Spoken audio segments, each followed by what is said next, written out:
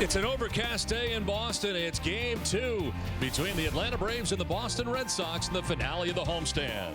Welcome inside the broadcast booth, everybody. I'm Don Orsillo, as always, joined by Jerry Remy. Welcome to Red Sox baseball. Well, after missing the last 2 days, it's certainly good to see Mookie Betts back here last night. It certainly was, especially after that crash he had on Friday night against the bullpen area out near the Red Sox bullpen. And just an incredible effort by Betts, but smashes his head, hurts his back, and of course had to miss a couple of days. But what a tremendous effort by Mookie Betts. He comes back in the ball game last night and gets 3 hits, and that was very encouraging to see him do that, especially after almost being injured very, very badly. And the thing that's impressed me about Betts recently, I think he's making an adjustment finally to getting to those outside pitches, the outside fastballs and breaking balls. He's always been able to hit the inside pitch. That's what he did early in the season, but then they found that he had trouble going away. And so I think that he's made an adjustment recently. He's hitting those pitches better. One of the reasons he picked up 3 hits last night. Back in the lineup today, the Red Sox trying to snap a 7-game losing streak. The first pitch from Fenway is coming your way next. Wade Miley will make that pitch.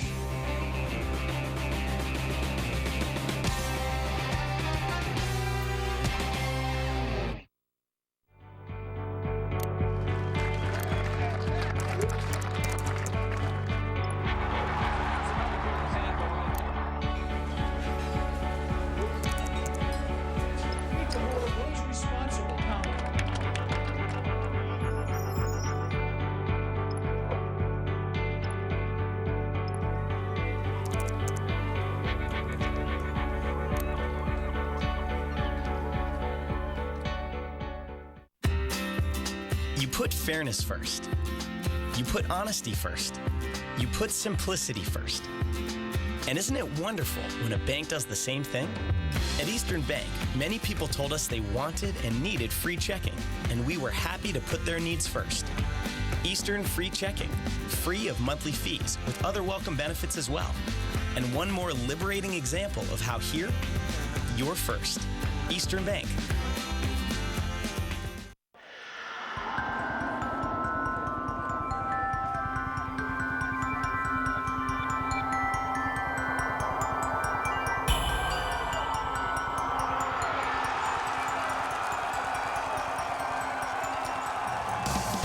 Are you a Red Sox Kid Nation prospect?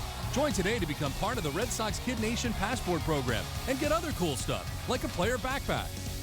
Sign up at redsox.com/kidnation. Closed captioning is brought to you by East Boston Savings Bank. If you can build it, East Boston Savings Bank can finance it with local decision-making on loans up to $50 million. Visit ebsb.com today. Red Sox baseball on Nesson is brought to you by Audi. Experience the new Audi A3 today. Dunkin' Donuts, America runs on Dunkin'. Toyota's website for deals via toyota.com. Bud Light, stay in the game and drink responsibly. Nissan, get to Nissan's ride of your life for exciting performance and bonus cash. Shop ChooseNissan.com. And by Southwest Airlines, book your low fare now at southwest.com. Welcome back to Fenway Park as we get ready for Game 2 of this brief 2-game series here at Fenway with 2 to play in Atlanta. Red Sox have taken the field, so check out the visiting Braves lineup. It's brought to you by your New England Chevy dealers. Chase Peterson is at second base, leading it off with Cameron Maben in center field. Freddie Freeman at first base with Johnny Gomes in the cleanup spot and in left field. Nick Markakis, the right fielder, with Chris Johnson, the DH, batting 6th. Juan Uribe is at third base with Pedro Ciriaco, the former Red Sox infielder, at shortstop. Ryan LaBarnway, another former member of the Red Sox. He does the catching and bats 9th. The Red Sox starting pitcher presented by your local New England Audi dealers. Wade Miley on the hill, looking to bounce back after a tough outing against the Orioles last time out. He is 13th start of the year, comes in at 5-6 with a 5.07 earned run average, 42 strikeouts to 21 walks, and opponents hitting at 277 against him. In 5 games and 4 starts in his career against the Atlanta Braves, he is 1-2 with a 5.92 earned run average. The Red Sox defense is brought to you by Southwest Airlines, and they are 8th in the league with 39 errors on the season. Pablo Sandoval will be at third base. Xander Bogaerts, the shortstop. Brock Holt at second, and Mike Napoli at first. Left to right, Alejandro De Aza, Mookie Betts, and Rusney Castillo, and Blake Swihart doing the catching for Miley.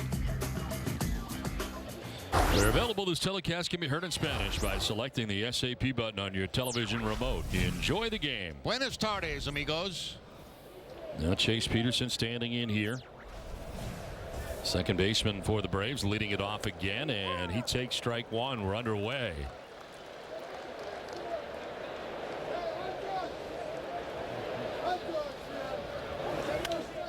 Well, pop-up foul backing out of play, and it's 0-2. Today's umpires are brought to you by Plain Ridge Park Casino, coming June 24th. Plain Ridge Park Casino, the closest casino to Boston. Carapaz with the plate, with Brian Knight at first, Larry Vanover at second, and Ron Culpa, the umpire, at third. Crew chief of this crew, and second base in Larry Vanover. 1-2 pitch to Peterson, and that'll run down and in.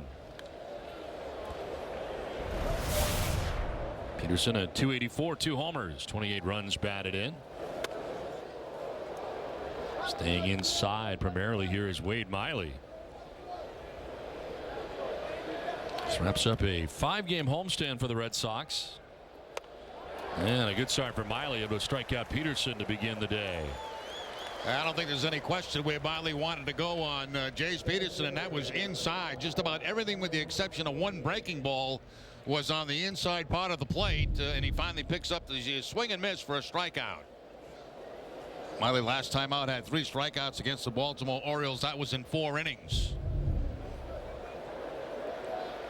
One down for Cameron Maben. Maben shows bunt, takes strike one. 294, 5 homers, and 32 runs batted in for Maben. Hitting at .389 in the month of June. Ranks 4th among all major leaguers for the month as he lifts this out towards right center field. Rusney Castillo, the right fielder, puts it away. 2 down. That looked like a changeup from Miley because a little bit of an off-balance swing by Maben. He was out in that front foot, and the changeup popped up to Rusney Castillo out in right field. Yep, no question about that. So 2 down for Freddie Freeman. Swinging to the first pitch, skies one to left, sending De Aza back on the track, and he'll make the catch on the base of that warning track. Miley is a 1-2-3 first. The Red Sox are coming up.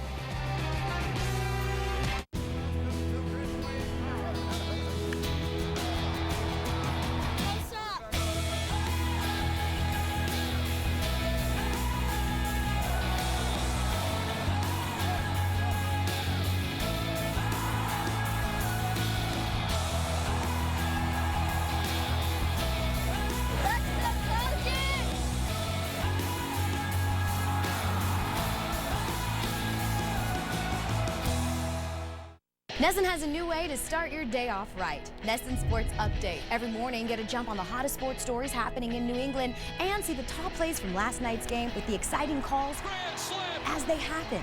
NESN Sports Update every morning on NESN. Looking for name brand tires? Stop looking. Town Fair Tire has them all. Michelin, Goodyear, Bridgestone, Firestone, BF Goodrich, General, Uniroyal, and more. Every brand at the guaranteed lowest price. Nobody does it like Town Fair Tire. Nobody. Town Fair Tire. Are you ready to experience the most live sports like never before? With the Sports app on X1 from Xfinity, you can see all the stats and live scores all in one place. Oh, I love that. All on one screen. I'm a fan. Anywhere that you have Wi-Fi, you can stream live games on any device. So I can stream 3 different games at the same time and catch the scores on every single one. That's kind of cool. Experience live sports like never before. Switch to an Xfinity X1 Triple Play from Comcast and save when you bundle. See for yourself. Call or go online today. Braves go down in order in the top of the first. Red Sox coming up in the bottom of the first. Red Sox lineup is brought to you by your Eastern Hyundai dealers. It is Brock Holt leading it off at second base with Mookie Betts in center field. David Ortiz, the DH. Xander Bogaerts at shortstop in the cleanup spot today with Pablo Sandoval at third base. Mike Napoli at first base bats sixth. Alejandro De Aza in left field. Blake Swihart doing the catching, and Rusney Castillo in right field bats ninth.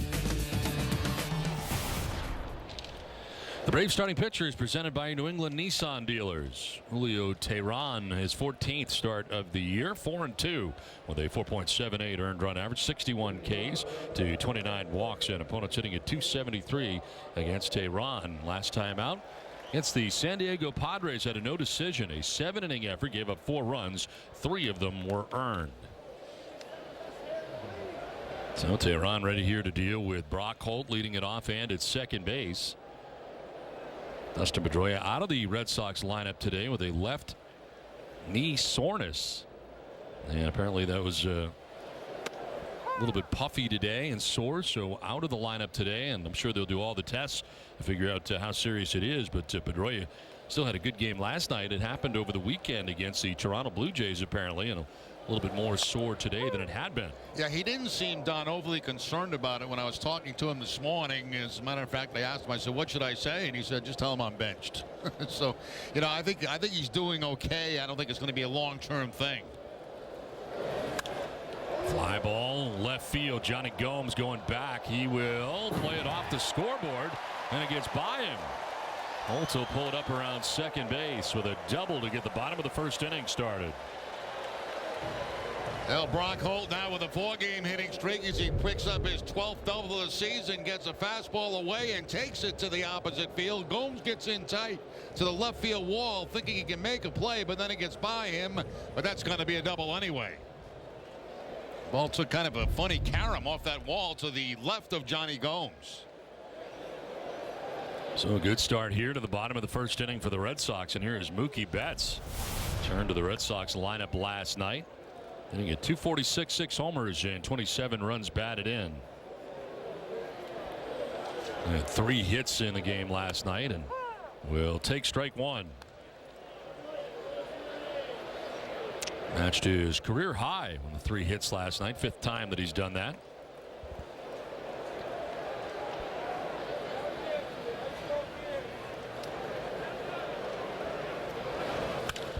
Line towards the gap in left center. That's going to get down. From second base, Brock Holt will come in to score. Into second with an RBI double goes Mookie Betts, and the Red Sox take a 1-0 lead. Don, in the open, we talked about Betts, how he's making adjustments, and you know the breaking ball was giving him a lot of problem early in the season, but he has been able to handle that recently. Here's a slider from Teheran right here. That's a little bit away, as you can see, but Betts is able to make the contact. Good solid contact on the sweet spot of the bat and find that gap in left center field to drive in Brock Holt. So Betts is really swinging the bat well right now. One more look from the side. Perfect stride. Keeps his head on the baseball and good solid contact. So Betts at second, a run in. The Braves into the shift on the right side, and David Ortiz stands in. And David jumping back out of the way of a pitch in tight. There is the shift with Chase Peterson standing out in shallow right. David at 229, 9 homers and 28 runs batted in.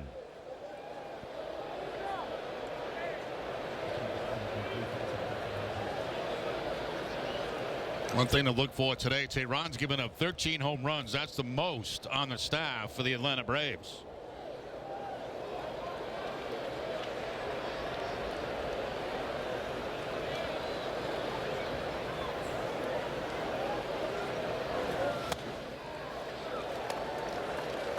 You'll see the fastball. You'll see a sinking fastball. You'll see a slider, curveball, and changeup.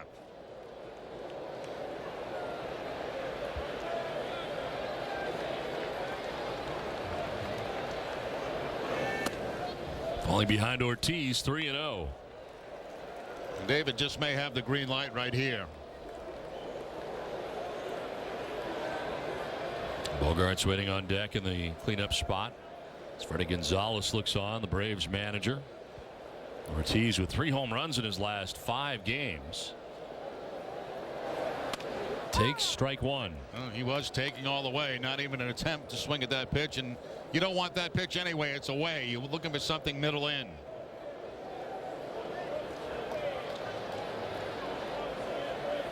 This guy's ready to make a play on a home run.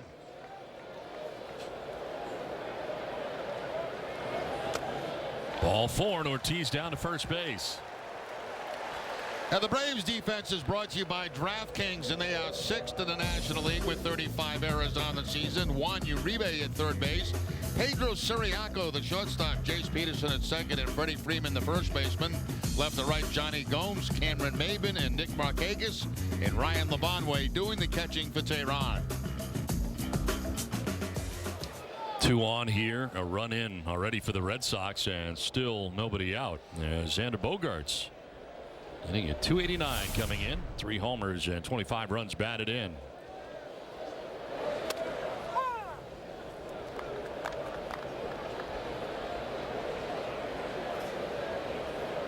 And Bogaerts hitting 4th as the Red Sox without Pedroia today, without Hanley Ramirez today. Bit of a sore back for Hanley, so he is out of the Red Sox lineup along with Dustin Pedroia, whose sore knee we mentioned.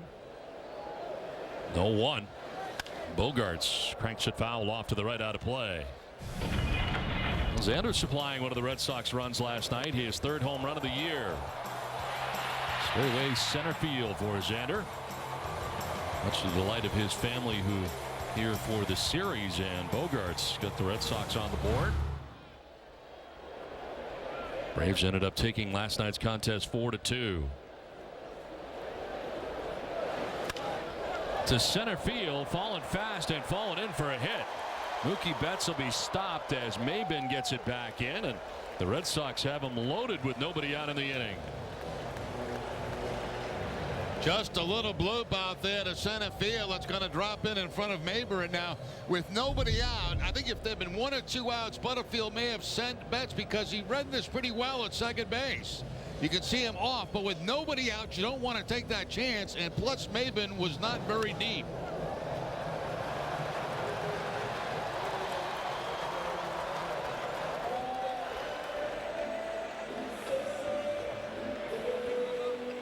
Well, the points coming from the stands, the points going back to his brother.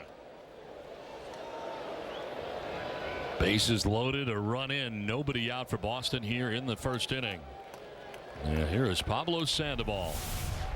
.261, 6 homers and 23 runs batted in.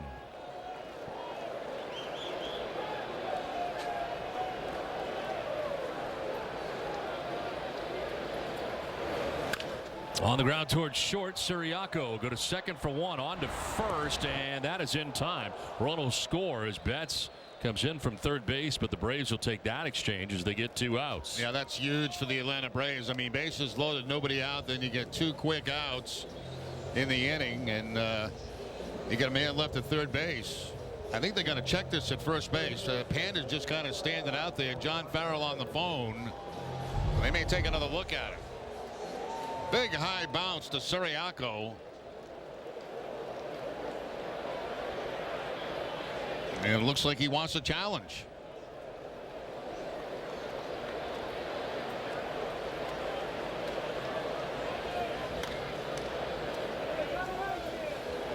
There's double plays that got the Red Sox offense in trouble early last night. 3 double plays against them about halfway through the ball game.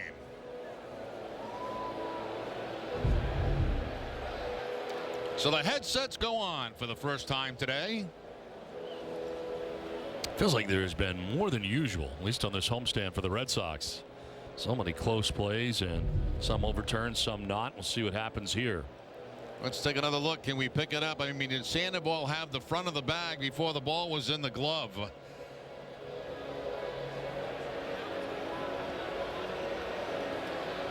I'm going to stay away from that one, Don. Yeah, I really can't tell. I'm not throwing my stuff out there.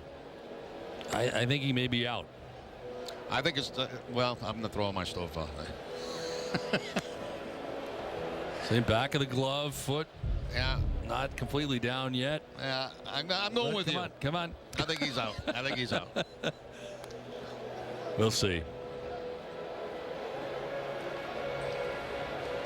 It's quick, whatever it is. And he remains out. So the call in the field stands, and John Farrell loses his challenge. Another angle here. Back of the glove. Yeah. Wow. Still very close. Yeah, it's a very close bang bang play. But you're right. We have had our share of replays on this very brief homestand. So 2 down, David Ortiz at third base, 2 runs in for the Red Sox, and here's Mike Napoli. He has slipped under 200. Hitting at 196 as he takes strike 1 over that outside corner. And he checks back with Vic Carapazza. There is no secret as to what teams are doing to Mike Napoli right now as far as how they pitch him. It is out there for the most part.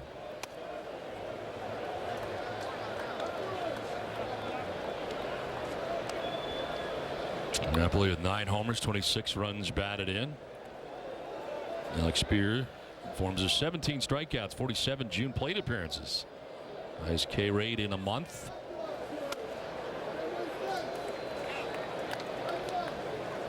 I'd be curious to know how many are called third strikes on that outside corner. There have been quite a few of them, and it's either, outside like that or high with fastballs. If they come in, they come way in.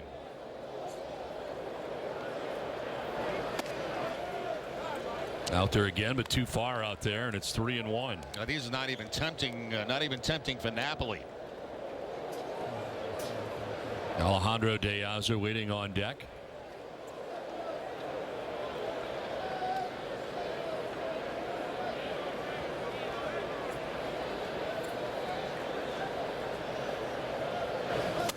Napoli with a swing and a miss. That pitch was up. A fastball at 92.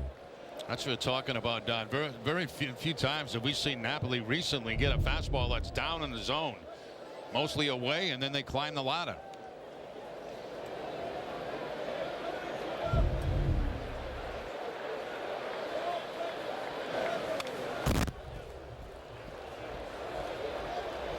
Almost the exact same pitch right there.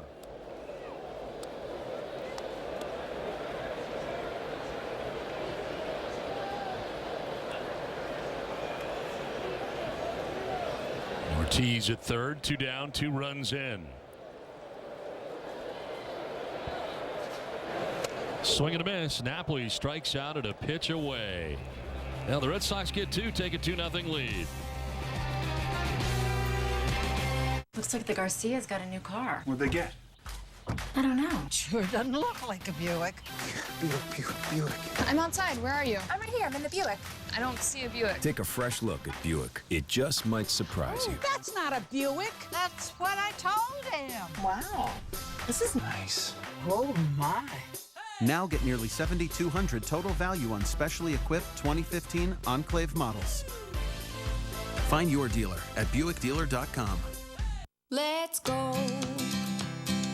Doesn't even matter where or when we're coming home. Let's just go. Let's fly. Go and get your wings on, run until we lift off. Oh, we'll fly. Everyone needs a little adventure. Massachusetts in the summertime. Let's go. Nissan gave a lucky few the ride of their life in the 2015 Nissan Altima. Where am I going? Where am I going?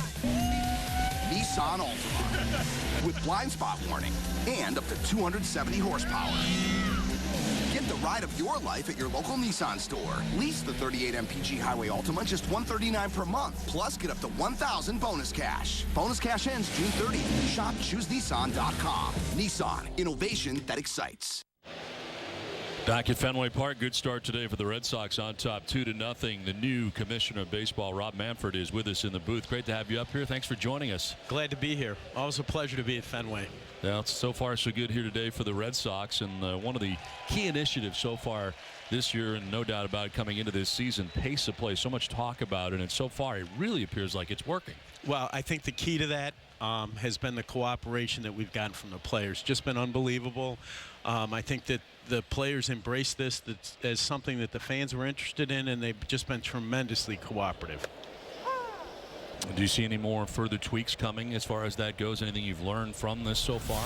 Well, we've kind of tweaked the process as we've gone along, and there was a lot of publicity about the fact that we were supposed to move to fines, and as a matter of fact, as a result of a question I got in the clubhouse about what we were doing, we decided to back off on this and try to play the great cooperation we've gotten so far out as long as we can. We've had good results and see no reason to go any further. So we're constantly monitoring it, and it remains a priority in terms of shortening things up a little bit.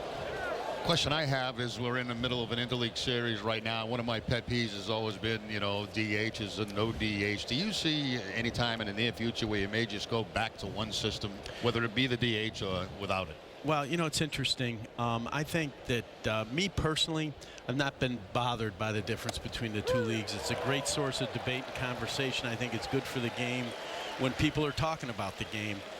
Having said that, in an era where people are worried about offense, I do think that there is more receptivity among National League owners to the possibility of going to a single DH rule. I see that as more realistic than getting rid of the DH, that's for sure. Well, certainly we've seen the exhibition play the last couple of years in Montreal. The Blue Jays going up there playing some games. What do you think and your thoughts about expansion possibly in the near future? Well, I think any business that's as healthy as ours has to think about growth, and growth in the form of expansion. I don't have any timetable for that, but I do think that it's important that we cultivate cities like Montreal that could be good hosts for Major League Baseball. One of the other topics is shortening the season. Some discussion perhaps, or rumored discussions about that. Is that something you would consider, or is that something that's sort of on the table? Well, I think it's important to remember that shortening the season is a huge economic issue for our industry. We're blessed by the fact that places like this, our gates and our broadcasts, really all over our 30 markets, are so valuable that to take 8 out of the schedule would be a huge, for each team, would be a huge economic change. Having said that, we do recognize that 162 games in 183 days produces a very difficult schedule with a lot of difficult travel, and it's something that people are talking about. Now, I've got a personal question for you. Many years you've been involved in baseball, obviously, but now to be at the top of it, I mean, that has to be an awesome responsibility. Well, I still have days when you wake up and you kind of ask yourself, are you really the commissioner of baseball? It's hard to get your head around, but it's been a really exciting and enjoyable experience for me so far. You mentioned you've been in law school here in Harvard. Did you ever imagine sitting out in those bleachers that you would now be the commissioner of all of baseball together? I'll tell you a funny thing. I was a labor lawyer by training, and while I was in law school, I spent a summer down in Philadelphia, the summer of the '81 strike. And I was doing labor and employment work, and somebody came in and asked me, he said, what do you think about this strike that's starting? And I can remember saying to him, I like my sports and my labor relations separately, and it, kind of didn't turn out that way for me. So hopefully you won't have to deal with any strikes. Yeah, right. What would you say is the number one topic that's come across your desk since taking over as commissioner, the thing that perhaps is most talked to you about? Well, I'll tell you, if you're talking about things that people write to me about and raise as a topic, number one topic is probably Pete Rose. Okay, it's unbelievable the number of letters that I get on both sides of the issue, but about Pete. With that taking place this year, of course, the All-Star game in Cincinnati. Tell us a little bit about that, and will he be allowed to do some stuff there? Yeah, we've resolved with Pete, his representatives and the Reds, that he'll be allowed to participate in ceremonial activities, not unlike what he did here in 1999 when we had the All-Century team. I think that's consonant with the spirit of the list that Pete's on, and with the discipline that was imposed. And so we're kind of over that hurdle. Now, I came up in an era where the baseball commissioner and teams and players just did not get along. I mean, it was in the Marvin Miller era, of course, and things have become so much better, I think, communication-wise between everybody involved, that you've been able to avoid work stoppages and lockouts and strikes, which is no good for baseball. Yeah, look, I think that one of the things that will be a huge part of Commissioner Selig's legacy is the fact that after the '94 strike, we managed to build a constructive relationship with the Players Association. We don't agree about everything, but we've managed to make agreements that have been good for everybody, good for the growth of the game. And I told the players in both clubhouses today, if they didn't remember anything else I said, that I hope they remember that my number one priority is to make sure that that relationship continues to be a positive one. Has anything surprised you since taking over? I will say, as long as I've been around the game and as close as I was to Commissioner Seelig, the attention that people pay to everything you say continues to amaze me. I mean, I think it's a testament to how deeply people care about baseball and how connected our fans with the game. Even the most offhand comment that sometimes I think I'm clearly kidding, people pay a lot of attention to it. I want to ask you about the All-Star game as well. Do you see the voting practices from the fans changing, or do you like how that is going? Well, we're watching the voting process very carefully. It is not unusual for us 16 days out to have things in the fan votes that are, maybe don't look quite the way you'd want them to work out, and they have a way of correcting themselves. Fans in other markets get engaged and say, hey, I don't want that guy starting at first base. It ought to be our guy, and they get out and vote, and it fixes itself. So we'll see how it turns out. And this was the first year that we had only online balloting, and if that change requires other changes to the system, I think we're nimble enough to make those changes. We were just talking about challenges and reviews, and it seems like a system that is working very, very well. Yeah, we're pleased with replay. Obviously, we think replay was responsive to a fundamental fan desire for us to use technology to get calls right. And we think it's worked pretty well. Commissioner, thank you so much for joining us. Enjoyed it. Really enjoyed it. Thank you very much. Thank you very much. Thanks for having me.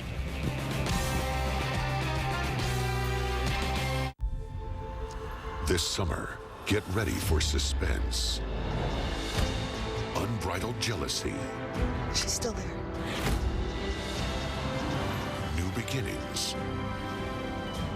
Goodbye. And sheer exhilaration. Lock and load.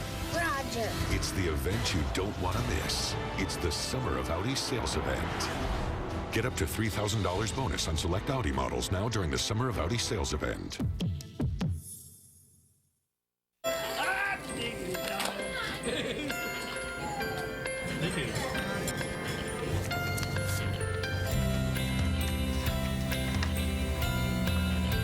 No way.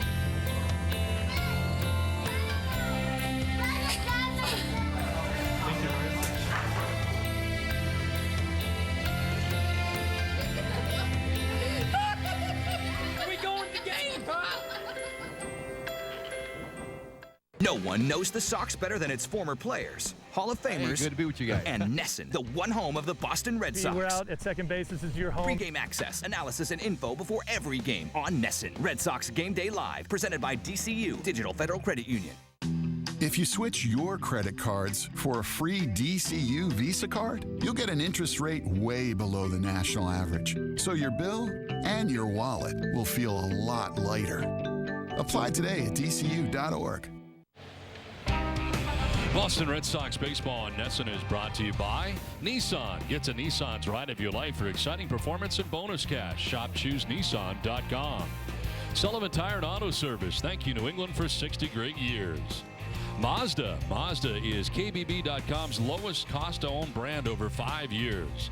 And by Plain Ridge Park Casino, coming June 24th, the closest casino to Boston. Now it is on to the bottom of the second inning, a 2-0 start for the Red Sox. A lot of stuff going on in that sign, Jerry. Yeah, it would take 4 innings to read everything on those signs.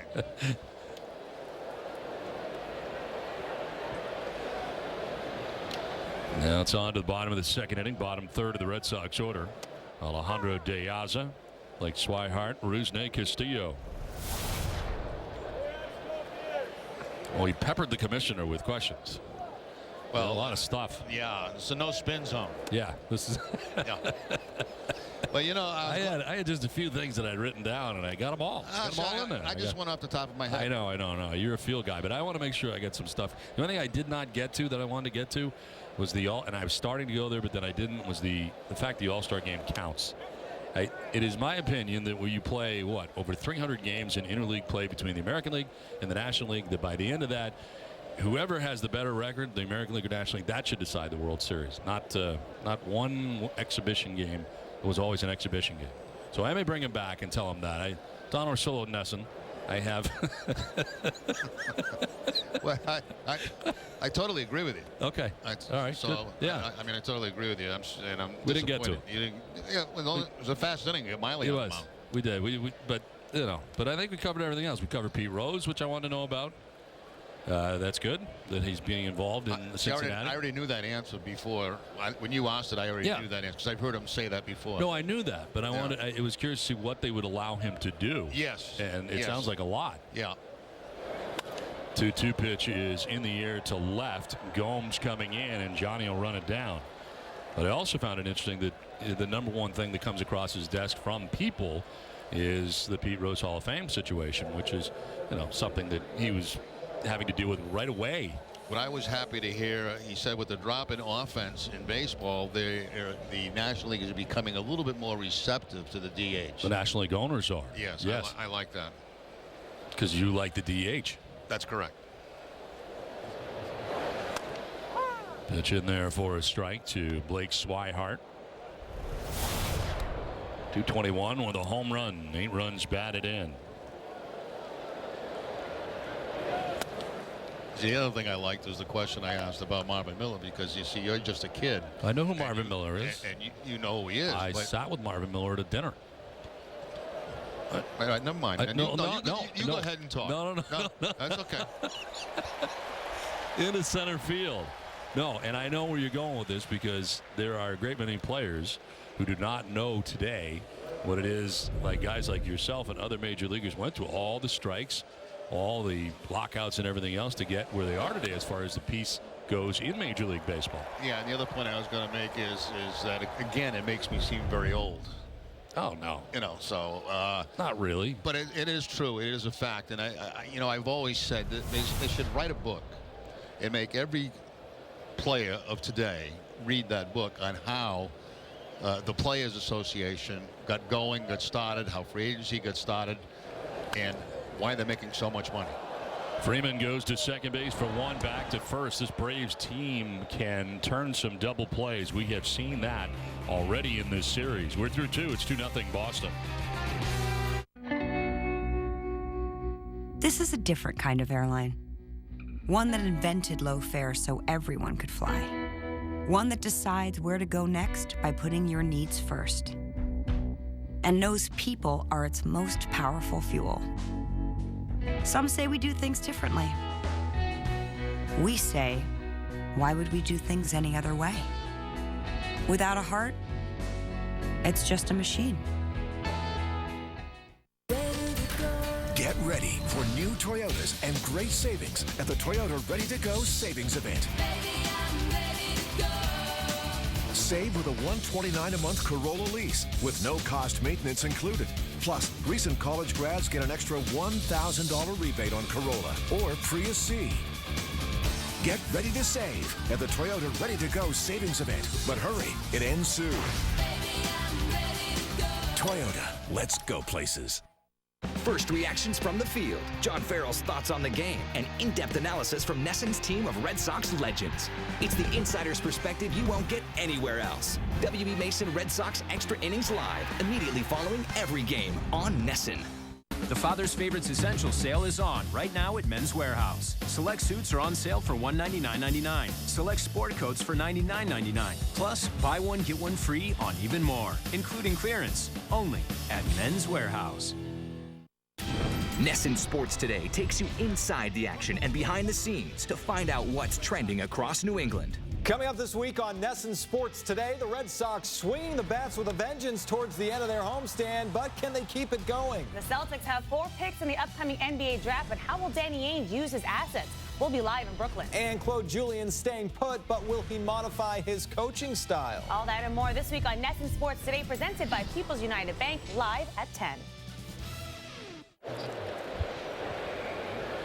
2-0. Red Sox have the lead over the Atlanta Braves, and so far so good for Wade Miley here today, giving him 1 hit through the first 2 innings. And here is Pedro Ciriaco, former Red Sox infielder, leading it off here for the Atlanta Braves. Ciriaco taking strike 1. 200 average coming in, no homers, and 5 runs batted in.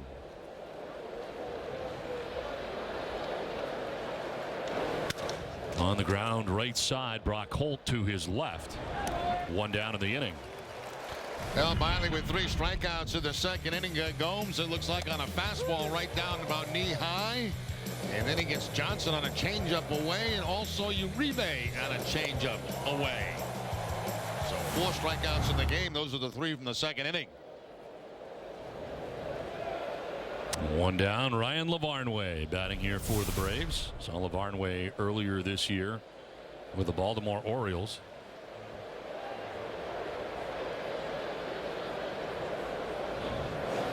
Lavarnway will take strike 1. Ryan had started the year as the backup for Caleb Joseph before Matt Wieters came back.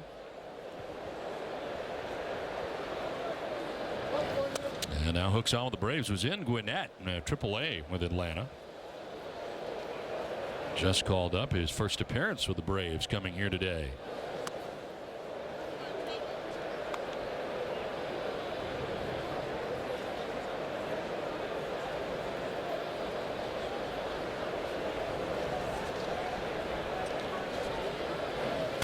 On the ground, moving to his left, Bogarts. It changed direction on him, so he changed direction. Nicely done there by Bogarts. And there are 2 down here in the 3rd inning. Well, join Pedro in Cooperstown this July. VIP travel packages, including transportation, hotel accommodations, induction tickets, and more are available. Visit RedSox.com/2015 HOF for details. I'll bet Pedro will do a speech that'll be unforgettable, and he probably won't even need cue cards. He'll probably come right off the top of his head. I'm pretty confident in that as well. Great speaker. Jace Peterson batting here with 2 down, bases empty.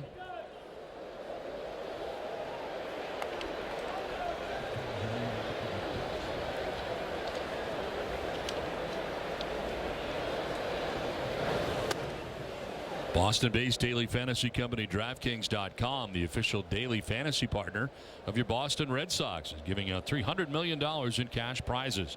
Enter promo code NESSN to play for free.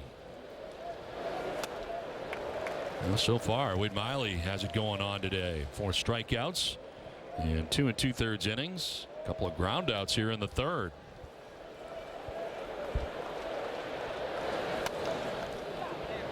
Wonder about how much motivation he has coming into this start based on what took place in the last start in Baltimore. Well, 4 days ago and 5 days ago, actually, and they were. There is strikeout number 5. Second time Peterson's down by way of the K. 2-0 Boston. More later.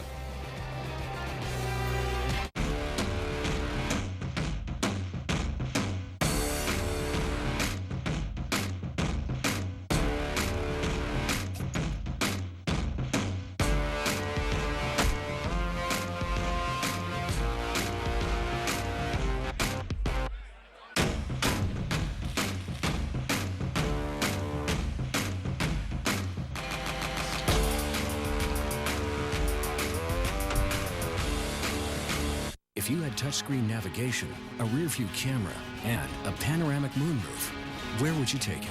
The 2015 Mitsubishi Outlander Sport, now available with an adventurous 2.4-liter engine. Lease an Outlander Sport now for $179 a month. My father, Lance Corporal Eric Myers, taught me that to be a great team player, you need discipline and integrity. He's been one true hero in my life. USA salutes all our military service members and their families. Thank you for your service. In high school, I ran track. After college, didn't go to the gym much. I mean, I was smoking probably about a pack of cigarettes a day. I think the people at Planet Fitness, they really tried to encourage and help. It was completely different than any gym I'd been in. It's kind of a we're all in it together mentality. I'm beginning to realize I have to be in shape for having 2 girls.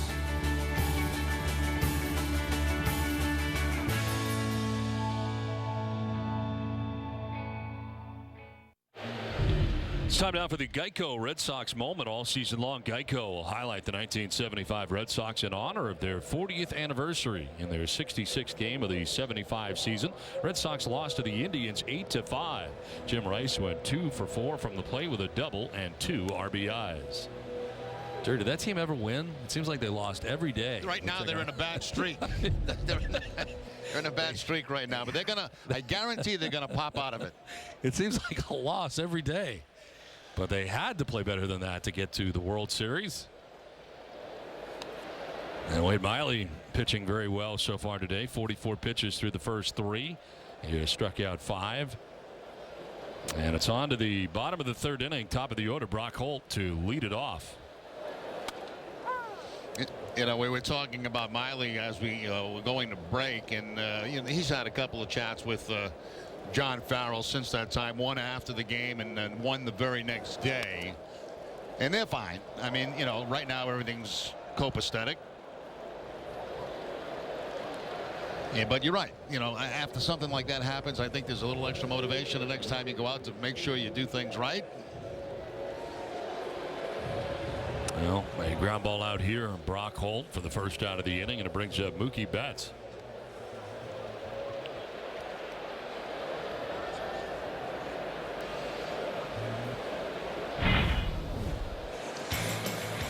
This is, of course, the last time out in Baltimore where Miley did not want to come out of the game and got into the verbal argument with John Farrell. Farrell coming out the following day and saying that it was unacceptable. But as I said, since that time they've had a couple of chats, more than one.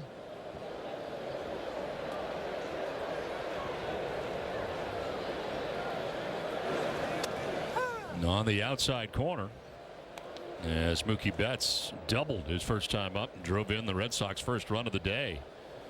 A tough first inning for Julio Teheran as the Red Sox able to get to him for two. Could have been worse, but a double play turned by the Braves. It was a good curveball in there.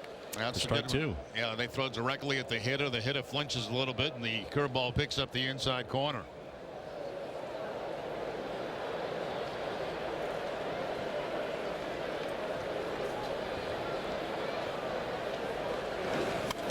Betts will foul it back to the right out of play.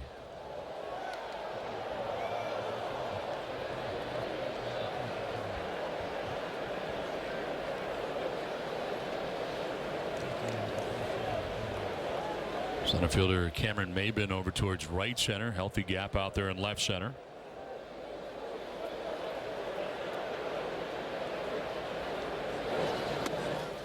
That floats outside, 2-2. And of course, Mookie got picked off by Williams Perez in the ball game last night after one of his 3 hits.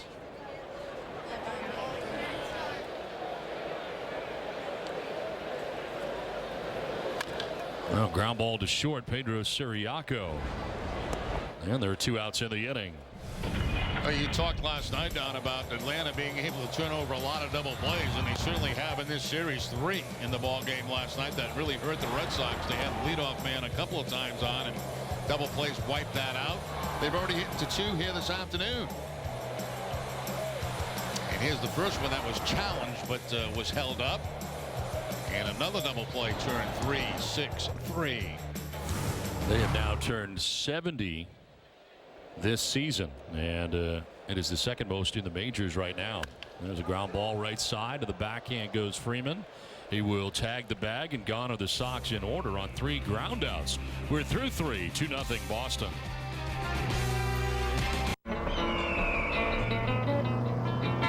It's not far now.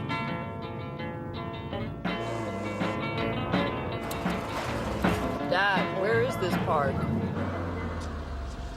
Looks kind of closed.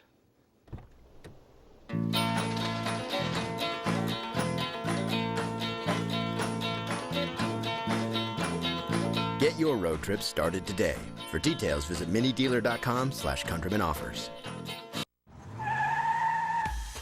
The Dodge brothers have always believed that by taking things further and pushing the limits, you can create a brand that grows as fast as it drives.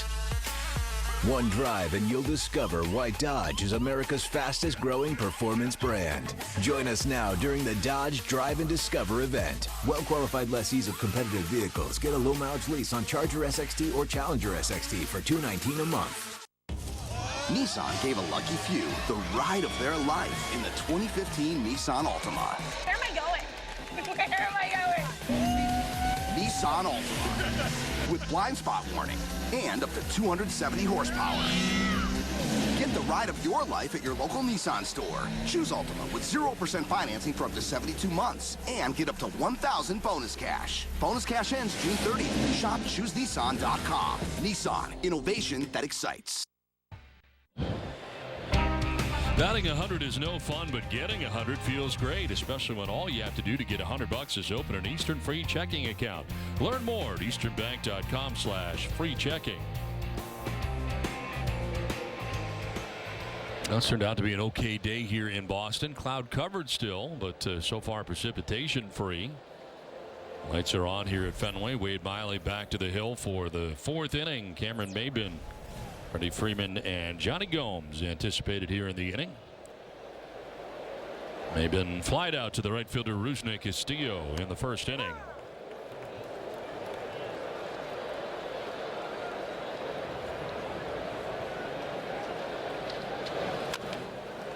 Right in front of the plate and quickly went foul, but aggressively jumping out there was Blake Swihart.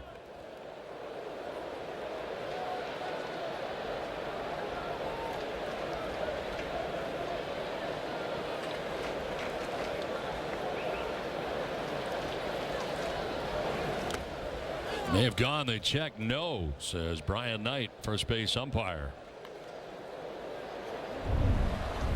Let's see what it looks like from the side. From up here, it looked like a swing, but from the side, no.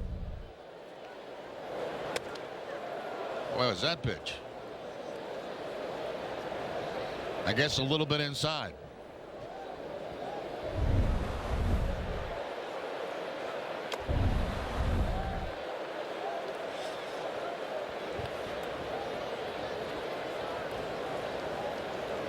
'50th pitch of the day coming up for Wade Miley.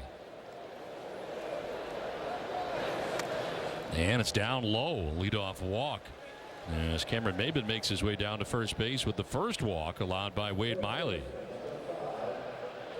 Now here's today's Dunkin' Donuts poll question. Should baseball bring back the bullpen car? Text 1 for yes, text 2 for no. Text your answer to 536-536. Message and data rates may apply.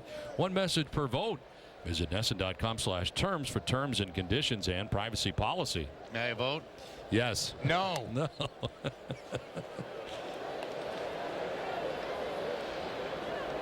Hey, you were saying something last night I was not aware of. I did not know that people threw things at the cart on the way back. It was horrible.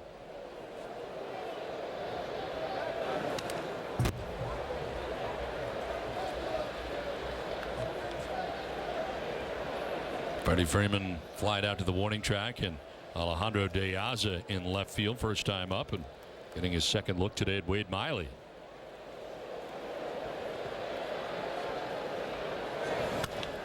Grounder foul down by the photographer's well and into it. There's another question we should have asked the commissioner, and I didn't even think about it. Can we do away with mascot races and that silliness? Well, I didn't know you didn't like mascot races. No, I don't like them at all. Really? I hate them. I didn't realize you felt strongly one way or another about that. That's new information. I thought I knew just about everything there was to know about you. I didn't know that. I didn't know that was a problem. There's actually quite a bit you don't know about me. That probably. And Not that I don't want to know either. You don't want to know. But it's one of my pet peeves. Really? Yeah, I don't like it. So like the president's race in Washington, and don't like it. Ball gets away. Cameron Maben will take second base, kicking off Swihart.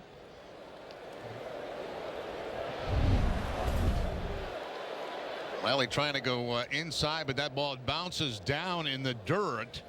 A changeup that time that gets away from Swihart, and Maben gets into scoring position at second base. This will be the 6th full count of the game for Wade Miley. He's walked 1, struck out 5. A wild pitch charged to Miley. And Freeman now lines this to right. It's a fair ball headed down the right field line. Maben will come around to score without a problem. And into second base with an RBI double goes Freddie Freeman. The Braves are on the board. It's now 2-1 Boston. Now Freeman's having a terrific year. Now a 6-game hitting streak as he takes a pitch that's inside and pulls it, gets the barrel of the bat out on it, and able to pull it right down that right field line. A little bobble out there by Castillo, but that's not going to matter. It was going to be a double anyway. And that RBI gives Freeman 41 now on the season.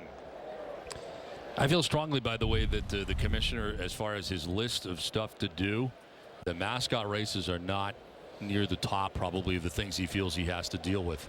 Just give me about a half hour with him, one-on-one. A lot of things. Johnny Gomes takes ball 1. He was a strikeout victim in the second.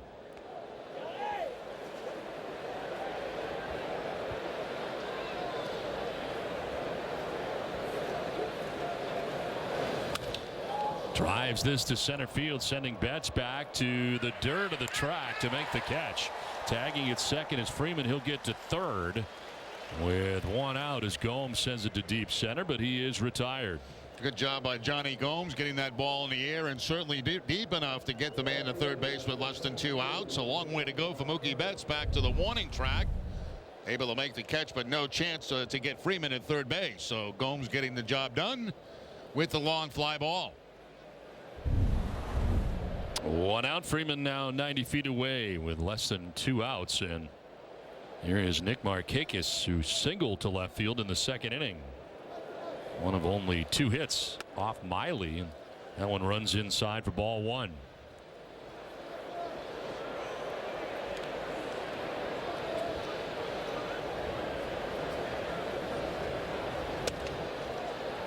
Missing away, 2-0.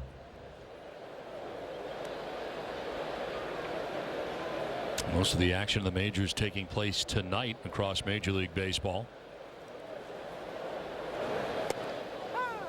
Strike call, 2-1.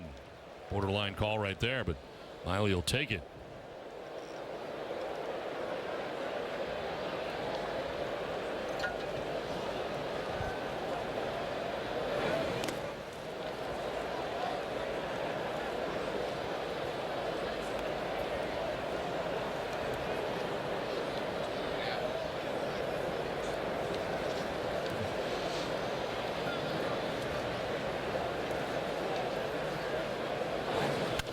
On the ground right side, Holt will go to first as a run will score to tie this game 2-2. So Markakis grounds out but picks up his 20th RBI of the year, and the Braves tie it up 2-2. And this inning started with a walk. Miley had not walked anybody till the first batter of this inning, and the result 2 runs in so far because of the leadoff walk. Base is empty now with 2 down, and here is Chris Johnson. Johnson struck out swinging in the second inning.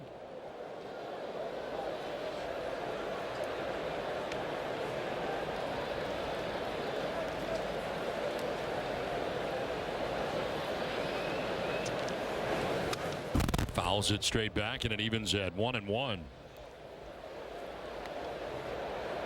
Acquired by the Braves in a 7-player deal in January of 2013. The Braves are his 3rd major league organization. Grounder foul. He is the son of former Red Sox first base coach Ron Johnson and AAA manager with the Pawtucket Red Sox.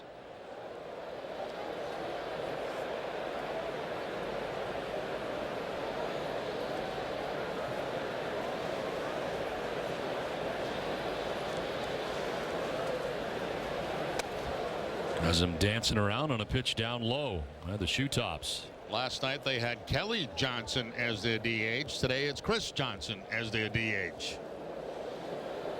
One Uribe waiting on deck. There are 2 outs. Here's a grounder to third. Sandoval's got it. His throw is good and the inning is over, but the Braves come back with a pair to tie it up 2-2. You always put others first, but who puts you first? At Eastern Bank, that's our mission. Whether it's providing free checking, offering new technologies to make your life simpler, or advocating for those in need, our success is driven by yours. That's why here, you're first. Right now, being first feels like $100. Just open an Eastern free checking account loaded with free extras and get $100.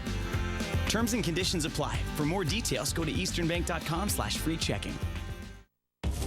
Nissan gave a lucky few the ride of their life in the 2015 Nissan Altima. Where am I going? Where am I going? Nissan Altima with blind spot warning and up to 270 horsepower. Get the ride of your life at your local Nissan store. Lease the 38 mpg Highway Altima just $139 per month. Plus, get up to $1,000 bonus cash. Bonus cash ends June 30th. Shop ChooseNissan.com. Nissan, innovation that excites.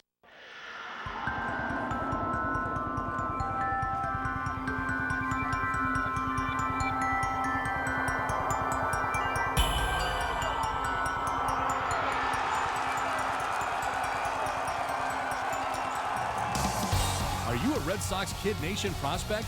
Join today to become part of the Red Sox Kid Nation Passport program and get other cool stuff like a player backpack. Sign up at redsox.com/kidnation. At Eastern Bank, being first feels like $100. Just open an Eastern free checking account in the month of June and you'll get $100. Learn more at easternbank.com/free checking. Now back at Fenway Park, Red Sox had a 2-0 lead. It is now 2-2 as the Braves get 2 back in the top half of this inning. We'll see Xander Bogaerts, Pablo Sandoval, and Mike Napoli coming up. Now Xander Bogaerts today in the cleanup spot for the Red Sox.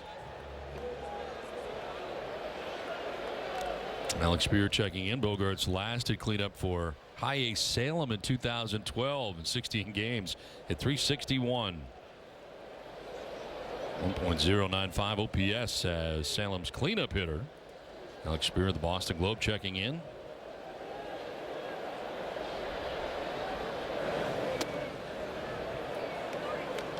He's been swinging as well as anybody, and Bogaerts moving up in the order. I mentioned both Dustin Pedroia out of the lineup today, sore left knee, and Hanley Ramirez with a sore back.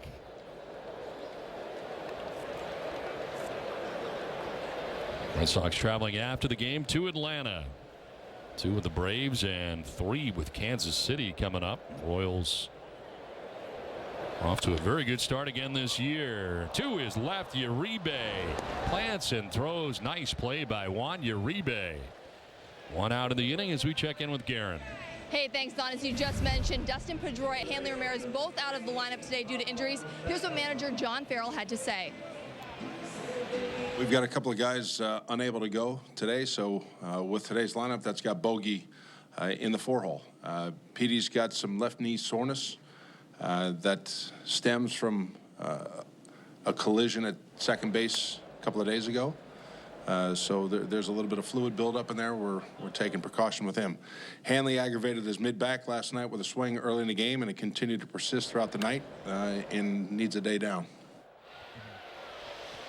So the updates on the injuries for the Red Sox right now, and hopefully neither will be longer than a day or 2. Sandoval batting with 1 out in the 4th inning. And kind of got jammed, flips it out, but the shortstop Siriaco backpedaling to the outfield grass for the 2nd out of the inning. Well, Pedro Siriaco, a one-time member of the Red Sox, moved around a little bit, and now, of course, with the Atlanta Braves, we saw him play some shortstop for Boston, some third base for Boston.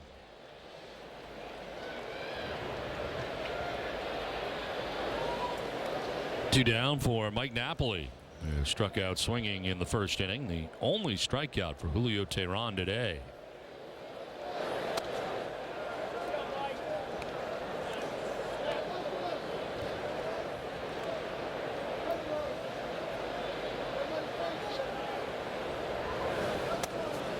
And the breaking ball in there for a strike. 1-1. Walks have been a problem for Teheran this season. Only 1 so far here today. And he jumps ahead of Napoli 1-2. Fastball that time by him. 4-2 his record. 4.78 ERA. 14th start for the Braves right-hander. Sprays it foul off to the right. Make sure to take advantage of specially priced student tickets. $9 tickets are available for every Sox game for all students 15 and over. Visit redsox.com/students to take advantage of this great offer today. 50th pitch coming up for Teheran.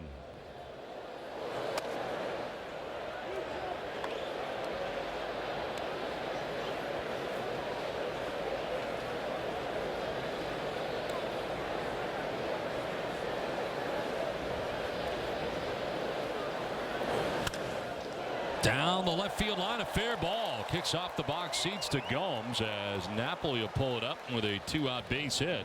Right down the line in left, and aboard is Napoli. Let's take a look at a pitch sequence on Mike Napoli. They start him off with a fastball, and of course the fastball, first pitch is going to be away from him. They follow with a breaking ball that stays out over the plate that he takes. Another fastball they want to go away with. Then a fastball middle, and that's one he wish he had back because that was a good pitch to hit. Then the fastball away, and then finally a breaking ball again. And that time he hooks it right down that third base line for the single. Well, bouncing back out toward the shortstop, and Johnny Gomes comes in to field it.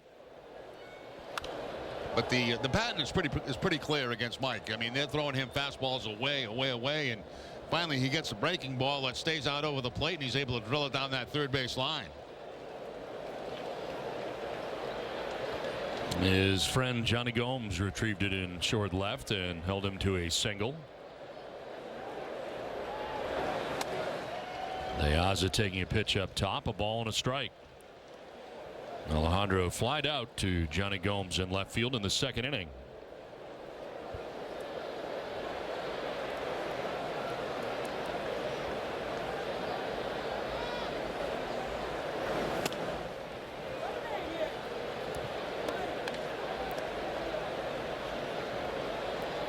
Tehran signing a long-term contract with the Braves, a 6-year contract. Take him through 2019 with an option for 2020.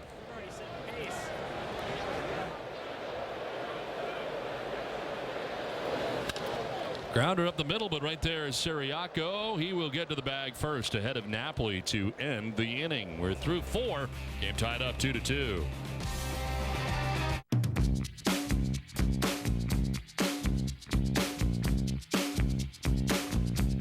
You can't charge for smiles. That's probably why we're the only airline still giving them away.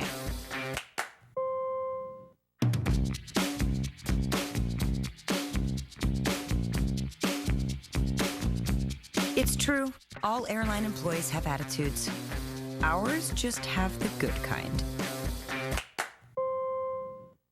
Imagine you didn't have a car payment this summer. Would you take a vacation or go on a shopping spree? Well, at the Kia Summers on Us sales event, we'll make your first 3 monthly payments, plus give you 0% APR for up to 66 months on the Sporty Optima and High-Tech Forte, so you can have your best summer ever. Your first 3 monthly payments on us, plus 0% APR for up to 66 months. Hurry in today to your Kia retailer for the Summers on Us sales event. 22 veterans die by suicide each day. You can help. The Home Base program provides critical support to our veterans and families. Join us Saturday, July 25th and cross home plate at Fenway Park. I run for my son. My sister. My country. Who will you run for? Please join us on July 25th by registering for the Run to Home Base presented by New Balance. Their mission is complete. Ours has just begun. Red Sox baseball on NESN is brought to you by Southwest Airlines. Book your low fare now at southwest.com.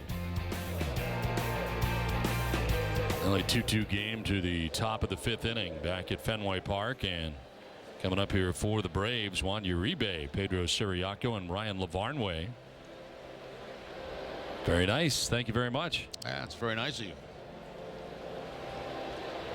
It's a well put together sign. That took a little extra work, I would say, Jerry. Maybe they're in the sign business. Could be. I mean, that looks professional. 70th pitch for Wade Miley, and that'll miss outside. Uribe struck out swinging in the second inning. 5 Ks today for Miley. And right back at Miley and by him into center field. Hot shot by Uribe. And that is the 3rd hit of the day for Atlanta. Uribe's another guy that's been hot. 5 straight games for him now. He has 8 for his last 17. As he takes that line drive right back through the middle by the glove of Miley.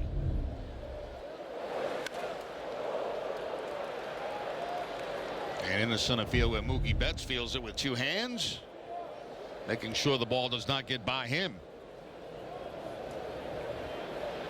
Pedro Siriaco grounded out to Brock Holt at second base in the 3rd inning. Gets a second look at Wade Miley.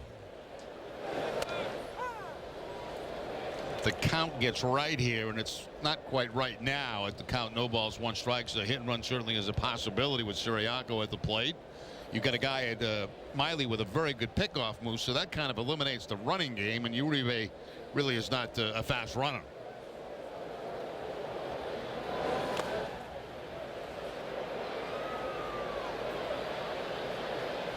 As we saw, though, you can do some things with Pedro Siriaco. Yeah, you can. Taking a long look down at the signs with the count 1-1.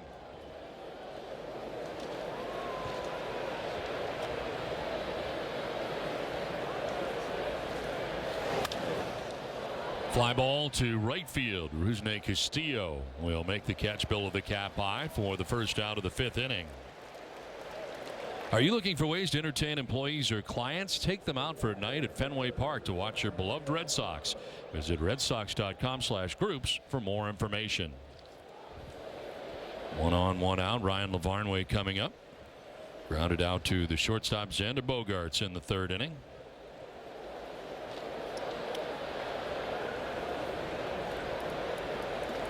Braves calling him up from AAA Gwinnett.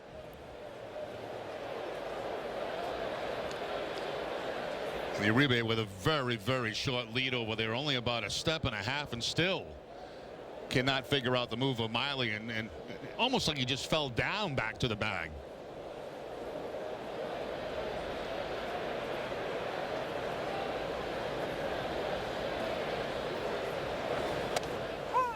Strike over the outside corner to Lavarnway. Couple of pitches ago, you can see the lead, and it's not very big at all, and still has to. I wouldn't call it a dive back to the bag, kind of a flop back to the bag.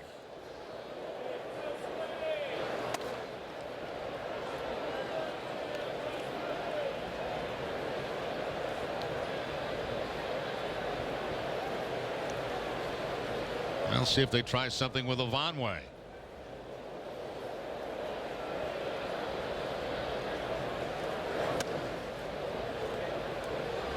Miley falling behind 2-1. The center fielder bats over towards right center. Good sized gap in left center. Braves tied the game 2-2 with a pair of runs in the top of the 4th inning. Red Sox got their 2 runs in the bottom of the 1st.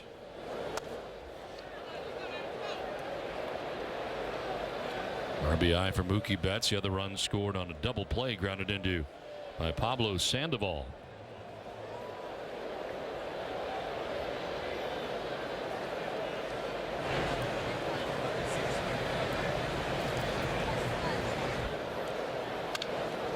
Foul back into the seats, and a full count now to Lavarnway.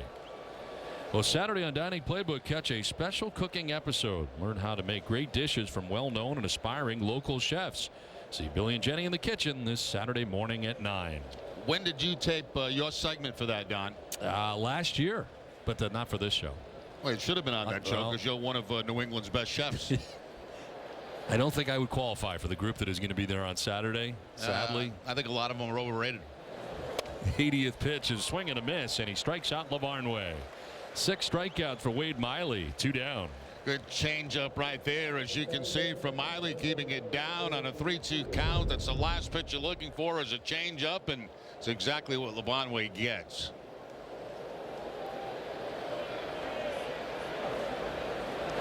See the changeup grip in the glove there for Miley, and no contact by Lavarnway.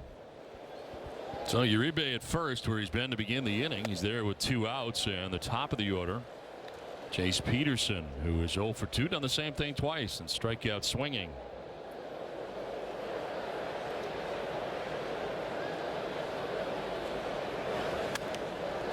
Little pop up here, foul off to the left. Now for Wade Miley, his pitching line is brought to you by Ace Ticket. 4 2/3, 3 hits, couple of runs, both coming in the 4th inning. RBIs for Freeman and Markakis. He's walked to batter, struck out 6. Pitch 83 coming up.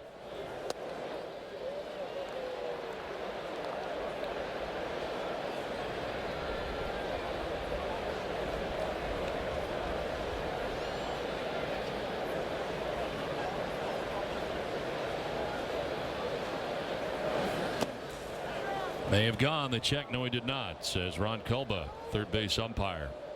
Able to hold up was Peterson. Peterson has already struck out twice today and came very close there, but a good call by Kulpa down at third base.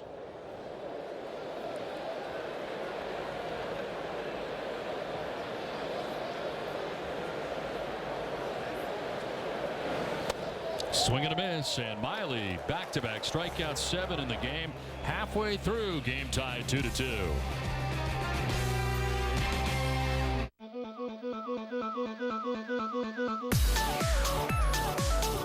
Feel like a kid again with Dunkin's new Oreo and Chips Ahoy flavored iced coffees. Classic cookie flavor in every sip. America runs on Dunkin'.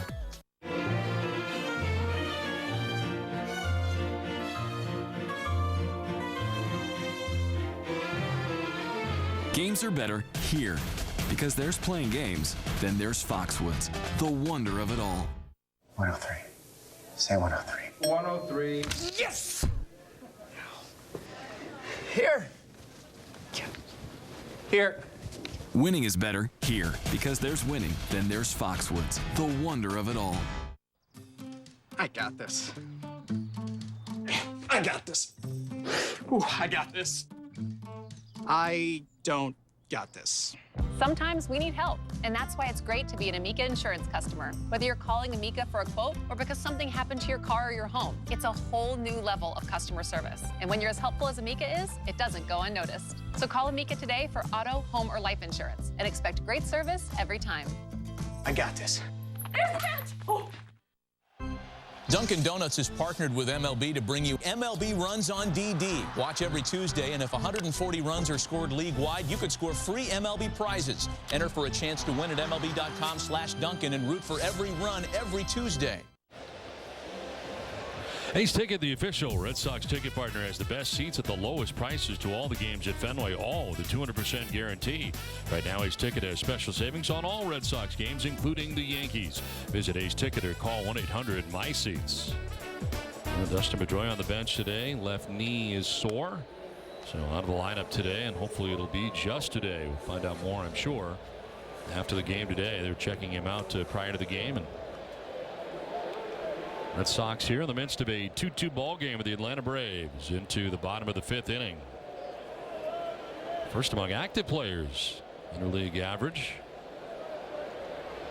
And on the bench today for the Red Sox, of course, 2 games left in this home and home series between the Red Sox and the Braves as we shift venues to Atlanta.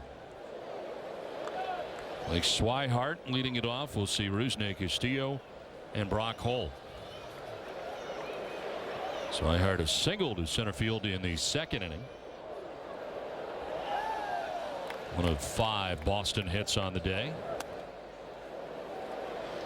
One thing you hope for is that everything checked out well for Dustin Pedroia, and it is just a little bit sore because a lot of times, you know, turning those double plays, you get clipped the wrong way and you might have a torn cartilage, something like that. I'm not trying to alarm anybody, but I mean, they check all those possibilities, and hopefully by now that's all been checked out for Dustin.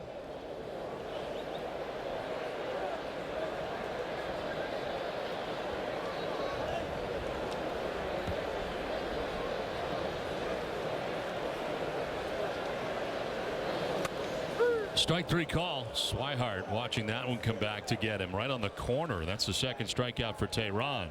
Tehran's shown good stuff. You know, after he got through the 1st inning, he has shown pretty impressive stuff since then. Right there, he goes to the inside corner after 3 pitches away. As a hitter, you start thinking about the ball away, and then once you get zipped inside, it completely freezes you.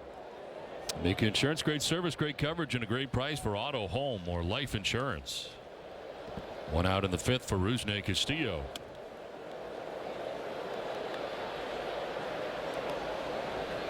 Grounded into the 3-6-3 double play in the 2nd inning. In the air down the right field line, Nick Markakis for the 2nd out of the inning. For what's ahead tonight on NESN Sports Today, let's check in with Jamison Coyle in Foxborough. Yeah, Don, we're here at Gillette Stadium where the Patriots wrapped up day one of 3 days of minicamp practices. It was also our first chance to see new backup quarterback Matt Flynn take the field for the Pats. Coming up tonight on Essence Sports Today, you'll hear from Flynn on his expectations in a Patriots uniform, as well as Rob Gronkowski talking about how he and Scott Chandler can make one heck of a 1-2 punch this season for the Pats offense. All right, Jameson, thanks very much. 2 outs here in the bottom of the 5th inning. Brock Holt batting with the bases empty. Did you get a look at the Patriots championship ring? That is huge. Yeah, that was I know. I saw the picture of Brady with all 4 of them on, and the other ones look small compared to the one they have now. I mean, it's huge. Rain has started to fall here at Fenway. Line to right, and Brock Holt has a base hit with 2 outs, his second hit of the day. Now, no matter where you plug Brock Holt into the lineup, he produces, whether it be the second spot, down at the bottom of the order, or today as a leadoff man. 2 for 3, gets the fastball inside, cleans it out, picks up the base hit on a fastball, and keeps the Red Sox away from a 1-2-3 inning.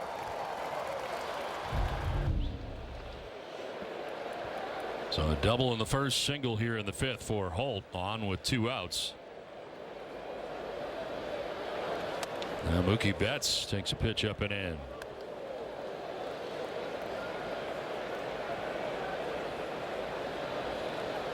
Betts with a double in the first inning to drive in a run, his 28th RBI of the year, and then grounded out to the shortstop in the 3rd. Kind of a start and a stop for Holt at first as Betts takes a strike. Brock with 3 steals on the season, has not been caught yet. And not a bad time to go, especially when you have Ortiz on deck. What you're trying to do, obviously, is first of all, number one thing is get in a scoring position for Mookie Betts. If for some reason you're thrown out, you have Betts hitting in front of Ortiz to start the next inning.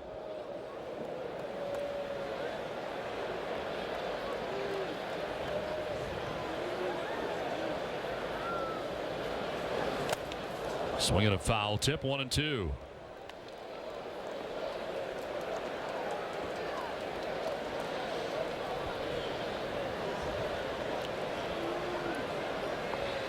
Rain falling a little harder now here at Fenway. We had been precipitation free until this point. There goes Holt on a 1-2 pitch, and the throw down is going to be in time. Caught stealing to end the inning. Through 5, it is 2-2. See if Farrell is going to challenge this. John is coming out. It was a pop-up slide that time by Brock Holt, and sometimes a pop-up slide like this gives you bad information.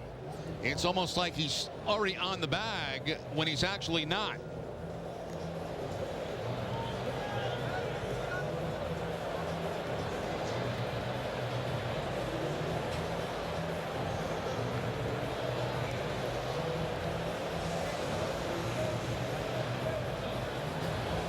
John Farrell lost his challenge earlier and does not appear that he is going to challenge this time. Game tied 2-2.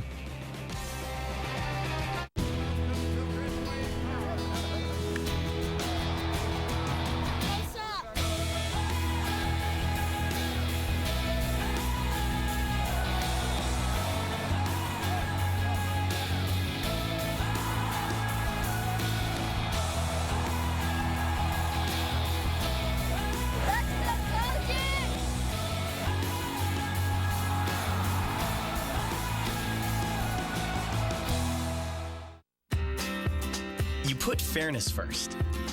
You put honesty first. You put simplicity first. And isn't it wonderful when a bank does the same thing? At Eastern Bank, many people told us they wanted and needed free checking, and we were happy to put their needs first. Eastern Free Checking, free of monthly fees with other welcome benefits as well. And one more liberating example of how here, you're first. Eastern Bank. Get ready for new Toyotas and great savings at the Toyota Ready to Go Savings Event. Save on a RAV4 with superior all-wheel drive capabilities with a $199 a month no-cost maintenance lease. Or get 0.9 for 60 on RAV4. Get ready to save at the Toyota Ready to Go savings event. But hurry, it ends soon. Toyota, let's go places. Did you know that DirecTV has 4K, the best picture format available? It's like a theater quality experience in your home. But don't just take my word for it. Take it straight from my horse's mouth. Actually, I wasn't listening, Hannah. I was concentrating on my walking because I got 4 legs, so it's like front left, front right, back left, back right. It's more complicated than you have to do, probably. Get rid of cable and upgrade to DirecTV. Call 1-800-DirecTV. First pitch swinging is Cameron Maben. High hop for Bogarts, and the throw just in time to get Maben to get down the line very well. With the first out here of the 6th inning. For every strikeout by a Red Sox pitcher at Fenway Park in June, Aetna will donate $250 to Boston Healthcare for the homeless program. Through their continued efforts in the local community, Aetna is helping to build a healthier world, one city, one strikeout at a time. One down for Freddie Freeman. Freeman flied out to the warning track in left field in the 1st inning and then doubled to drive in a run in the 4th. Now sends one to center field, sending Mookie Betts back, and kind of sinking on him. But he makes the catch for the 2nd out. Became a bit of an adventure. 2 down. And that was kind of a strange play out there. It was hit with topspin, and when it got out to the outfield, it really started to drop on Mookie Betts. Almost fooled him, but Betts able to make the play.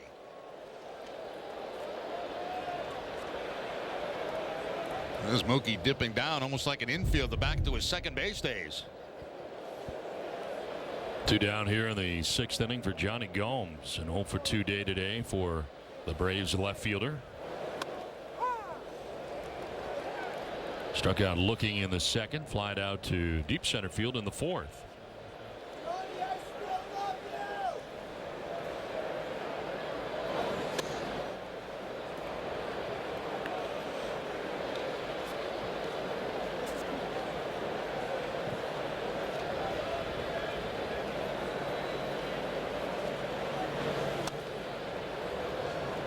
A little bit low apparently, and it is 2-1. Gomes signing with the Braves as a free agent in the first week of February this past off season.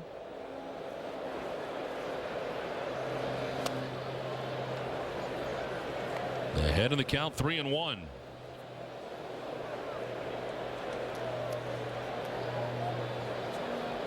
Shifting on Gomes here on the left side of the infield for the Red Sox. And ball 4. Gomes down to first base, gets a walk, and that is just the 2nd walk given up by Miley of his outing.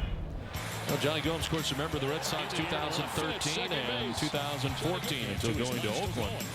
And some dramatic moments in the Red Sox uniform. It certainly his work in 2013 as part of the championship team. And if you walk off through Johnny, 6 pinch hit home runs in a Red Sox uniform. And Johnny Gomes back here this year as a member of the Atlanta Braves. See his numbers with Boston in 194 games. He's a good teammate. You know, he was a guy in the clubhouse that he'd get some stuff and he'd give it to everybody. You know, T-shirts or whatever they might send to him. Seems like he got connections everywhere, and he would just take care of the whole ball club. Very, very popular guy in the clubhouse. Whether it be shorts or whether it be a blazer to wear to the White House, which I will not forget ever. The flag blazer that he wore on the White House steps. Yep.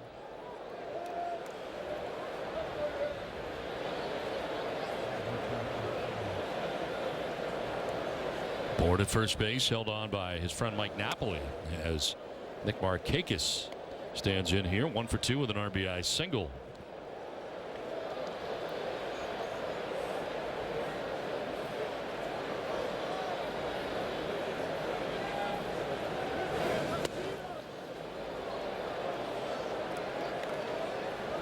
There's been a couple of pitches that have been close that Miley has not got. That one at the bottom, toward the bottom of the strike zone.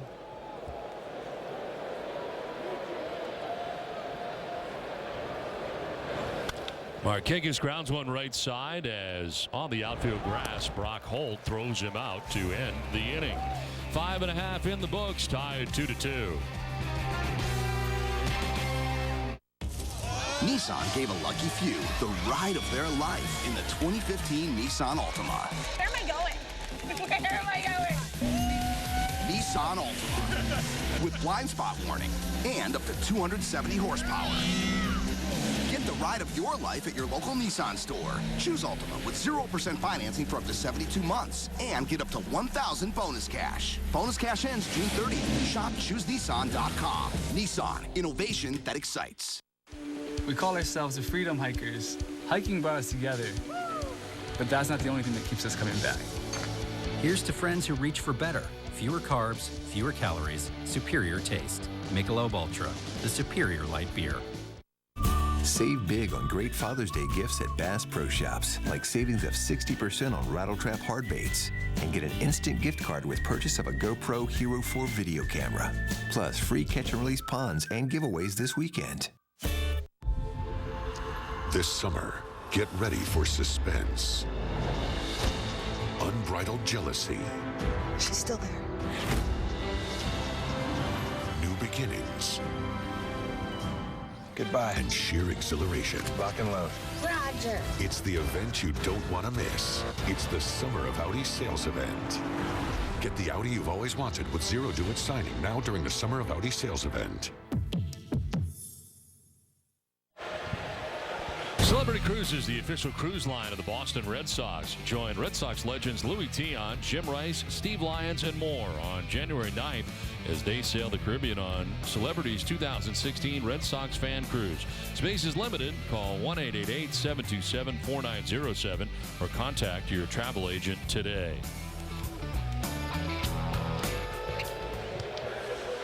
I'm a Cubs fan. Doing the Wally, whatever it is, the Wally dance? Wally wave. Wally wave. Yes. How could you forget the Wally wave? It slipped my mind. 2-2 the score as we head to the bottom of the 6th inning. Mookie Betts, who was batting last inning when Brock Holt was caught trying to steal second base to end the inning. Betts, Ortiz, and Bogarts.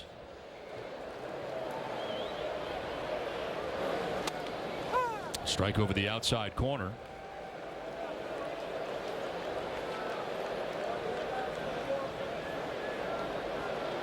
Both teams with 2 runs, 6 hits for the Red Sox, 3 for the Braves. And Wade Miley nearing 100 pitches in his outing today through 98 through the first 6 innings. No pitch ball game today by Wade Miley. Fly ball headed towards left center field. Maybin going back onto the track, off the glove, and then it goes off the wall. Mookie is thinking 3, and he will get there standing. Maybin has it go off the glove, then he bangs into the wall, and by the time they gather the baseball, Mookie Betts is standing at third base. He makes a very nice effort for this in center field, but the ball hit too deep. Betts gets that fastball out over the plate and puts a real good charge in this ball, and it is Maybin making a nice effort in a ballpark he's not familiar with, but clanks off the glove a little bit. And by that time, Mookie is already thinking 3 bases. Actually hit the heel of the glove as he got close to the wall.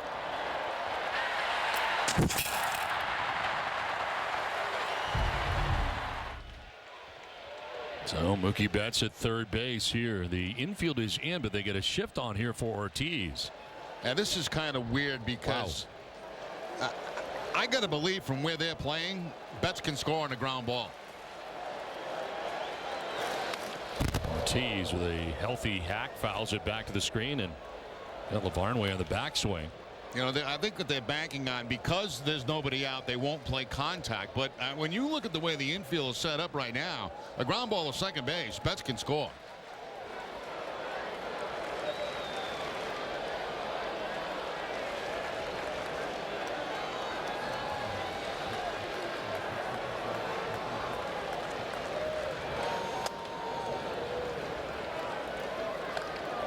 Ball and a strike to David Ortiz with Mookie Betts at third base.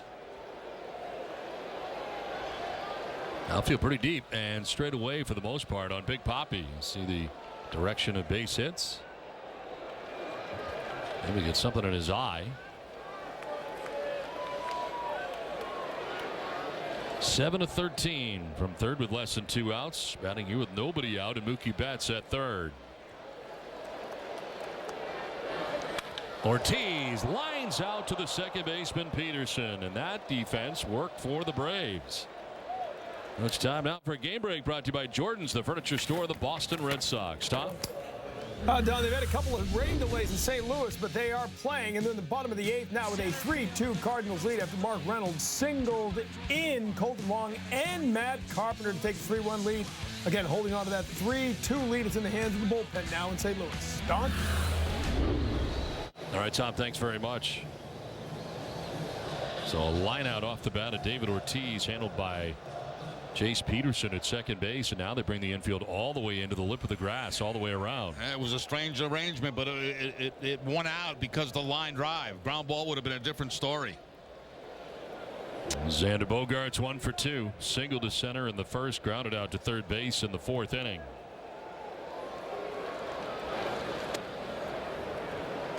There's some dancing down the line at third is Mookie Betts.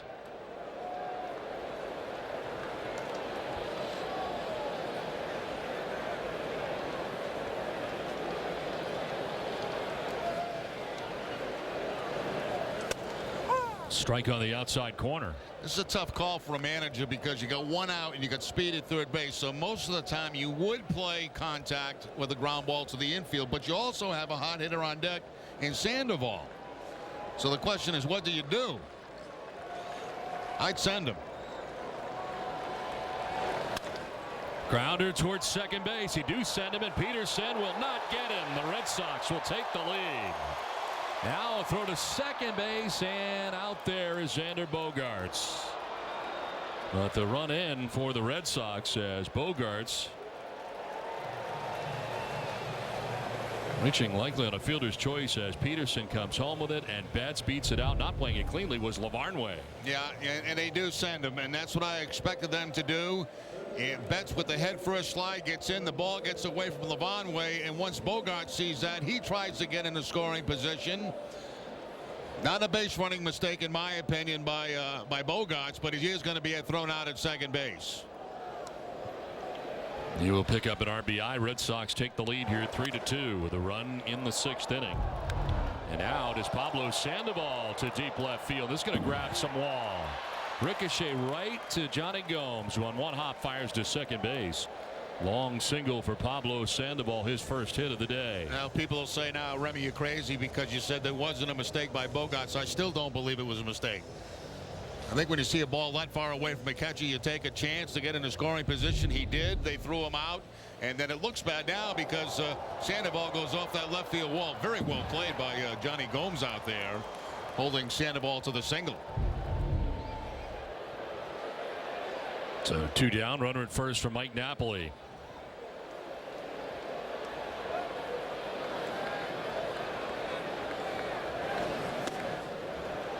Napoli struck out swinging in the first inning, singled to left field in the 4th inning.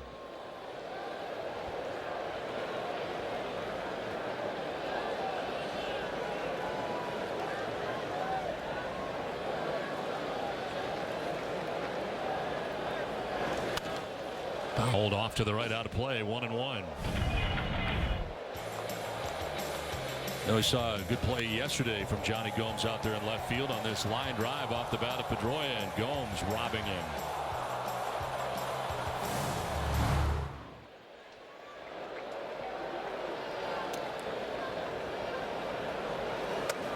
Up top to Napoli for ball 2.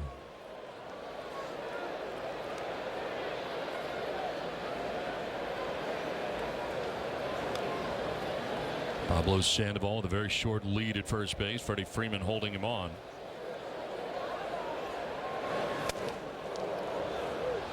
Pitch up to Napoli, and he chases. You see the location of 3 of the pitches up at the top of the strike zone and basically away from him, or middle and away.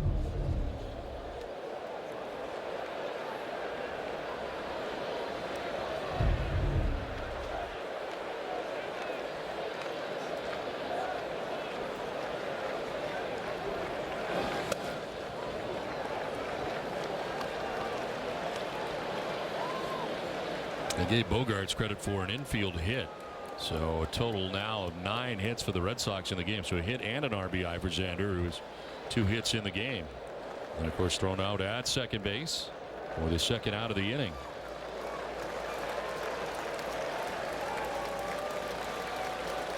Payoff pitch to Mike Napoli. And a liner to left field. This will head to the corner as Sandoval heading for third will be stopped there by Butterfield. And to second base with a double goes Mike Napoli, and a couple of hits today for Napoli. Now that's a good sign. Last time it was on a breaking ball. This time it was on a fastball that Napoli hooks down in that left field corner. Instead of going upstairs or going away, they try to get inside on Napoli that time, and it doesn't work.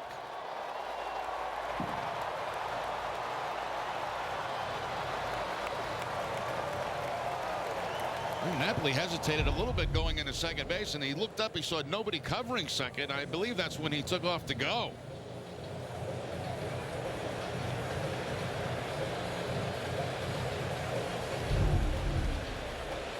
Sandoval rounding second base, seeing where the ball is, and then you pick up your third base coach. You pretty much make that decision on your own because the play is in front of you.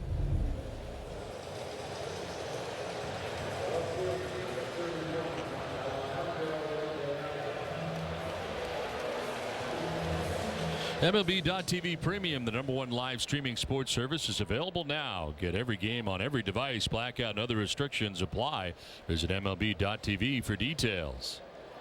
Second and third with 2 outs in the inning, and Alejandro De Aza. He'll take ball 1 away.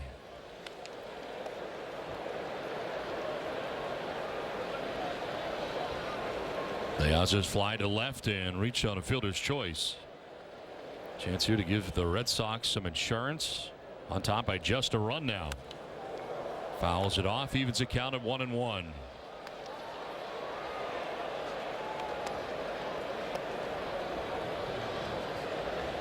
Julio Teheran's pitching line brought to you by your Eastern Lexus dealers. 5 2/3, 10 hits. 3 runs, a walk, and 2 Ks. Just giving up the go-ahead run here in the bottom of the 6th inning. To left center field, and this will get down. Big hit for De Aza. Sandoval scores. Here comes Napoli to score. Red Sox take a 5-2 lead on a double for Alejandro De Aza.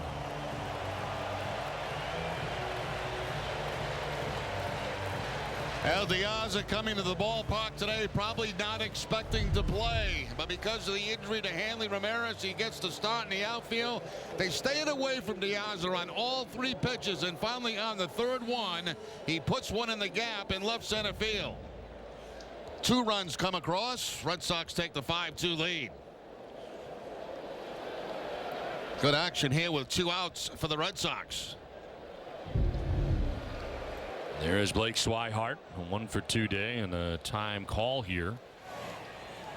David Ardsma, the right-hander, up.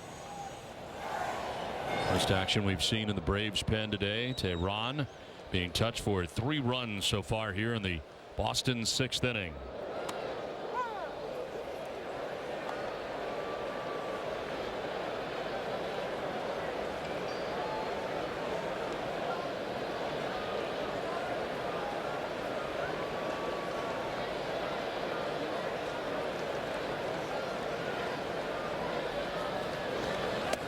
Breaking ball slipping out of his hand, and it's a ball and a strike.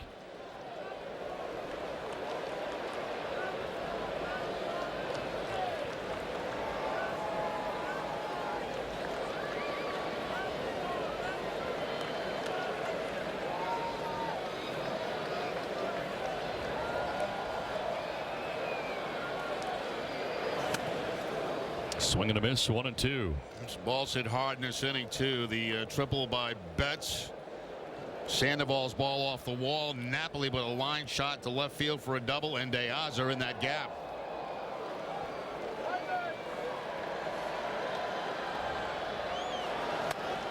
In there for strike 3. Swihart doesn't like it, didn't think it was a strike. Red Sox score 3 times in the inning, take a 5-2 lead.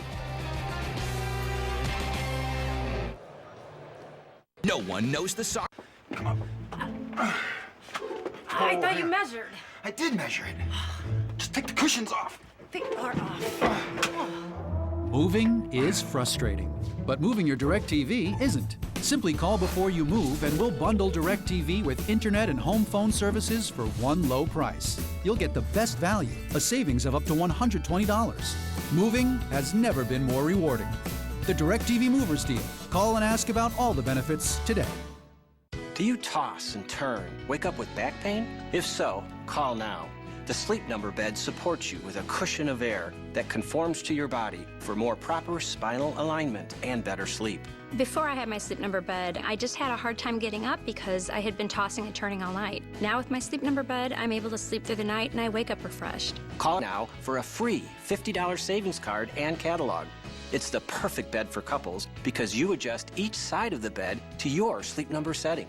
The Sleep Number bed is the bed clinically proven to reduce back pain, and 93% of participants reported back pain relief. Plus, it costs about the same as an innerspring, yet lasts twice as long.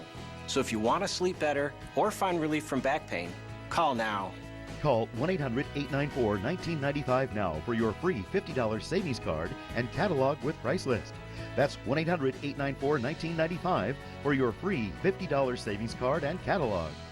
Attention structured settlement recipients. Are you receiving future payments from a settled lawsuit? Do you receive annuity payments spread out over a long period of time? Turn those payments into a large lump sum of money. Call CBC Settlement Funding now. If you qualify, you could be eligible for an immediate $1,000 fast track advance. Call CBC now to discuss your free, no obligation options. Call 1-800-215-8787. That's 1-800-215-8787. Top of the seventh inning, 5-2. Boston on top.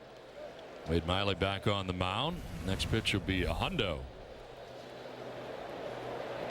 Chris Johnson, Juan Uribe, and Pedro Siriaco expected here in the inning. And Johnson down 0-2. Action in the Red Sox pen. Junichi Tozawa warming.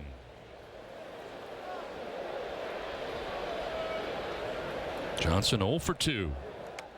And make it 0-3. He got away, or did he get a piece? No, he didn't. He's going to be tagged out. That is strikeout number 8 for Wade Miley in the first out of the seventh inning. Take a look at the last 4 strikeouts for Miley in this ball game. He's had a good afternoon. He goes for a fastball down right here to pick up that first of the 4. Down and away again. Fastball inside again to Peterson. And then the breaking ball, the slider into Durant, that Johnson cannot hold up on.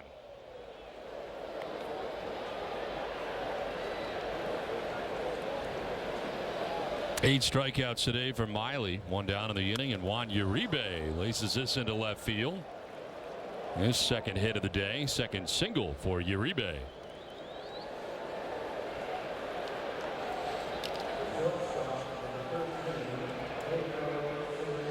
And Miley up to 103, his season high 106. 1 out, 1 on. Pedro Siriaco has worked towards the bottom of the Braves order.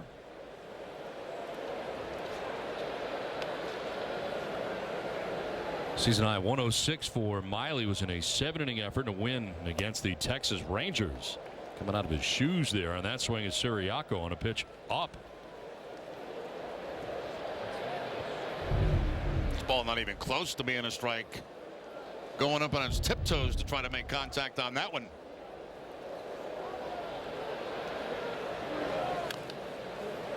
Down 0-2. We're no rookies when it comes to flavor. Hood Red Sox ice cream scores a home run every time. That's a good pitch by Miley, that last one. You know, you throw a high fastball, it comes out of his shoes almost to try to hit it. Then next pitch, what does he do? Change up. Gets him off balance.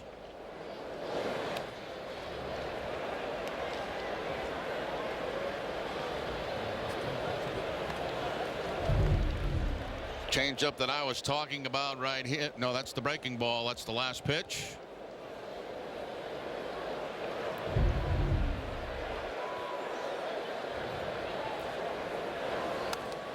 Kind of a check swing there for Siriaco as he carves it foul.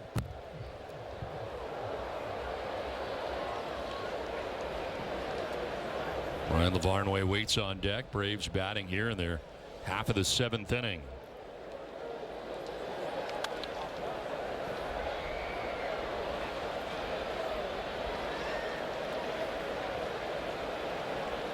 Well, the 8 strikeouts today, that ties a season high for Miley. He struck out 8 at Toronto back on May the 8th.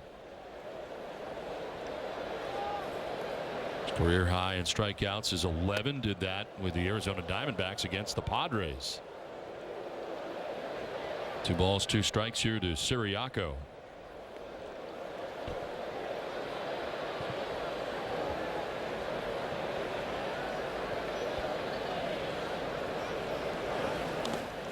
In the dirt, blocked by Swihart. One thing we know from Siriaco's days with the Red Sox, it is very hard to walk him. I mean, the pitches have to be not close to the plate for him not to swing. That breaking ball bouncing in the dirt.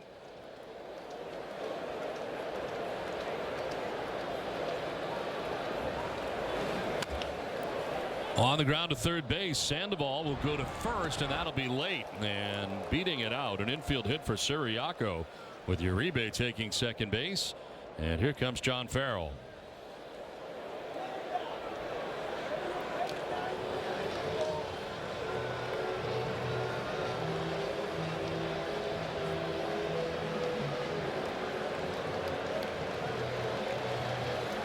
So that's the day for Wade Miley, who departs with a 5-2 lead, responsible for the 2 men on.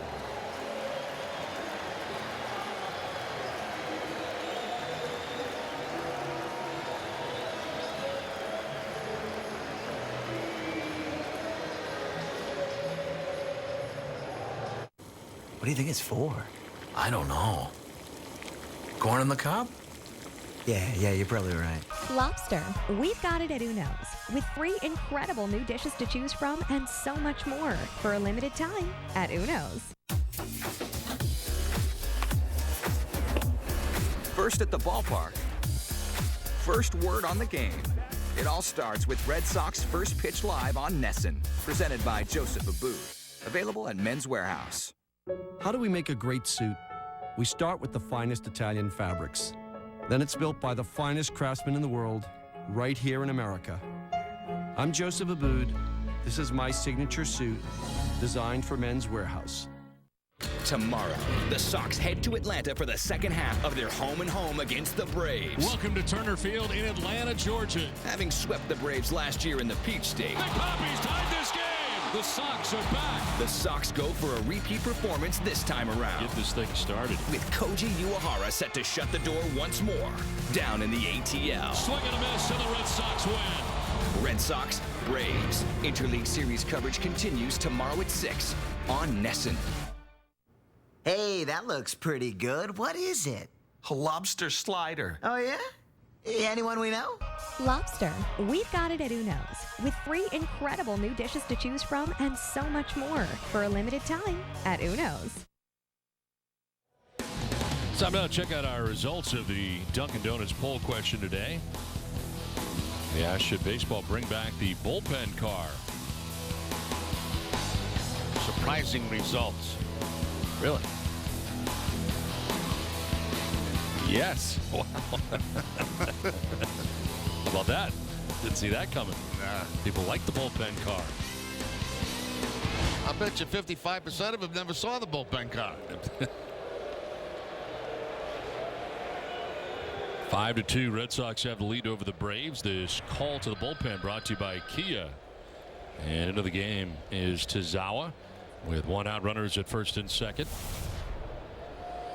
31st appearance, 0-2 with a 2.67 earned run average, 26 strikeouts to 5 walks. He will face A.J. Pierzynski instead of Ryan Lavarnway. Pierzynski pinch hitting. And a swing for a foul tip. Lavarnway had been 0 for 2 in his Braves debut today.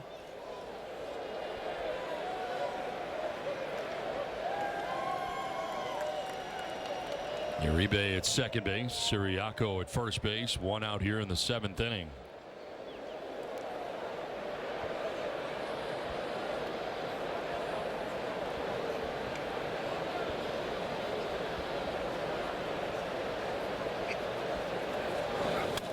Pierzynski pops it up. Back a second into shallow center. Betts coming in, and Mookie makes the catch. Little stumble there.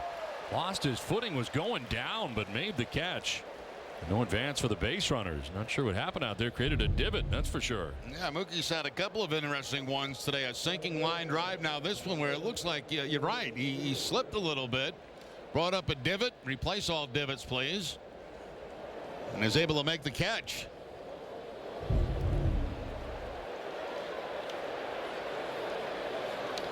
Two down, two on. Back up top, Jace Peterson 0 for 3. Struck out 3 times. All of that was against Wade Miley, who struck out 8 today. Here's a pop-up left side, sending Pablo Sandoval into foul ground to make the catch, and Tazawa does a great job. 2 pitches, gets the 2 outs to end the inning. 5-2 Red Sox. Remember back in the day when airlines didn't charge extra for every little thing? Actually, wait. At Southwest, that's today. Low fares. We don't just have them. We invented them. We invented low fares. Other airlines invented bag fees. We like our invention way more. Low fares. We don't just have them. We invented them. A pitcher who can paint the corners is known as a Rembrandt. At GMC, we get why people love that kind of precision. After all, in everything we build, that's exactly what we deliver. This is precision. This is GMC. Now get over $10,000 total value on specially equipped Sierra SLE models in stock the longest. Find your dealer at newenglandgmc.com. There's a drive to deep center field, and this could be the ball game. He's going back.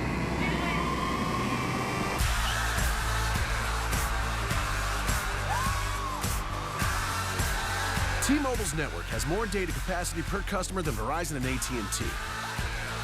It's the network that's data strong all season long. Switch now and get a free subscription to MLB.com at-bat premium, only at T-Mobile.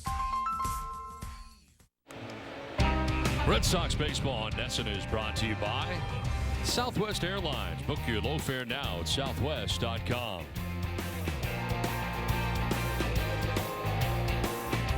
Five to 2, Red Sox have a 3-run lead over the Atlanta Braves. The Braves threatened but did not score in the top of the 7th. Changes for the Braves here in the bottom of the 7th inning.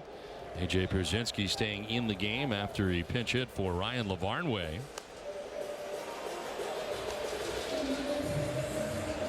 And coming up here for the Red Sox in the inning, Rusney Castillo, Rock Holt, Mookie Betts.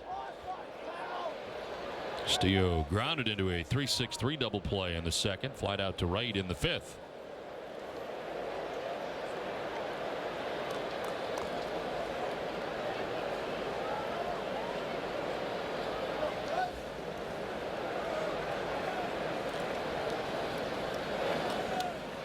Tehran back out there again for the Braves. That's pitch 92 of his outing. Working here in the bottom of the 7th inning. Charged with 5 runs.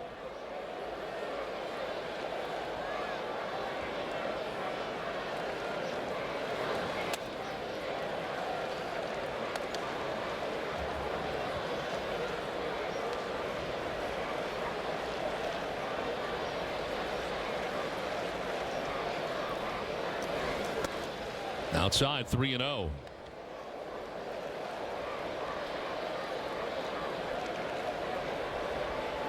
Luis Avilan up now for the Atlanta Braves. There's a strike, 3-1. Red Sox getting 2 in the bottom of the 1st inning off Tehran, and then 3 off him in the bottom of the 6th inning. In the air to right field. Incoming is Markakis. And he'll make the catch for the first out of the bottom of the 7th inning. Let's take a look at today's Sox culture, brought to you by Kettle One Vodka. Rock Holt coming up. His favorite movie, Lone Survivor. TV show, The Office. Music artist Wade Bowen and Reckless Kelly. Favorite app is Instagram. You on Instagram yet, Jerry? No, I don't think so. I have to ask my people. I really don't know. One out here in the 7th inning.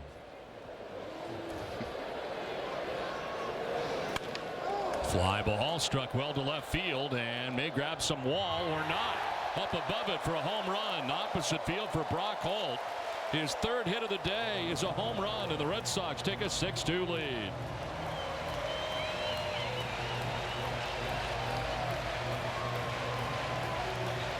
Second of the year for Brock Holt as he takes it opposite field.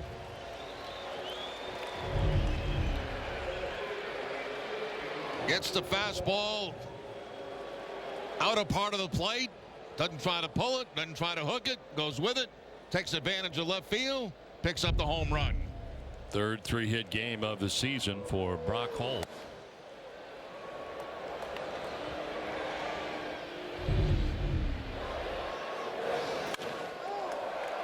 First home run of the day for the Red Sox, but that is the 14th home run allowed by Tehran on the season. And we mentioned that earlier in the ball game where the home run may become a factor, and it did right there. For every home run the Red Sox hit the rest of the season, Alltown will donate $500 to the Cystic Fibrosis Multiple Sclerosis Fund. Alltown is New England's premier health convenience retailer.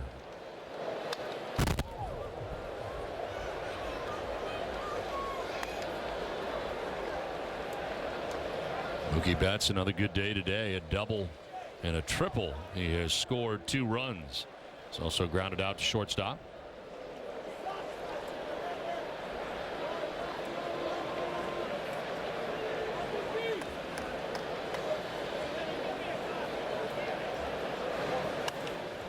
Popped up foul off to the right. Well, the Red Sox trying to put an end to this 7-game losing streak here today. And they played a nice clean game here today so far at Fenway Park with a 6-2 lead. Good pitching, timely hitting.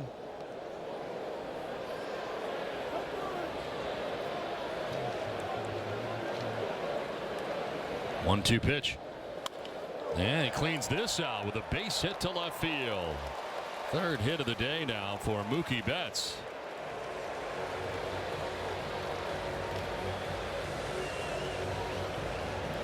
Check out the Jordan's Furniture Mattress Factory collection made right here in New England. Just like the national brands, but local prices. Queen size sets start at just $299. Visit Jordans.com for details. Now Freddie Gonzalez out to make the change here. Julio Tehran's day is done. After getting the first out of the 7th inning, gives up a home run and a single before he leaves. And departs already charged with 6 runs today. Responsible for Mookie Betts at first base. I like his stuff. You know, the Red Sox got to him for 6 runs, but throws well. Good hard fastball, good breaking ball. Not much of a changeup did we see today from him. Send it down to Guerin. Hey, thanks, Don. This is Johnny Gomes' first visit to Fenway after being traded last year, and I caught up with him earlier, and he told me that it's very special to be back. Gomes said that there is always a unique bond when you go to the playoffs as a team, but so much has happened in 2013 that winning the World Series was maybe 5th on that list.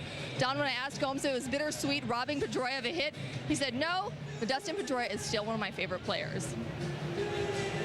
Now Johnny Gomes coming back here in yet another uniform. Of course, going to the Oakland A's from the Red Sox last year, but back here at Fenway Park in a Braves uniform. And this year part of a Braves team that starts today 3.5 games back of the Mets in the National League East.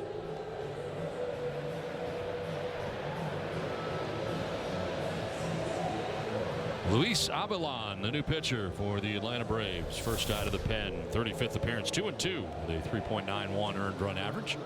25 1/3 innings, 20 strikeouts to 7 walks. Opponent sitting at 242 against him.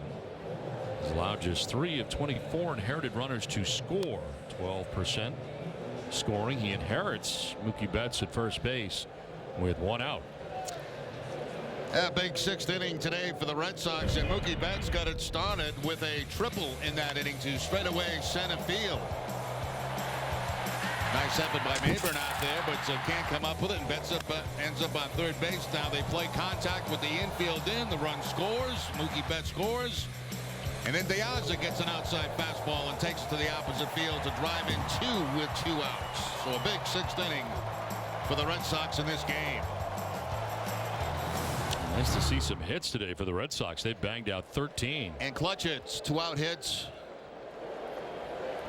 Shift on to the infield with Betts at first and David Ortiz the batter. David going the other way.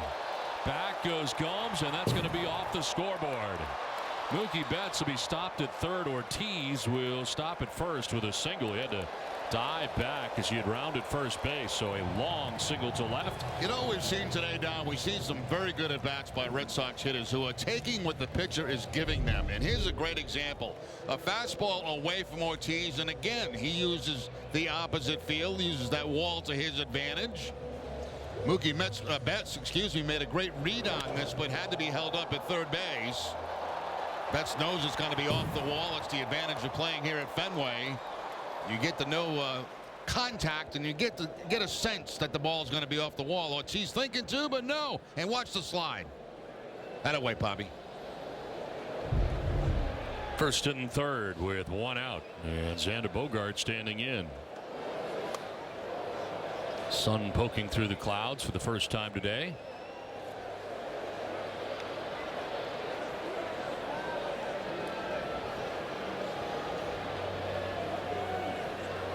Xander has singled twice in this game and grounded out to third base. Reaches out and pokes it foul, down 0-2. Sugar Ray Marmon up in the pen for the Braves.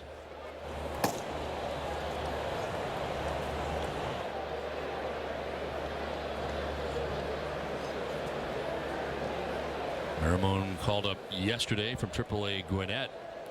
Second stint now with the Braves this season.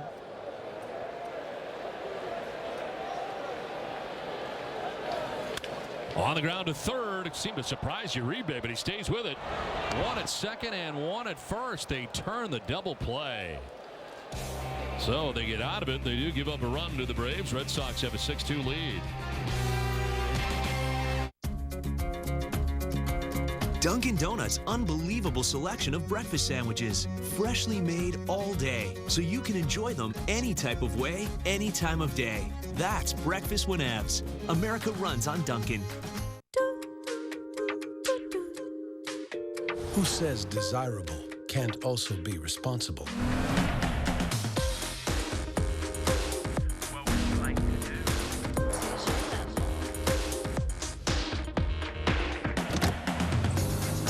With 46 standard safety features, the Lexus RX is proof that fun can be good for you.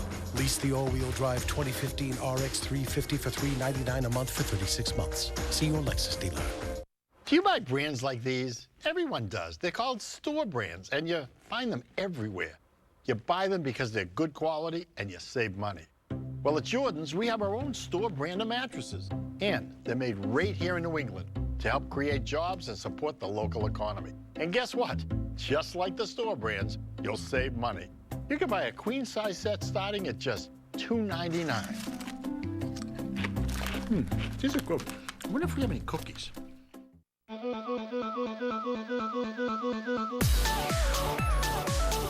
Feel like a kid again with Dunkin's new Oreo and Chips Ahoy flavored iced coffees. Classic cookie flavor in every sip.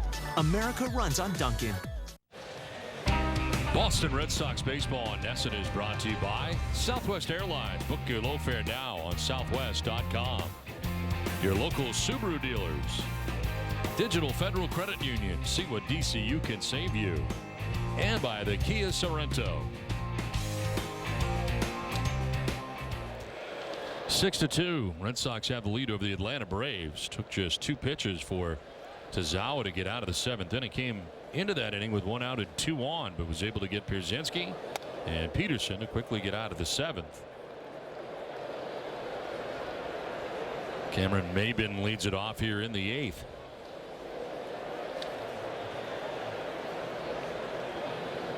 Maybin has fly to right, walked, and grounded to short.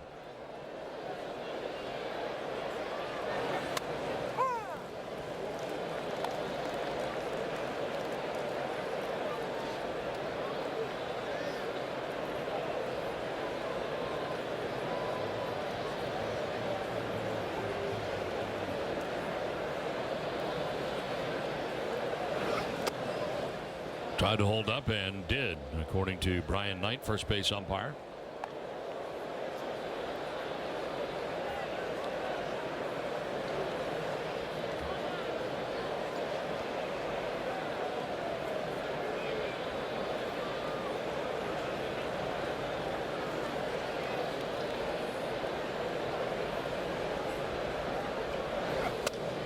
Strike two. Wade Miley today went 6 1/3, 5 hits, 2 runs. He walked 2, struck out 8. Very good outing today for Miley. Nice bounce back effort for him after the outing last time out in Baltimore. Vying for his 6th win of the year, came in individually at 5 and 6. Didn't go. Full count now to Cameron Maybin. With Freddie Freeman on deck, and then Johnny Gomes expected here in the top of the 8th.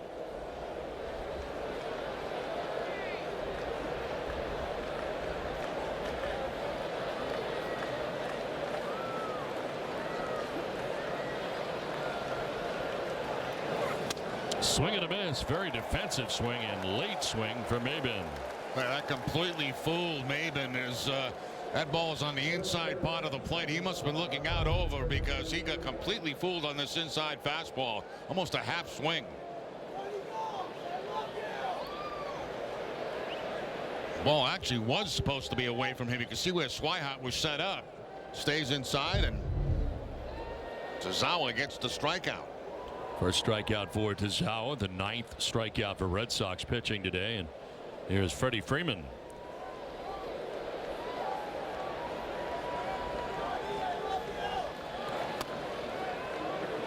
Freeman has flied out to the warning track in left, doubled and scored, and flied out to center. 1 for 3 day for the Atlanta Braves first baseman.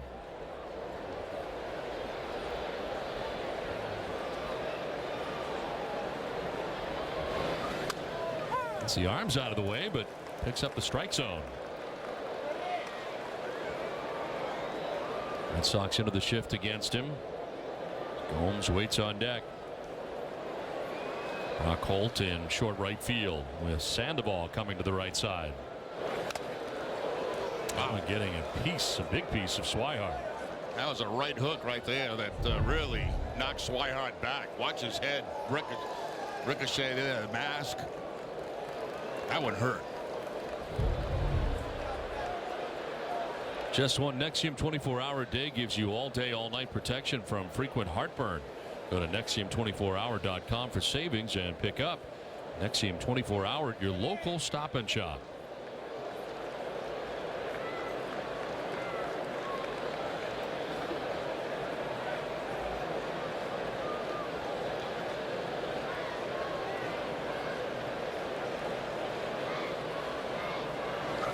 Freeman grounds to right side. Napoli will flip to Tazawa for the out. 2 down.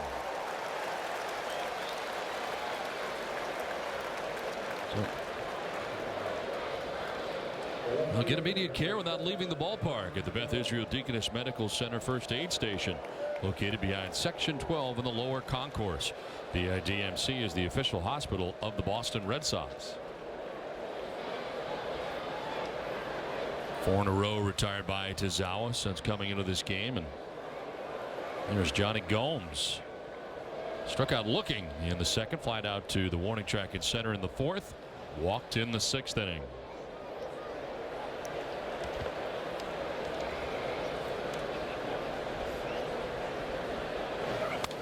And a foul back and below us.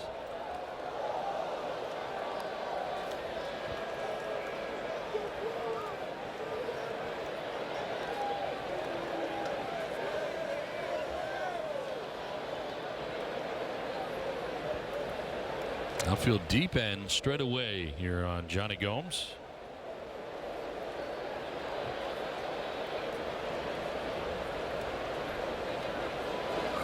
Not a full shift, but Brock Holt right in behind second base. That looked like his line of vision of Johnny Gomes too, doesn't it? Yes.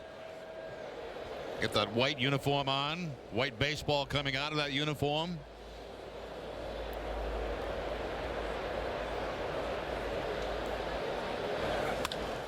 to left field. De Aza going back, and that's going to be off the bottom of the scoreboard. He'll get it back in quickly, holding Gomes to a single, a 2-out base hit. First hit of the day for Johnny Gomes. And second time he's been on base. Going to walk back in the 6th inning. This time a hard line drive off the wall. For every Red Sox game that goes into extra innings or the Sox get a save, CVS Pharmacy will make a donation to Children's Hospital towards a $25,000 commitment once again this season. CVS Pharmacy, the official pharmacy of the Boston Red Sox. 2 outs, Johnny Gomes at first, and here is Nick Markakis.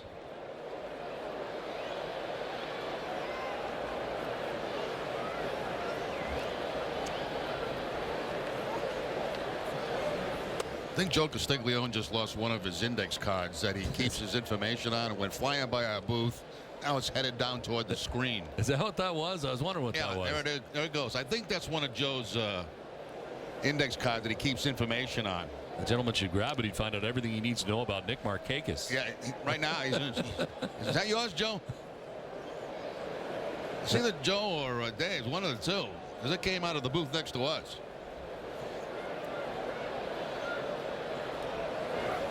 I know on the charter, Joe sits behind you and fills out those cards during the flights. I'll tell you, Joe is one of the hardest working. He's like 4 series ahead. Like he might be reading like on the way to Atlanta tonight. He might be reading something about some team will play in a month from now and taking notes. Now, I don't know if that's one of his, but it looks like it might be. Yeah.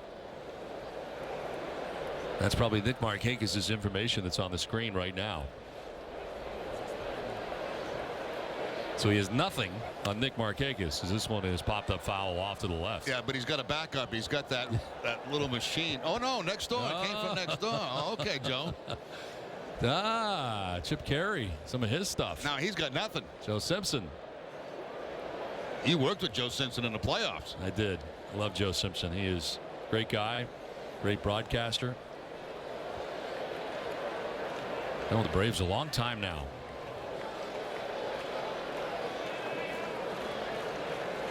One-two pitch in the dirt, and it is 2-2.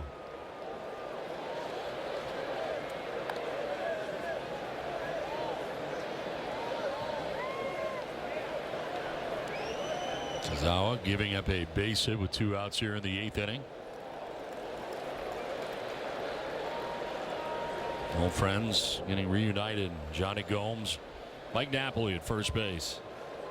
Think of the band of bearded brothers. Starts with them.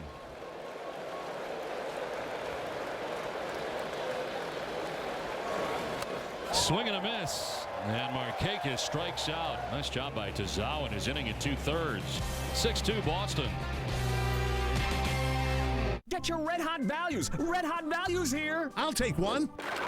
Ooh. If you think that's hot, here's a real sizzler. Pure comfort with Bobopedic memory foam seating. Genuine leather everywhere you sit.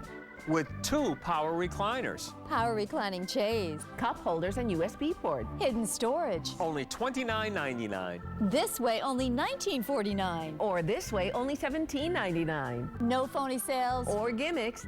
Only at My Bob's Discount Furniture. We call ourselves the Freedom Hikers. Hiking brought us together. But that's not the only thing that keeps us coming back. Here's to friends who reach for better. Fewer carbs, fewer calories, superior taste. Michelob Ultra, the superior light beer.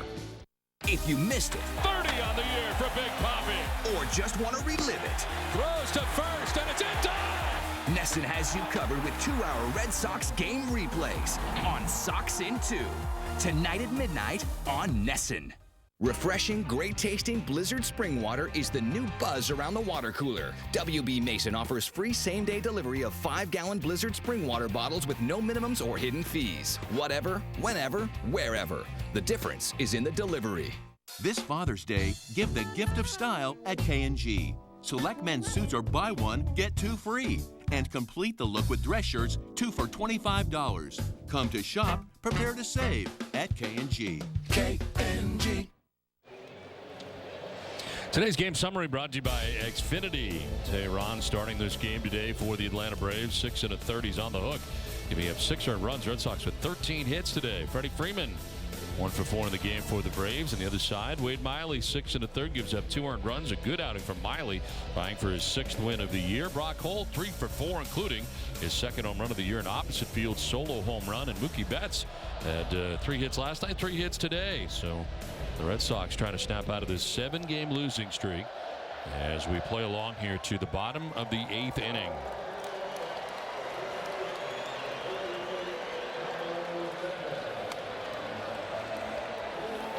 New pitcher for Atlanta as Sugar Ray Moramon comes into the game here for Atlanta. Taking over for Luis Avilon. 5th appearance, 0-1 with a 6.14 earned run average. 5 strikeouts, 4 walks. Opponents hitting at .296 against him. Mentioned earlier, just recalled by the Braves from AAA Gwinnett yesterday. This is his 2nd stint with Atlanta this year. He'd been up the first time April 13th through the 24th. Sandoval following the first pitch back.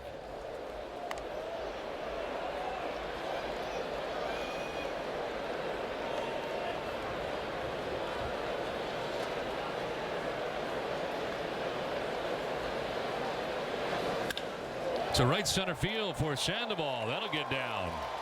Maben cuts it off, spins and fires back towards the infield, and Sandoval sliding in with a double and his 2nd hit of the day. Now we highlighted Sandoval in the view from the booth today, how hot he's been for the Red Sox offensively. 7 straight games, a multiple hit game here today, single and now the double. And the big panda heading into second base for the double.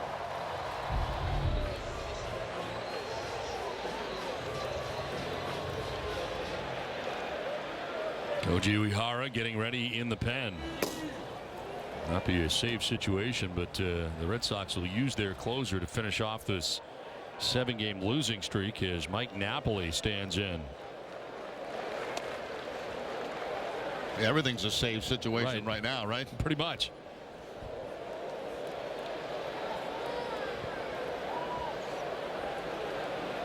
Napoli has struck out, singled, and doubled today. He's also scored a run.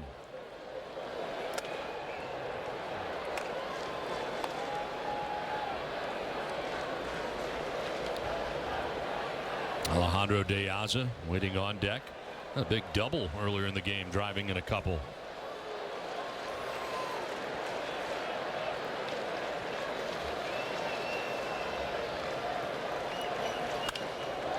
High fly ball. The center field, playable for Maben. Makes the catch as Sandoval remains at 2nd. We're just talking about the Alejandro De Aza double. Let's take a look at the Toyota play of the game. Go ahead. De Aza getting an outside fastball and finding the gap, driving in 2 runs with 2 outs in the 6th inning. An inning where the Red Sox got 3 runs.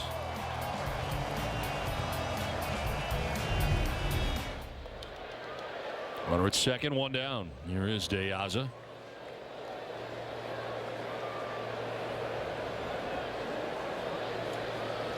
Six runs, 15 hits today for the Red Sox. No errors, 2 runs, 6 hits, no errors for the Braves. Braves took game 1 of the series last night. And this series will shift to Turner Field in Atlanta. Somebody told me today it's 98 degrees in Atlanta. How about that? T-shirts, short sleeve shirts, Nesson polos.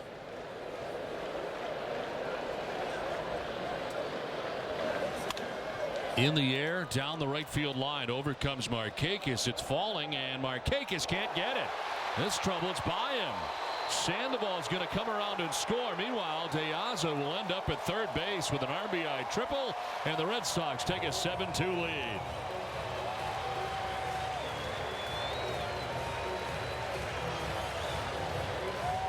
You know, we've seen Markakis make plays like this very often. He's a very good right fielder, but he can't catch up to this. And then when he goes into the slide, the ball's going to get by him. So De Aza has had a very nice day offensively.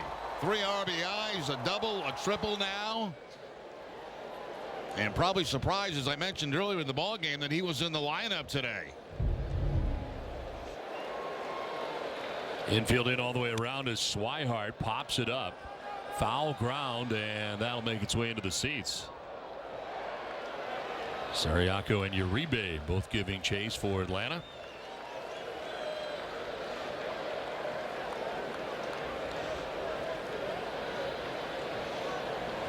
Swihart with a single back in the second inning, since then striking out twice, both times looking and both times against Julio Teheran.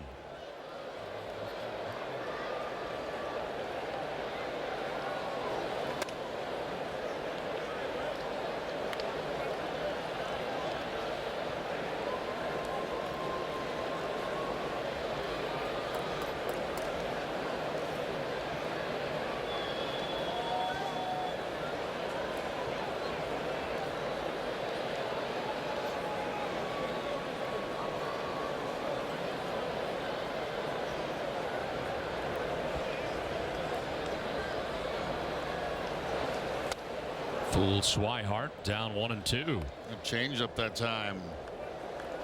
And Marimon keeping it down out of the strike zone and chased by Swihart.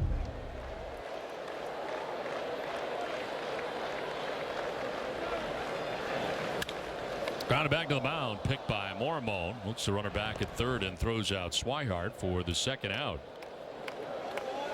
This is the most hits the Red Sox have had in a 9-inning game this year. Well, don't miss WB Mason Extra Innings live right after today's game. TC and Steve Lyons will break it all down, and you'll hear from Wade Miley and John Farrell. Whatever, whenever, wherever.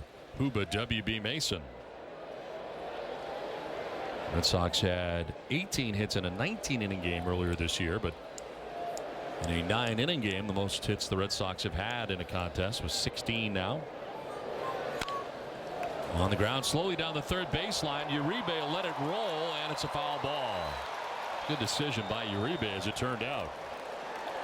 And when you're down that close to it, you can tell by the spin on the baseball whether it's gonna go fair or foul. And you know, we have some ones that are borderline that might stay on that chalk, but you can see right there he makes the decision. He can't get a runner at first base anyway, so you might as well let it roll. And you can see by the spin on the baseball clearly that was going to go into foul territory before going by the bag.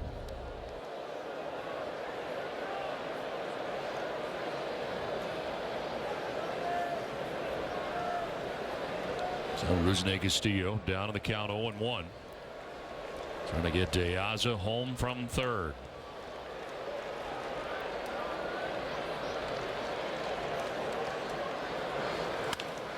Chop to short. Siriaco from the outfield grass with a long throw. Not in time. Run scores.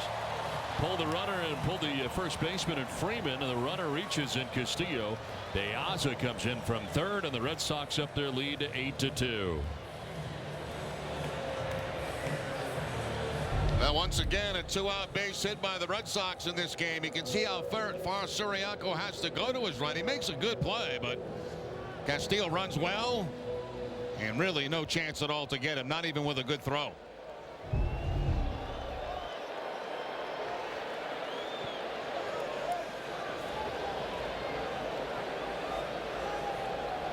They do not hold on Rusney at first base. Brock Holt will take strike one.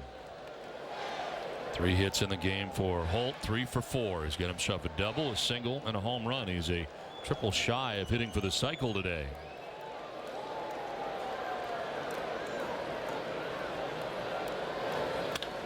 Fly ball headed towards the triangle. This one goes back, and it's going to roll around.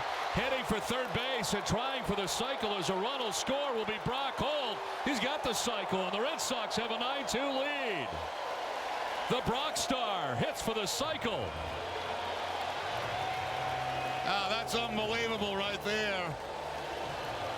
I mean, you go to the one place in the ballpark where you know is a great chance at getting 3 bases.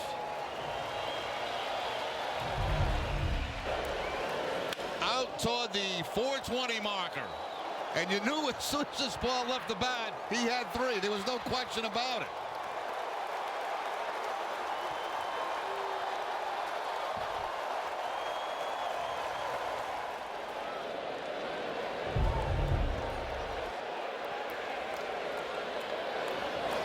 Now the Red Sox on top 9-2. They've opened it up here with 3 runs in the last of the 8th.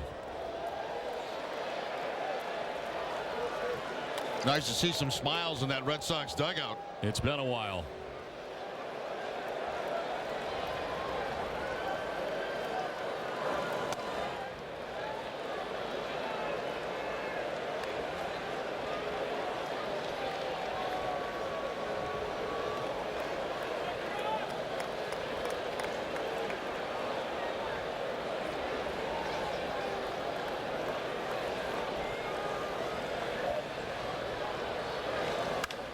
Fly ball, center field. They've been waiting. They'll put it away to end the inning, but a productive inning. Red Sox scored 3 times, take a 9-2 lead to the 9th. Tomorrow, the Sox head to Atlanta for the second half of their home-and-home against the Braves. Welcome to Turner Field in Atlanta, Georgia. Having swept the Braves last year in the Peach State. The Poppies tied this game. The Sox are back. The Sox go for a repeat performance this time around. Get this thing started. With Koji Uehara set to shut the door once more. Down in the ATL. Swing and a miss, and the Red Sox win. Red Sox, Braves. Interleague Series coverage continues tomorrow at 6 on NESN.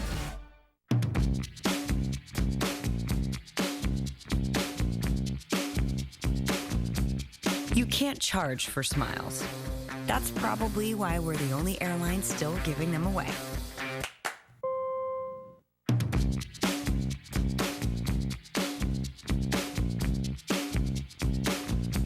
It's true, all airline employees have attitudes.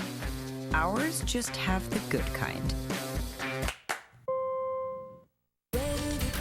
Get ready for new Toyotas and great savings at the Toyota Ready to Go Savings Event. Save now with a $265 a month lease on a Tacoma D-Cab 4x4, including no-cost maintenance. Or get 0.9 for $60 on a tough, full-size Tundra. Get ready to save at the Toyota Ready to Go Savings Event. But hurry, it ends soon. Toyota, let's go places. Doesn't it seem like the wireless world today could use a smile? At Cricket Wireless, we think so.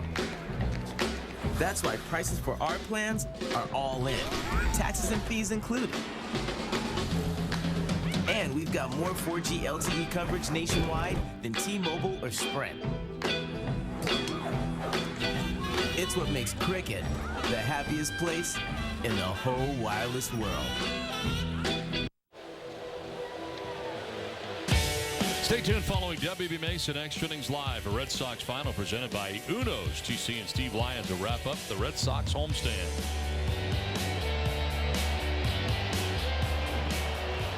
Well, Brock Holt hitting for the cycle, and they just put it on the scoreboard here at Fenway. Crowd now realizing it as they come to their feet for Brock Holt.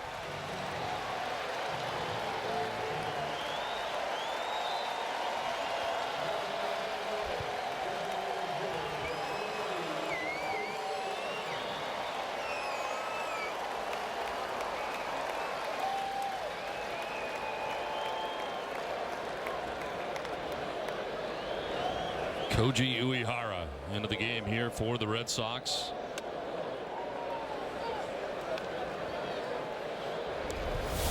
His 24th appearance, 2-3 with a 2.25 ERA. Non-save situation here for him. Trying to finish off what has been a fun day for the Red Sox for a change. Good hitting, good pitching, timely hitting. Banged out 18 hits today and 9 runs. Chris Johnson 0 for 3 today at the plate. DH for Atlanta on the ground as Napoli will let it go. Holt to Uehara covers for out number 1 of the 9th. Time now for today's T-Mobile game changer performance, and it is the cycle for Brock Holt. Started with a double in the first inning. He would then single in the 5th inning, followed by an opposite field home run in the 7th inning. And then in the 8th, the triple out towards the triangle in right center field. And that completed the cycle today for Brock Holt. First Red Sox cycle since John Valentin, June 6th of 1996. Juan Uribe batting here with 1 out in the inning. And he is 2 for 3. Struck out, single to center, single to left. And lines one down the left field line. A fair ball to the corner. Deaza will play it off the wall as Uribe, headed to second base, will be safe. Sliding with a 1-out double. His 3rd hit of the day. Yeah, very good day. 3 for 4 after a strikeout in his first at bat. 2 singles and now the double on the split-fingered fastball from Uehara.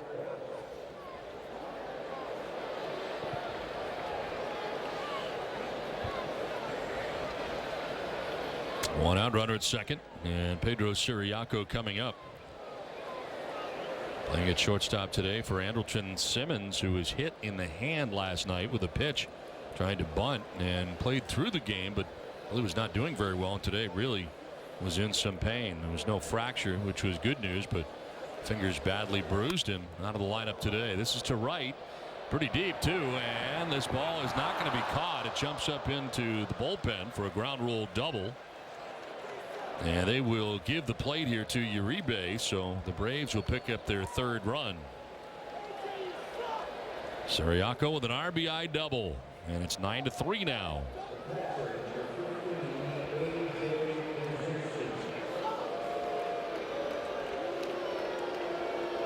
A.J. Pierzynski coming up for the 2nd time, pinch hit in the 7th. And flied out to center field.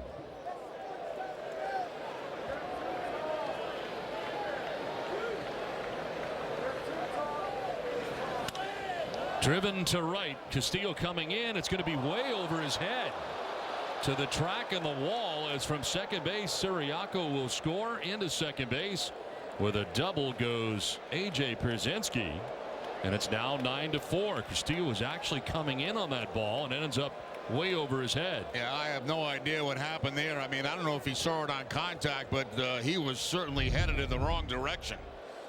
He started to come in, as you can see, and then he realized, uh-oh. Big trouble. Yeah, I got major problems right here. And you can see him just disgusted as he has to chase the ball back to the wall.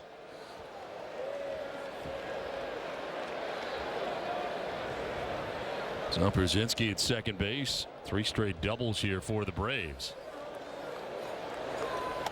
I hate to insult him like this, but that actually looked like me in right field on the one opportunity I had. Except mine was even worse than that. And you hurt yourself in the process. Yeah.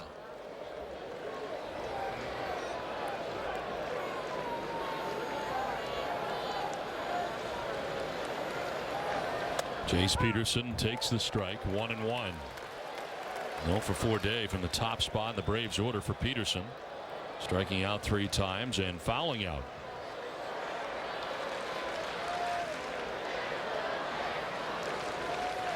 I saw Uehara on Saturday against the Blue Jays.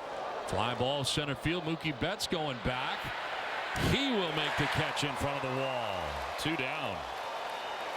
Some well hit balls in this inning by the Braves, but that's the 2nd out.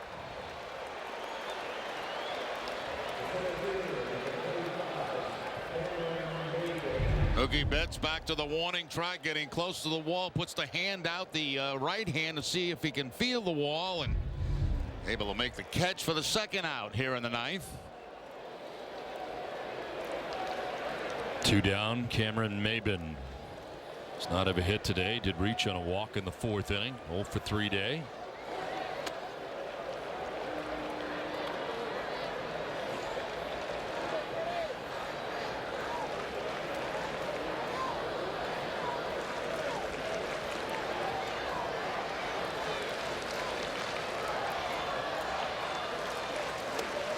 Swing and a miss. 1-1.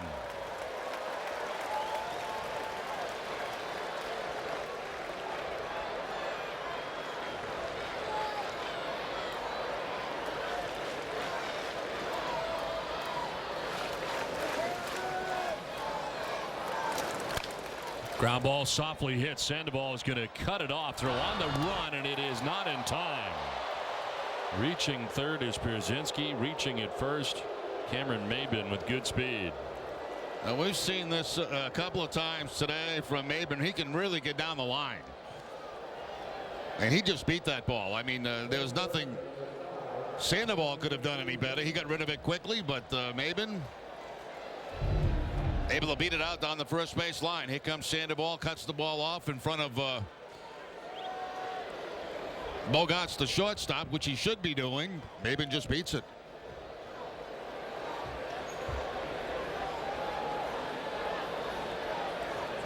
First and third, 2 down. 2 runs in here for Atlanta. Freddie Freeman, the batter. Runner goes at first. Freeman swings and fouls it off to the left.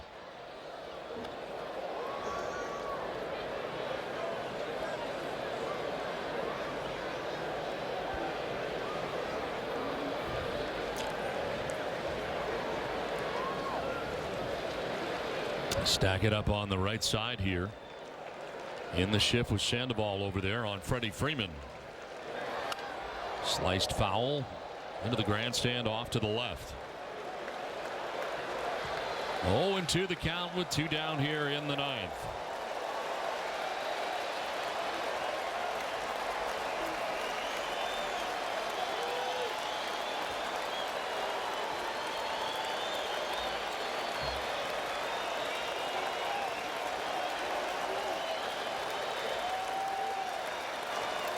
Bouncing in, gets away. Runner will take second, and Maben, who is off of the pitch anyway. No advance for Przinsky at third base. 2 in scoring position now. Uehara tries to put him away with a split-fingered fastball, but bouncing it to home plate.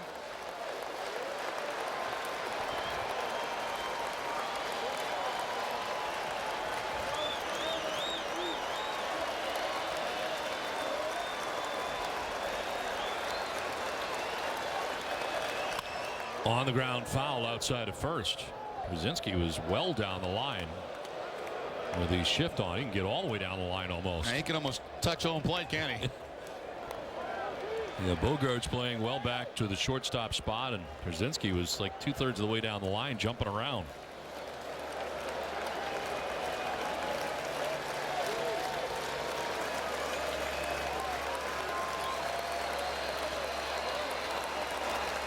Swing and a miss, and the Red Sox win. They snap a 7-game losing streak here today with a 9-4 win over the Atlanta Braves. And they wrap up the homestand in fine fashion. 9 runs, 18 hits. As the Red Sox able to beat Atlanta today. And will now head out on the road. And a terrific day today for Brock Holt, who hits for the cycle for Boston. All part of a 9-4 win at Fenway.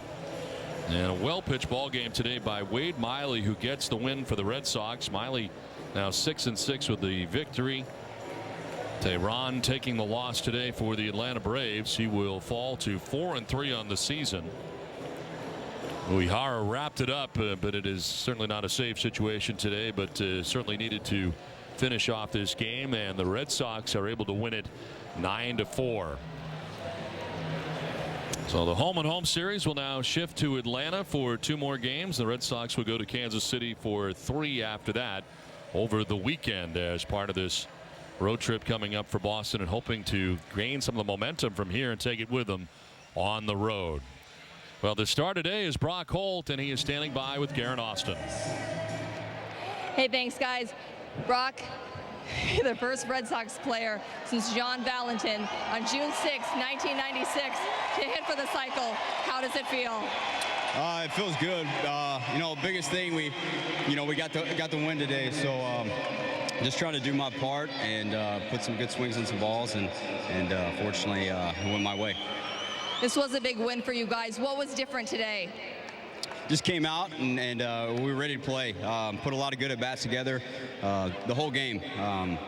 Wade came out and threw a lot of strikes, kept us in the game, and you know, offensively, I think we had a pretty good game today, and you know, ended up scoring more runs than they did. You guys tied up the series, now heading to Atlanta. How do you build momentum off this win? Just keep going. You know, it's been tough for us. It's been tough for everyone out here, but we're going to keep playing. And you know, we got the guys in that clubhouse to turn things around. Congratulations tonight, Brock. Thank you. Great day for Brock Holt, a 9-4 win for the Red Sox as we send it to Tom Caron. All right, Don, thanks very much. Yeah, 21st time in the history of the Boston Red Sox somebody hits for the cycle.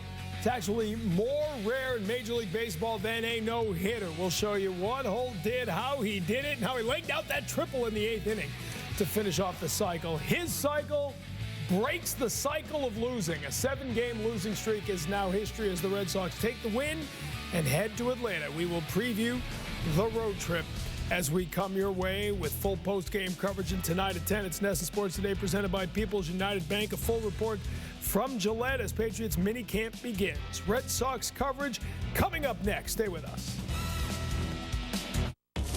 Nissan gave a lucky few the ride of their life in the 2015 Nissan Altima. Where am I going? Where am I going?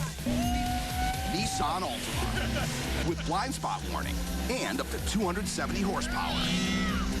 Get the ride of your life at your local Nissan store. Lease the 38 mpg Highway Altima just $139 per month. Plus, get up to $1,000 bonus cash. Bonus cash ends June 30th. Shop ChooseNissan.com. Nissan, innovation that excites.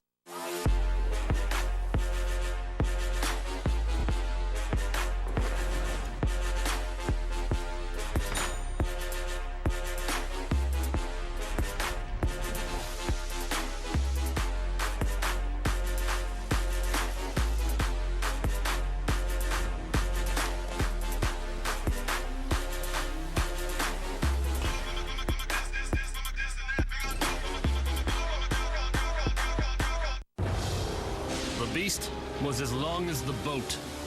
For 7 hours we did battle until I said, "You will not beat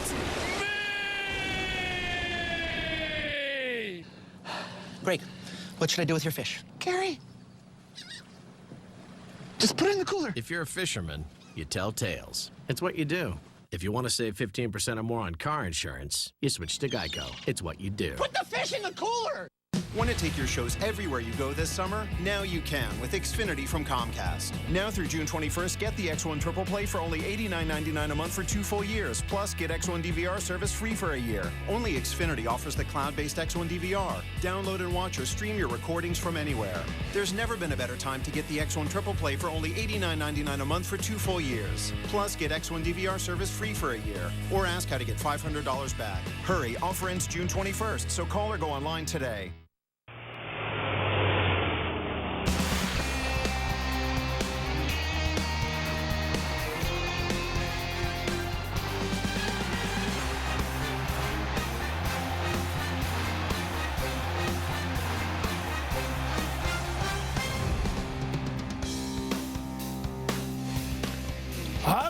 With W.B. Mason here on W.B. Mason Red Sox Extra Innings Live. We knew it would take something extraordinary to get this Red Sox season back on track. Maybe, just maybe, Brock Holt provided that exceptional moment. Fly ball headed towards the triangle. This one goes back, and it's going to roll around. Heading for third base and trying for the cycle as a run will score will be Brock Holt. He's got the cycle, and the Red Sox have a 9-2 lead. The Brock Star hits for the cycle. All of Red Sox Nation standing up and cheering, especially Mrs. Holt watching at home. You got to love the immediacy of Twitter as not just Red Sox fans, but the entire Holt family loving this moment. As we welcome into our NESN Television Center, Tom Caron, Steve Lyons with you for WB Mason Red Sox Extra Innings Live. Strange lineup today. No Dustin Pedroia, no Hanley Ramirez. 18 hits for the Red Sox, who break out of it in a big way. More hits than they'd had in any other game this season, in a 9-inning game anyway. And extra innings, they went for 18 as well. But, hey, I mean, too many pitches out over the middle of the plate, and these guys did not miss them today. So it was a lot of fun to watch everybody in the lineup have a hit. A bunch of guys had multi-hit games. Brock Holt goes for the cycle. Pitching was great. It's kind of games that we thought we'd see a lot this summer, but hopefully we'll still get to. 19 wins and only 8 losses when they scored the first run of the game, and they scored the first run of the game today because Brock Holt got things going to lead off the first inning. He's the leadoff hitter today with Pedroia on the sidelines. Jammed up his knee in a collision at second base a couple days ago. And a double in the first inning. He would come in on a Mookie Betts double just like that. You got yourself a 1-0 lead, but Holt was not done yet. Solid base hit here in the 5th inning with 2 outs. He'd be stranding that one. And then the 7th inning, he decides to start swinging for the downs, and why not? A home run is his 2nd of the year, and then the toughest part of all, he saved the best for last, the triple to finish off the cycle. Yeah, anytime you hit a cycle, the 2 toughest ones are jumping the yard. A lot of guys can't do that, and then getting the triple is probably the hardest thing, because if you have the speed to run a little bit, you know, a lot of times you don't have the power to go deep, and he hits this right in the perfect spot back there in the triangle. He's going for a triple out of the box. He tends to think about going for a triple out of the box every time he hits the ball. That's why he's able to get there when the opportunity arises for him. So that's just a lot of fun for him. He makes adjustments at the plate as well as anybody on that club, whether they're trying to throw him in. He has the quickness to be able to pull the ball. If they're trying to throw him away, he would prefer to hit the ball the other way. Statistically, throughout Major League Baseball, it's more rare than a no-hitter. Our Subaru star of the game, brought to you by the Subaru dealers of New England, is Brock Holt, who today hits the first cycle by a Red Sox hitter in 19 years. John Valentin, the last one to do it against the Chicago White Sox. It's the 21st cycle in Red Sox history. 20 different hitters have done it. Bobby Doerr was the only one to do it twice, also the last second baseman to do it. So there have been 21 cycles now in Red Sox history, 20 no-hitters. So for the Red Sox, it's about the same. Yeah. One's as rare as the other. Yeah, and it's very, very close when you look at the numbers overall in baseball, too. But it seems funny because everyone talks about a no-hitter. Oh, my gosh, a no-hitter, no-hitter. But when you get a cycle, it is generally more rare on most ball clubs, and people don't think of it in those terms. Maybe because you don't see very many of them. People don't know how rare it is. Great moment, great way for Brock Holt, who has fought so hard this year and done so much to earn his place in the lineup. A couple of weeks ago, John Farrell finally said, listen, he's been filling in for guys. I got to leave him in that number 2 hole because he's been one of our most consistent hitters this year. So while it was a nice day for him, the bigger thing is he jump-started an offense that needed to win badly. He started saving this team last year when, in my estimation, they really abused the kid. They would make him learn a position that morning, and they'd throw him in that position later on that night, playing all the different positions that he played, not only in the outfield but around the infield. He was traditionally a second baseman. They had him playing a lot of third. They gave him a first baseman's glove, and that night he was playing first base, never played it anywhere at any level. He's played first base a couple times on this homestand because there was a necessity there. He has really saved this club, and I think it's been a long time coming for management, even John Farrell, to really warm up to him and really appreciate what he's given them. And now I think they really have. And you and I talked about this a couple weeks ago when I said he has to be in my lineup every night somewhere. And tonight he leads off. Mookie Betts came back yesterday, had 3 hits. He moves up to the 2 hole. So these are the guys leading off your lineup tonight, and they're the guys who've been getting it done over the last couple of days. 3 hits in each of the 2 games against the Braves for Mookie Betts, a hit last night, and the cycle today for Brock Holt. But Mookie Betts slammed into that wall Friday night. Had to take a couple of days off over the weekend. Comes back with 3 hits last night. Tonight, he was the home run shy of the cycle. Yeah, he buggy whipped that ball in left center field for a double. And he just looks really comfortable since coming back. You wouldn't think that his back was hurt. And he powers this one up off the glove of Cameron Maben in center field. And then his speed just turns on the afterburners. And it's nice when you have a bunch of guys on the team, a few of them that, number one, have the speed to get a triple, but have the willingness too. Triples don't show up in your power numbers. So a lot of guys like to stop at second base because they figure my power numbers are home runs and doubles. Triples don't mean anything in the scorebook, really. Triples is kind of a pride thing, a speed thing. Guys that like to run will go for a triple, but it doesn't help your power numbers, so guys stop. Jim Rice had more triples than Ricky Henderson. 2 Hall of Famers, 1 no for his speed, 1 no for his power, but Jim Rice was thinking triple when he had a chance out of the box. Ricky Henderson, he'll steal third. Yeah, no need to take the triple. Oh, yeah, I'll stop at second, add to my stolen base numbers. And you're laughing, but that's exactly the thought process. That's what he's thinking, I guarantee it. So all of this would be but a footnote if the pitching wasn't there today because, as you know, Steve, the offense has been there now. for the better part of the past week, but the pitching hasn't been there, and Wade Miley was on the mound for the first time since Thursday night when he came out after 4 in Baltimore, and tonight Miley was dialed in from the start, matches his season high with 8 strikeouts. Yeah, he answered any question that anyone had about any lingering animosity or anything about what happened last week in Baltimore, and we basically said, look, he's been pitching pretty well outside of that start in Baltimore. Look at how everything is on the kneecaps here. His breaking pitches are down, sometimes in the dirt to get a guy to chase. His fastball's on the kneecaps. That's the way he pitches, and it's the only way that he can be successful. Miley doesn't have the kind of giddy-up to get it past you if he's going to be up in the zone, unless he's going to climb the ladder and go way up in the strike zone. So when he's down around the knees, he's as effective as anybody on that staff, and he's been doing that a lot lately. Well, he pitched into the 7th inning, got that 8th strikeout, then a couple of hits. He came out. Tazawa was very good behind him. Meantime, the offense was cranking. 18 hits, as you said. That matches a season high. Took him 18 innings in that game in New York the first week of the season to get 18 hits the other time. But a 9-4 win hopefully jump starts this team as they head off on the road now. 2 in Atlanta, 3 in Kansas City, where all the All-Stars are playing. But it all begins with the Braves tomorrow night. Our pregame coverage starting at 6 o'clock. Red Sox Game Day Live, presented by DCU, part of that hour-long pregame coverage. We'll get reaction from John Farrell as Brock Holt stays in that lineup night after night, and tonight brings Fenway to its feet with a cycle. The first by Red Sox hitter since 1996. And later, the commissioner sits down in Boston. Part of his tour, Rob Manfred in Boston at Fenway Park for the first time. He talks about the pace of play, the situation between the Cardinals and the Astros, and a whole lot more. You'll hear that coming up. You can't go wrong when you buy right at WB Mason. It's gonna be a Subaru summer. The feeling is coming on strong. All summer long. The Subaru Summer All-Wheel Drive Away is going on now. Drive home a brand new Subaru Impreza for only $18,195 or lease for just $159 per month. All summer long. It's gonna be a Subaru summer. It's gonna be a Subaru summer. Why are we using original HP toner? Because our customers want the best looking report. But we can save money with a remanufactured brand. We save by ordering HP dual packs from WB Mason. Besides, 1 out of 3 used cartridges will fail. So? Well, would you pet a dog that bites 1 out of 3 times? Oh, nice doggy.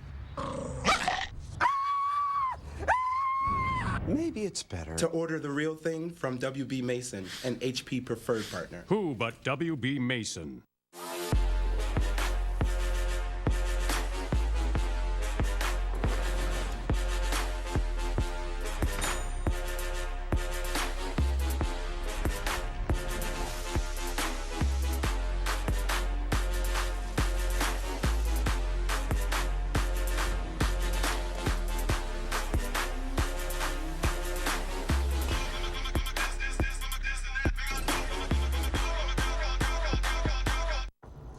Who cares what it holds if it can't hold your gaze?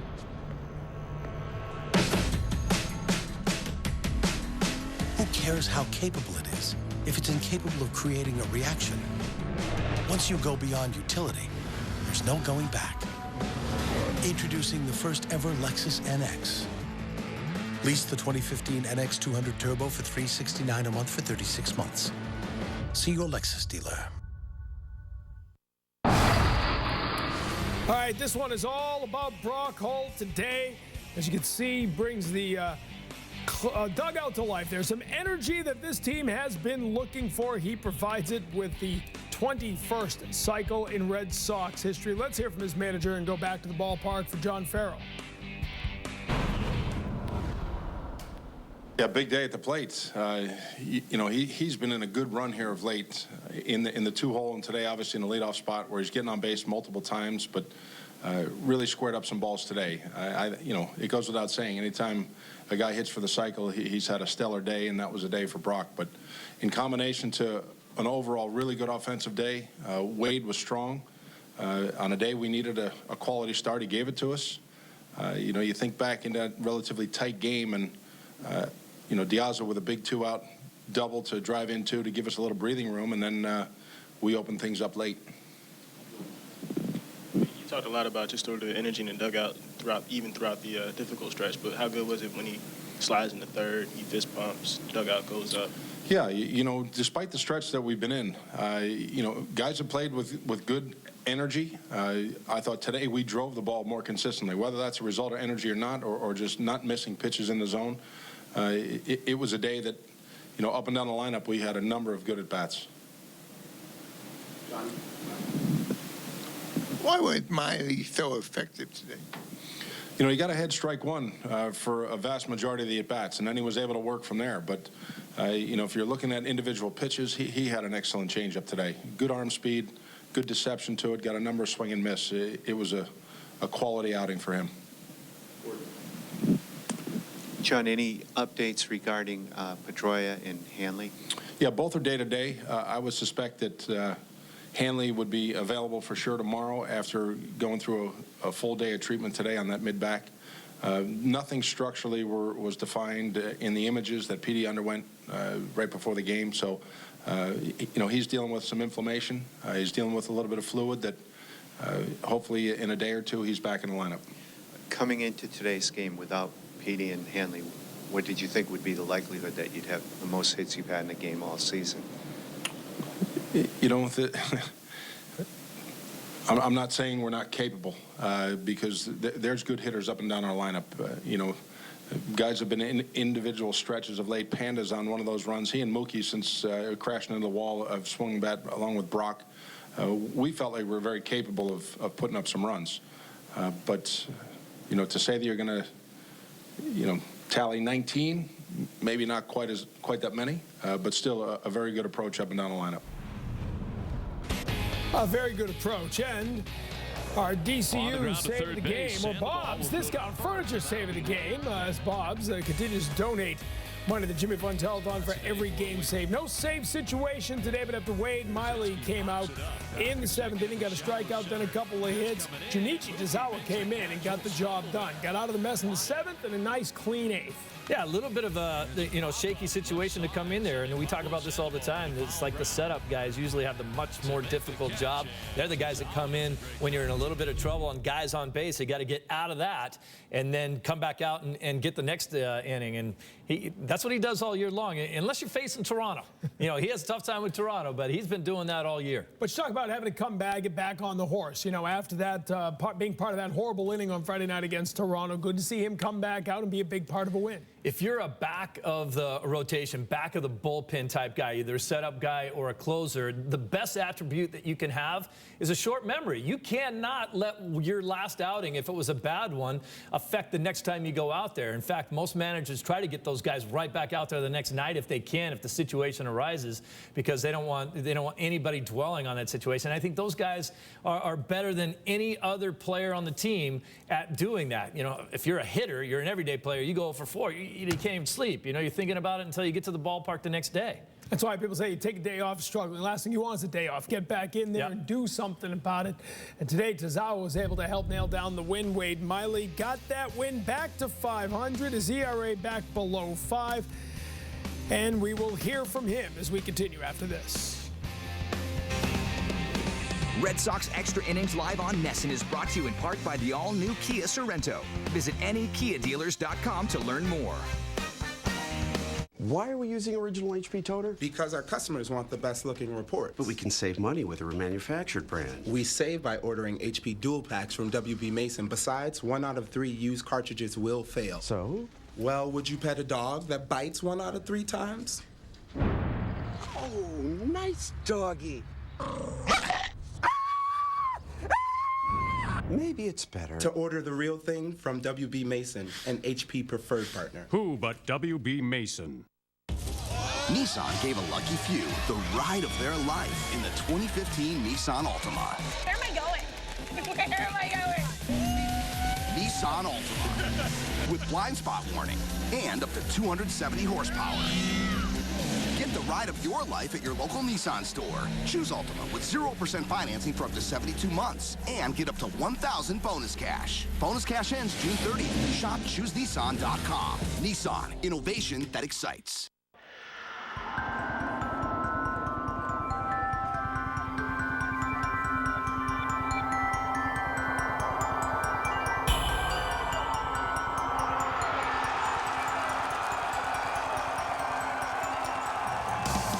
Are you a Red Sox Kid Nation prospect?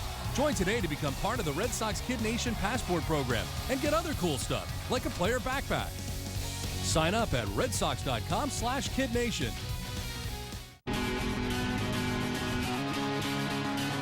If you had touchscreen navigation, all-wheel control, and a rear-view camera, where would you take it?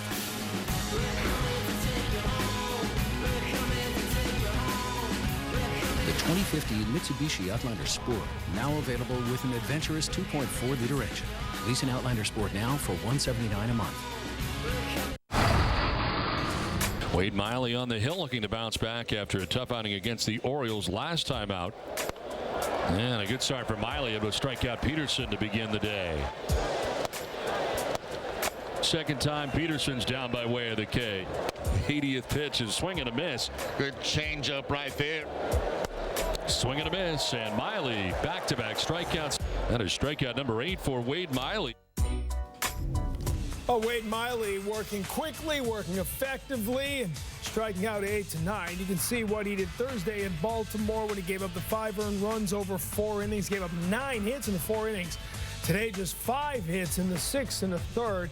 And again, I said in the pregame show, you don't often talk about dictating the flow. They talk about it a lot tonight when they're in Cleveland. Everybody's talking about basketball, right? It's all going to be who controls the flow of a game. But you don't talk about it in the baseball very often. You do with Wade Miley, because if he's in the rhythm, the hitters don't look comfortable. Yeah, and now, you know, it's a directive of them having to stay in the box more often. They can't be stepping out all the time. They can't invent reasons to get out of the box. And he likes a fast-paced game. He likes it for himself. He likes it for the defense behind him. Everybody likes it. We all like baseball to be a quick, you know, earlier than 3-hour game. It makes it fun for everybody. The Red Sox score a bunch of runs. People hit for cycles. They win games. Let's go. Let's keep it going. You know, and by the second inning, he had a pretty good feel he was on his game, right? 1, 2, 3, first inning, comes out in the second, starts by striking out Gomes. Then after a base hit to Markakis, he'll get Johnson and Uribe swinging to end the inning. And you got guys chasing his stuff down in the zone. You know he's on his game. Well, it's like John Farrell said, maybe his best changeup that he's had all season long, but that went along with an excellent fastball that, you know, he's low 90, so he throws that up there, and when that's on the kneecaps, it's so hard to elevate.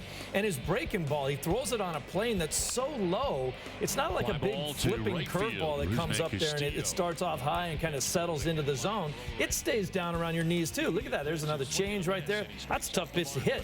And as long as you stay down there, you're going to have a lot of success. You see, obviously, we always show good highlights, but there were so many of those pitches right there that they couldn't handle it. Yeah, economical tonight, no question about it. 6 1/3, giving up the 5 hits, walked a couple, and struck out 8. Let's go back to the ballpark. Hear from Wade Miley after the win.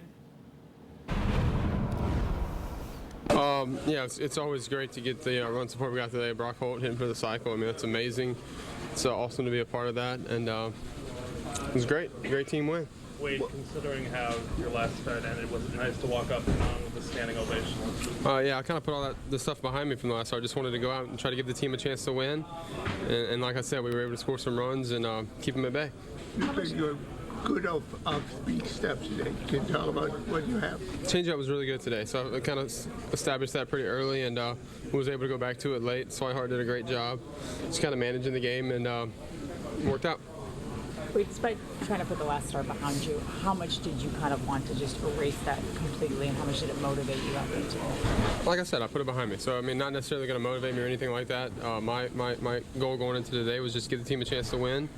And, I mean, every start, that's what I try to do. I try to go out there and just keep them from scoring, you know, more runs than we do. So that was the goal. Wait, were you more determined today? Did that motivate you at all, what happened Thursday? No, not necessarily. I mean, it happened one day, it's over, and we were just, it's just another start. So I prepared for this start like I prepare for any start, and had some pitches working. How much did you guys need this win? Just you're going on the road, you get into the homestand, and you kind of scuffling the whole way through.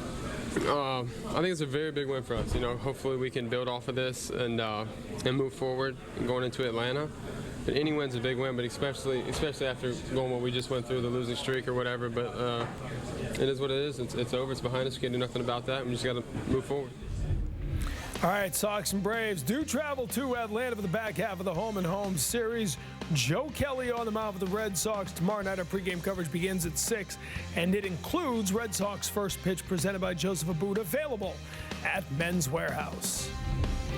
All right, Brock Holt with the cycle. He got the double in the first, the single in the fifth, homer in the seventh, and a triple in the eighth. That's how you get it done. That's how you snap a 7-game losing streak. We'll look at the Red Sox offensive approach when we come back. Red Sox Extra Innings Live on NESN is brought to you in part by Jordan's, the furniture store of the Boston Red Sox. Kelley Blue Book's KBB.com says the Kia Optima looks even better than some sedans costing twice as much. And for $149 a month, looks aren't the only thing the Optima LX has on the competition. It's also backed by a 10-year, 100,000-mile warranty. Plus, it was named a Consumer's Digest Best Buy. There's nothing average about the Optima LX, including the offer of just $149 a month. Hurry to your nearest New England Kia dealer today. Looking at the big blue sky, thinking whether you and I will ever fall in love.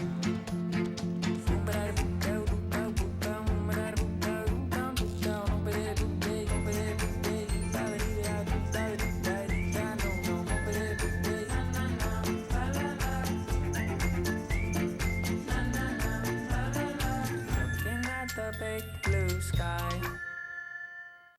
After setting 43 house records on Broadway, 18 house records in London. Ram's continued leadership is eye-opening. Like Ram 3500 with the best towing, best torque, the best payload, and Ram 1500 with the best fuel economy. It's no wonder more people are driving Ram trucks than ever before. Join us now during the Ram Drive and Discovery event. Well-qualified current lessees of competitive vehicles get a low-mileage lease on Ram 1500 Bighorn Crew Cab for $219 a month. 18 hits, a lot of noise, as Steve Lyons likes to say. A lot of noise. Up and down the lineup, and especially at the top. How about Holt and Betts combining for a 7-for-10 afternoon?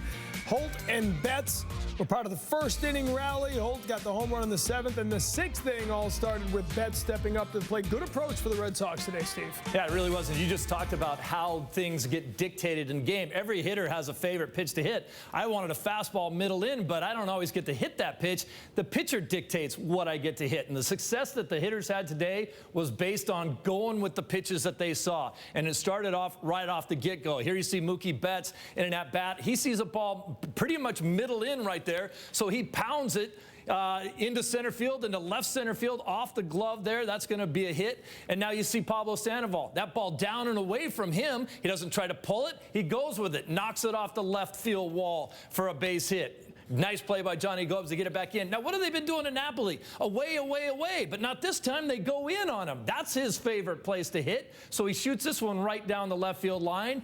And then here we go again. Diaza, this was huge. This is a double with two guys on. That ball's tailing away from him. He just goes with it, puts it in a gap, scored 3 runs in the 6th. And then when Brock Holt comes up in the 7th, same exact thing. That ball middle away for him. He powers it into left center field, up over the wall. They score those 4 runs in the 2 innings, and that was pretty much the difference in the game. They widened out the lead, and then the Atlanta Braves could never recover from that. All right, TC, back to you. All right, Steve, thank you. Nice look at how the Red Sox were able to end that 7-game losing streak and get in the win column before hitting the road, and they did it without a rain delay. That might be the most amazing thing over the last 24 hours. Let's get the forecast moving forward. Checking in with WFXT, Fox 25, all our NESN television partners. Thanks, TC. Warm and humid in the south, so getting to Atlanta, well, there's always a chance for a shower in that kind of an air mass. But looks to me like the game's going to be dry and just warm and humid during Wednesday afternoon and evening. Temperature 91 degrees, the southwesterly wind at 5 miles per hour, and definitely going to be a sticky one. Back home, temperatures will be nice and in the 70s with much less humidity and plenty of sunshine. In fact, Wednesday, the best day of the week. Too bad the Sox are leaving town. Back to you, TC. DraftKings.com is a one-day fantasy baseball site, an official partner of the Boston Red Sox, and they're doling out $300 million in cash prizes this baseball season. You can play it for free if you enter the promo code NESSN. Go to DraftKings.com and get in on the winnings now. Smart move here by my staff, putting in a couple of Red Sox players as they were ready to bust their way out of it. Pablo Sandoval went 2 for 4 on the afternoon, and Mookie Betts with a big day, the 3 for 5 as well. Decent pitching as Michael Wacha and Scott Kazmir on the mound. Not sure that's enough noise, though. They should just put the Red Sox lineup just in. Put the whole Red Sox lineup. Gone cold. That's the way this has gone for the most part. Brock Holt would have been a good addition to anybody's lineup today, and he led off the Red Sox lineup and led the way for the first cycle by a Red Sox player in 19 years. We'll talk about what you're talking about over your morning coffee when we come back. You can't go wrong when you buy right with W.B. Mason. The Fantasy Sports Hall of Fame presents former accountant Derek Bradley. DraftKings One Day Fantasy Baseball took him from a guy with holes in his underpants to a guy with bikini models in them. How do they do it? DraftKings.com. They have one-day games, so you're not locked in.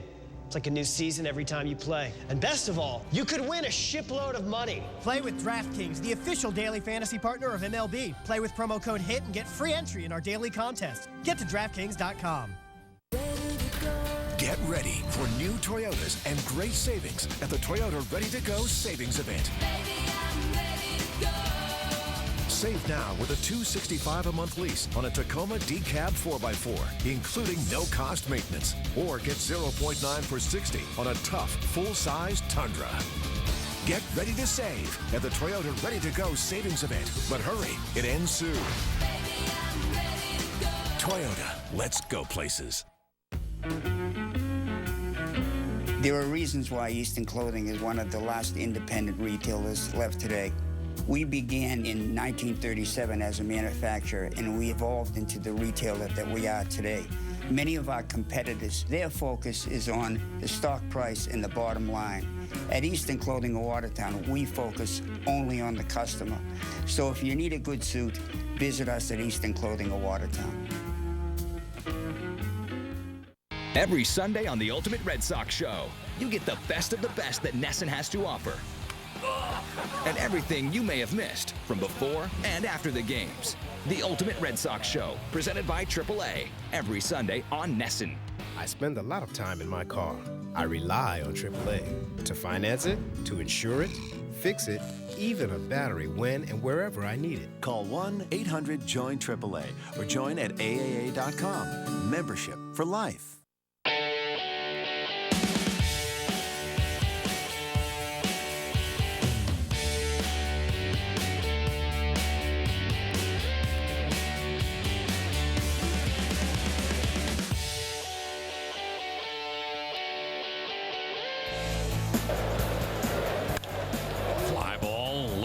Johnny Gomes going back. He will play it off the scoreboard, and it gets by him.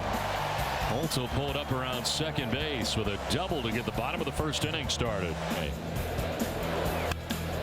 Line to right, and Brock Holt has a base hit with 2 outs. His second hit of the day. Fly ball struck well to left field and may grab some wall or not. Up above it for a home run. Opposite field for Brock Holt. His third hit of the day is a home run, and the Red Sox take a 6-2 lead. Fly ball headed towards the triangle. This one goes back, and it's going to roll around. Heading for third base and trying for the cycle as a run will score will be Brock Holt. He's got the cycle, and the Red Sox have a 9-2 lead. The Brock Star hits for the cycle. Welcome over to our NESSN Monster Studio, and a monster game for Brock Holt today as He hit for the cycle. There was 1 last year, 3 back in 2013. So not something you see every day in Major League Baseball. Certainly not something you see every day for the Red Sox, because nobody's done it in 19 years. Welcome back. It's Red Sox Final, presented by Uno. Tom Karen, Steve Lyons with you. I keep saying it. You know, Brock Holt is gone from a guy that you think of as a utility player who can play everywhere and could play every day playing everywhere, as a guy who just needs to be in the lineup. It's not a matter of who he's filling in for now. It's a matter of you need to find a place for Brock Holt to play. Yeah, he's filling in for someone, but should be filling in for someone every day. And this is the kind of lineup. We have the kind of a team with the Red Sox where there's a lot of guys that do need some days off because of their health or their age. And so Brock Holt can fill in doing that on almost every day. Now, you got to make sure you get him out of there every once in a while, too. He's not the biggest kid in the world. You know, he can wear down a little bit. We saw that a little bit last year, except for the fact that that was more about the concussion that he suffered that made his numbers tail off at the end of last season rather than him being worn down. Take it back to 1996, the last time a Red Sox player hit for the cycle. John Valentin, not doing it in high definition because it hadn't been invented yet. And he didn't even have one of those cool elbow things. He just had a little patch there. No seats above the Green Monster at Fenway Park, but he hit him off Joe McGrain. The lefty Joe McGrain has been a long-time broadcaster now. Kirk McCaskill, the pride of the University of Vermont, also pitched in that game. But 1996, long time ago. They do all this today without Hanley Ramirez and Dustin Pedroia. You've been on plenty of teams, and sometimes you lose a star, let alone 2, and a team sort of says, you know what, let's go. We got to all step up and fill the void today. Is that what happened here? Yes, and they have the type of team that can do that. There is some depth there. They have guys, as John Farrell said, when we're playing well, when the Red Sox are doing what they're supposed to do, they have guys that can go out there and be productive. And when you're a guy that doesn't get a start every time, when you get your opportunity to play, what, you think he's not giving it 100%? He is. You know, we used to laugh all the time when I used to see my name in the lineup. I used to have to go up and look at it and say, are we trying today? What are we doing? Why would we do this? Before someone else said it. Right. I didn't want someone else to say it first. Or wrote it, or mentioned it on the radio. I'll tell you, I'm going to go out there. I might get 2 hits that day. I might drive in a few runs because I'm going to be busting my tail. I know that. And every guy up and down the lineup, especially the guys that don't get their opportunities to play every day, you know, they come out hustling. Listen, a lot of people today talking about Alejandro Diaz being their best option in the 9th inning last night. He delivers the big blow in a big 6th inning today as the Red Sox were able to string together a 3-run inning. Tied up at this point. You're in the 6th inning. It's all tied up at 2 apiece. And it all gets started with a Mookie Betts triple, but then took Sandoval and Napoli, who had a nice day, and Diaz had to step up and deliver the blows that would bring in runs. Yeah, and the game was close at that time, too. When you think of that play right here, this was ruled a base hit. This probably should have been a fielder's choice, but they score. They go on contact there. They make a bad throw home. Then Bogey gets thrown out trying to steal second base there in the interim, but might not have been the smartest play right there, but hey, we're safe at home. That adds another run, and then it just kind of keeps going on from there. With 2 outs, some 2-out production for the Red Sox. Pablo Sandoval got himself a nice little run going, and he had a couple of hits today. Slices one there, opposite field. And then Napoli, who steps up with a 2-hit night. Good to see him coming around. Yeah, we talked about it there. You know, he got a pitch on the inner half. He loves it in there and just hammers it down that left field line. And then there's Diaz there coming up big. Here, this 2 runs are going to score right here, and that really kind of broke the game open for him. You know, it certainly was, the game was still not within hand at that time. They needed those runs and got them from Diaz. Once again, we showed you this a little bit earlier in the show. That ball away from him and him just driving it that way. Listen, the offense has come around. There's no question about that now. You go back over the last 6 games. I know they lost 5 of those, but since that Thursday night in Baltimore when they lost 6-5, hitting .294 as a team, averaging nearly 6 runs, and the number we have harped on all year, runners in scoring position, hitting .352, so not shying away from the big moment. Yeah, it's and about time, too, because we saw a lot of futility with guys in scoring position early in the season. Now it's starting to come around for them. That's a really good sign to see. And, you know, my 10-hit rule, if you get 10 hits, what's supposed to happen? Supposed to win. Yeah, you should If you win. get 20 hits, do you win 2 games? Well, close. Maybe You should. save some of them for tomorrow. 18 was enough to get it done today. Mookie Betts, a single, a double, a triple, and folks saying, yeah, whatever. Where's Brock Holt? I want to talk to him. Let's hear from Mookie Betts as we go back to the ballpark. I mean, that's that's just our job. We just go out and try and do our job, and hitting behind Brock, is always when somebody's always on base, it's always fun to be a part of, and congrats to him today too. Are you just amazed at Brock? He plays 7 positions. He hit 300. Are you amazed at what his accomplishments over the last 2 years? Yeah, I mean, it's crazy how you see a guy, play so many positions and still not affect him hitting, and he goes and plays every day, and it may be a different position every day, but he's ready for a task, and he didn't let it affect him at all. As it was developing, did you get the example? No, I didn't. I just kind of watch everything unfold, and then glad he kept on going, and again, just congrats. I didn't until I took the first pitch, and then I kind of looked over the dugout, and everybody was kind of looking at me. So, and then I looked up at the scoreboard, and I saw it. So at that point, I was pretty much just trying to hit a homer. Nothing wrong with being locked in. Nothing wrong with being the Major League Baseball commissioner. Rob Manfred, in his tour of 30 Major League parks, came to Boston today, and you will hear from him next. Create your own perfect combo with Uno's 2 for $12 menu. Mix and match any 2 of our perfectly sized irresistible dishes. Uno's 2 for $12 menu. 1 person, 2 dishes, just $12. What do you think it's for? I don't know. Corn on the cob? Yeah, you're probably right. Lobster. We've got it at Uno's with 3 incredible new dishes to choose from and so much more for a limited time at Uno's. Get ready for new Toyotas and great savings at the Toyota Ready to Go Savings Event. Save with a $129 a month Corolla lease with no cost maintenance included. Plus, recent college grads get an extra $1,000 rebate on Corolla or Prius C. Get ready to save at the Toyota Ready to Go Savings Event. But hurry, it ends soon. Toyota, let's go places.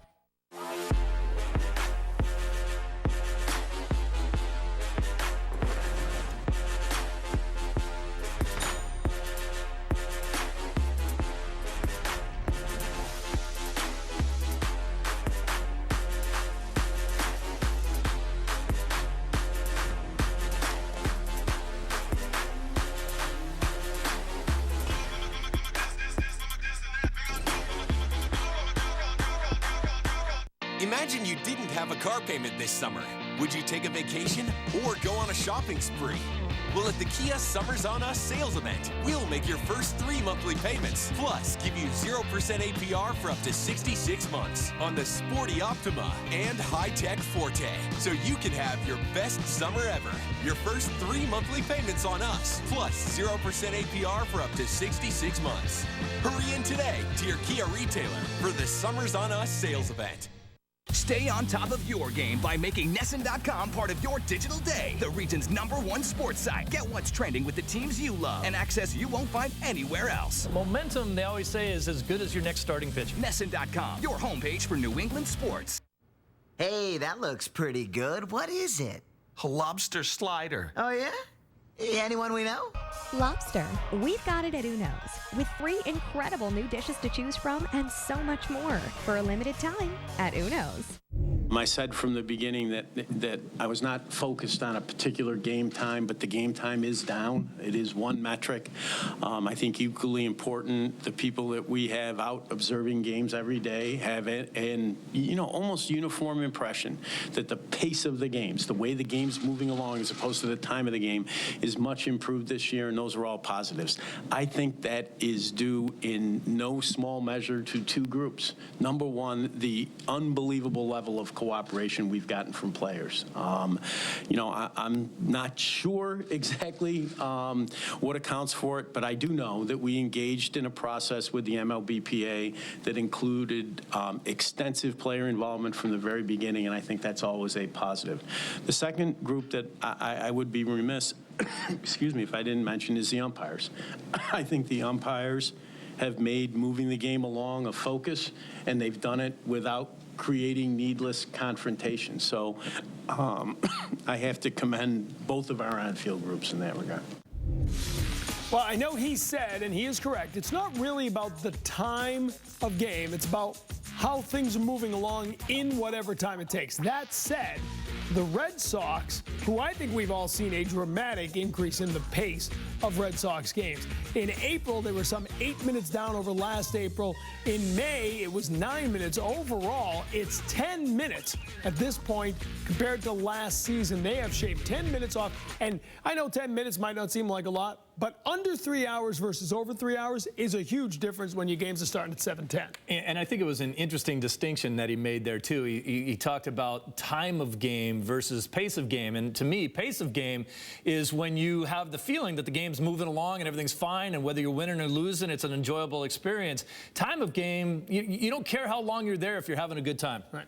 Right. It's that feeling that you're watching a game and not much is happening for extended periods of time. Today's game was 2 hours and 38 minutes. Excellent. That's a pretty quick game. That's a game that saw 28 hits and 13 runs. There was a lot happening in that 2 hours and 38 minutes. Absolutely. And it was flying along even quicker than that until the Red Sox started hitting, cycles and scoring a bunch of runs and everything. So it could have been even quicker. But as I said, it felt like a game that was, number one, was moving along briskly, and a lot of stuff was happening, so everyone was having fun. I think I speak for just about everybody watching this show. They'll take an extra 10, 15 minutes if it means a few more runs. Yeah, We've seen a lot of 2-1 losses that were done in 2 hours and 20 minutes. Yeah, we don't want that either. Did Manfred get himself a drink? Because he needed one. He was choked up by the incredible pace of this game today. And that was before the game. Yeah. When your commissioner, Rob Manfred. He knows what's coming. Rob Manfred. Not Rob Not Bradford? Rob Bradford. Oh. I got his name down. I'm working on the commissioners.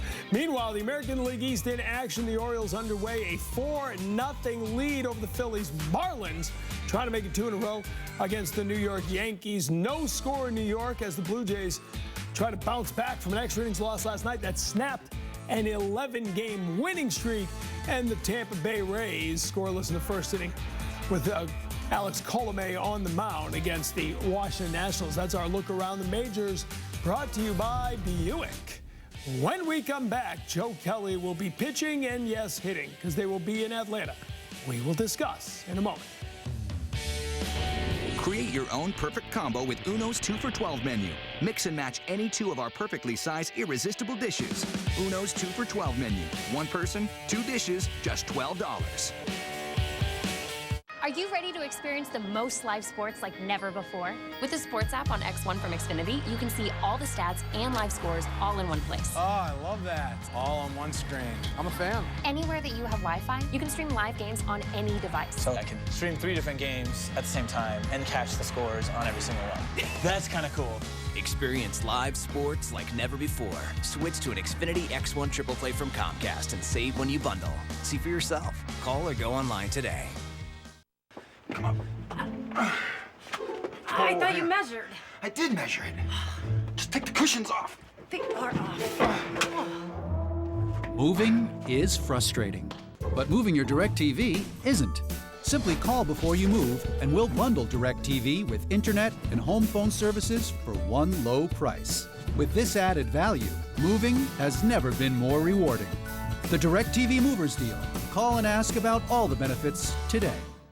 Having allergies can be a miserable experience. Using a nasal spray shouldn't be. With Nasacort, it's not. In fact, people prefer Nasacort over Flonase. It's scent and alcohol-free and has no harsh taste. For nasal allergy relief, Nasacort Allergy 24-hour. Got big pain in a small place? Get big relief in the small patch. New Icy Hot Micro Patch. 50% more medicine. Discreet relief of stiffness, muscle, and joint pain. Icy to dull, hot to relax. New Icy Hot Micro Patch. The perfect fit. All right, we'll take a look at the matchups for the next couple of days. It's brought to you by Uno. Joe Kelly on the mound against Alex Wood. Clay Buchholz on the mound against Shelby Miller, who has been terrific for the Braves this season. But Joe Kelly, last time he took the mound, had just sort of won that Hunger Games competition for the final spot in the rotation. And then he went out against Toronto, went 6 innings, gave up 4 earned runs, had a huge lead early, and then was long gone when it all fell apart. Yeah, and it's funny when you talk about Joe Kelly and the 2 starters that are going to go into Atlanta and hit. Joe Kelly and Clay Buchholz, probably the 2 best athletes as far as the pitching staff is concerned. Joe Kelly, I bet, is probably top 4 as far as fastest guys on the Red Sox team, and he's an athlete. And Buchholz, we know all the stories about when he was younger, big football star, about 3 sports stars. So put a bat in their hand, see what they got. Well, you know, and he's got some history there playing for the Cardinals, pitching for the Cardinals all that time. So he was a hitter. Pitched 328 against National League team. That's his ERA, with obviously 64 appearances against National League. It's interesting to look there. About half of his appearances were in the bullpen. So even in St. Louis, it was all about, is he a starter, is he a reliever? We're not sure. But we know today the Red Sox were winners, and that's the story here. Brock Holt leading the way with the cycle. He gets the final word before we say goodbye. Brock, the first Red Sox player since John Valentin on June 6, 1996, to hit for the cycle. How does it feel? It feels good. You know, biggest thing we got the win today. So just trying to do my part and put some good swings on some balls, and fortunately went my way. All right, so Brock Holt gets it done in a big way. Final score for the final time from Fenway Park: Boston 9, Atlanta 4. The two of them go at it again tomorrow with a change of venue. We'll see you at 6 tomorrow night.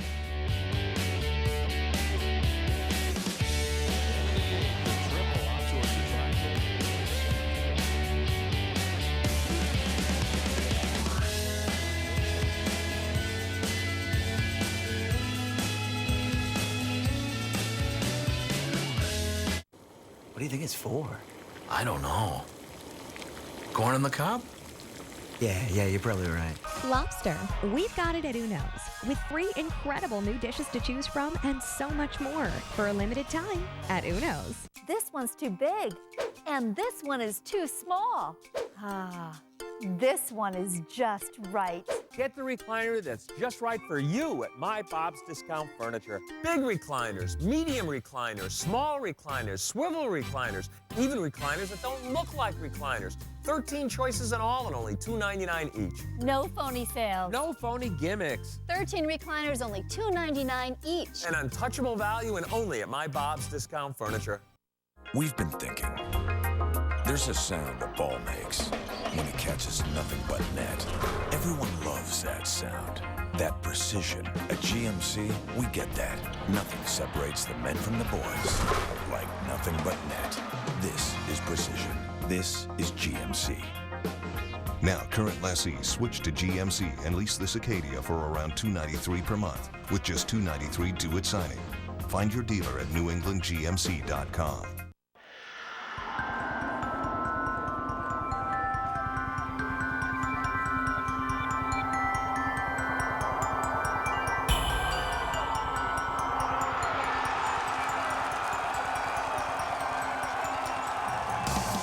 Are you a Red Sox Kid Nation prospect? Join today to become part of the Red Sox Kid Nation Passport program and get other cool stuff, like a player backpack. Sign up at redsox.com/kidnation. Hey, that looks pretty good. What is it? A lobster slider. Oh, yeah? Anyone we know? Lobster. We've got it at Uno's, with 3 incredible new dishes to choose from and so much more for a limited time at Uno's. Nessa now returns you to our regularly scheduled programming. Kyle, what do you think is the key to the World Series if the Red Sox are going to win? I'd have to say that just playing a good brand of baseball. We know Cincinnati has a great club, but so do we. Here are the Red Sox. They'll get a mighty roll. I think that we had the edge because of Tian. You know, Tian he's a great pitcher, and he's a big game pitcher. Yeah, for me, was the biggest thing that happened. You know, especially my mom and dad was here from Cuba. You know, they never see me pitch. This man overjoyed. 70-year-old, very dapper Louis Tiant Sr. El Tiante #1 is watching El Tiante #2 on the mound. That's the first game in the World Series he see, and you know, like I said before, I thank God I can be with him again. It had been 17 years since Louis Tiant had seen his father. But no matter how far apart the two were, Louis and his parents always found a way to stay close. I remember my mother in Cuba, you know, we have a friend over there. He was a butcher, and he got a big TV, a screen TV, and then in Cuba, they don't let you watch the games So that's against the law. If they're catching you watching the game from here, they put you in jail. And then every time I'm gonna pitch, this man, that friend of ours, you know, he sent somebody to see my mom or dad and tell him, hey, your son gonna pitch you tomorrow, next day, you know. And she go over there and watching the game, and every time they put me in the TV, she go to the TV trying to touch me.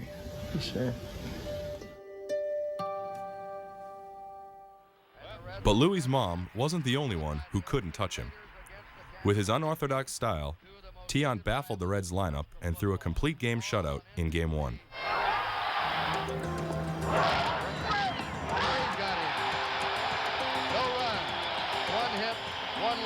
That was vintage. You know, being center field, I got to see Louis at his best because half the time he was looking at me when he's delivering to the plate. The Sox scored all 6 of their runs during a 7th inning rally. Fisk coming around. Here's the throw to the plate. And scoring is Fisk. Going to second. Safe there is Burleson. The Red Sox left the ball in the hands of Louis Tiant to finish what he started. And Petrocelli gloves it. A throw in time. And the Red Sox have drawn first blood in the 1975 World Series. Riding high on momentum, the Sox wanted to continue to play their brand of baseball. In an effort to keep a favorable matchup, manager Darryl Johnson decided to give the Game 2 start to left-hander Bill Lee. We're pitching Bill Lee because our scouting reports say that a pitcher of Bill Lee's type has good success against Cincinnati. Number 2, we know that he can hold people as base runners on base very well. And some of their best base stealers are left-handed hitters. And again, according to the reports, we figure that the man has a little bit of an edge over some of our other pitchers. We went out and I was just dealing. I mean, I threw well, I had good stuff, had good command of my breaking ball, change up. Curveball catches the inside corner. It was a tightly played game, dominated by pitching and defense. To center field, Lynn coming on. He got it! Fine play by Fred Lynn. And a game the Red Sox looked poised to win. A lot of things I remember about that. I remember about pitching Game 2 and having the lead and then having a rain delay. Bill Lee taking his warm-ups. He'll be allowed a lot, of course, with the rain delay. And the spaceman has pitched 3 hit baseballs so far. You know, I had a 2-1 lead going in the 9th inning. Don't get any better than that. You know, and but I should not have thrown the 9th inning because the fact remains I had the rain delay. How many starters go into the 9th inning in a World Series game, be delayed by rain, and then come back out and finish? That don't happen. Here's Bench. Base hit right field, maybe more than one. So I ended up throwing him a sinker away, which wasn't a good sinker. He hits a double in the right field corner, and now I'm out of the game, and that was the tie and run, and Drago came in and coughed it up. That may be trouble. Doyle can't make the play, and it's all tied up. Well hit to left center. It's in there. A run will score. Cincinnati would score 2 runs in the top of the 9th to take a 3-2 lead, and Reds closer Raleigh Eastwick sent the Red Sox down in order to end the game. And that's it, as the Reds take it in the 2nd game of the series. The series was shifting to Cincinnati, not only in location, but in momentum as well. Game 3 would be played at Riverfront Stadium, but not without controversy. Hey kids, want to learn more about baseball and your favorite Red Sox players? Well, now you can with the all-new NessonClubhouse.com. How long will it take Wally to run around the bases? It's got everything you need, videos, games, and a whole lot more. I missed a bone, God. Plus, go to NessonClubhouse.com each week to enter your photo caption for the Boston Globe freeze frame, and it can be shown on the next Nesson Clubhouse. NessonClubhouse.com, where kids run the show. Nesson Sports Today takes you inside the action and behind the scenes to find out what's trending across New England. Coming up this week on Nesson Sports Today, the Red Sox swinging the bats with a vengeance towards the end of their homestand, but can they keep it going? The Celtics have 4 picks in the upcoming NBA draft, but how will Danny Ainge use his assets? We'll be live in Brooklyn. And Claude Julien staying put, but will he modify his coaching style? All that and more this week on Nesson Sports Today, presented by People's United Bank, live at 10.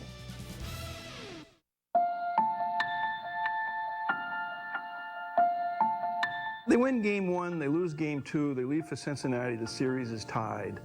But I think what happened on the flight to Cincinnati, no doubt the Reds, Sparky Anderson, the manager, the whole team, they then realized, hey, these guys are pretty good. We're playing a pretty good team here. Johnny, I got the impression that this was going to be a hitter's series. You think it'll turn around here and there'll be more hits flying around on this artificial surface? I think people here are ready to break loose. I think both clubs have been feeling out each other, and I think they're going to be a little more aggressive at the plate and a little bit more comfortable right now. In a series that had yet to record a home run, fans would see 4 before the end of the 5th inning in Game 3. That one is hit hard. He swings. He hits one back into deep right field. Going back is Devins, and it's out of here. And the Big Red Machine was running on all cylinders. Well, Kurt and Tony, Cincinnati putting on a long ball exhibition here as they have had 3 hits off Rick Wise and all of them home runs. The Sox would counter with some power of their own. In the top of the 7th, Bernie Carbo cut the Reds' lead to 2 with a pinch hit home run. But hope was fading fast. In the top of the 9th, Dwight Evans stepped to the plate with the game hanging in the balance. We got a show right now here in the 9th. Game 3 was probably one of the most exciting times for me, and you know, I'd come up in the 9th inning with 1 out. They just Petrocelli just got a hit off their left-handed to bring Raleigh Eastwick, their closer, to face me. Here's a fly ball hit into left field. Foster back on the warning track, and he will not get it. It's a home run in a tie ball game. Raleigh Eastwick has just given up a game-tying 9th inning home run to Dwight Evans. As the Red Sox dugout erupts, they have tied it up at 5-all. And I hit a home run to tie the ball game up.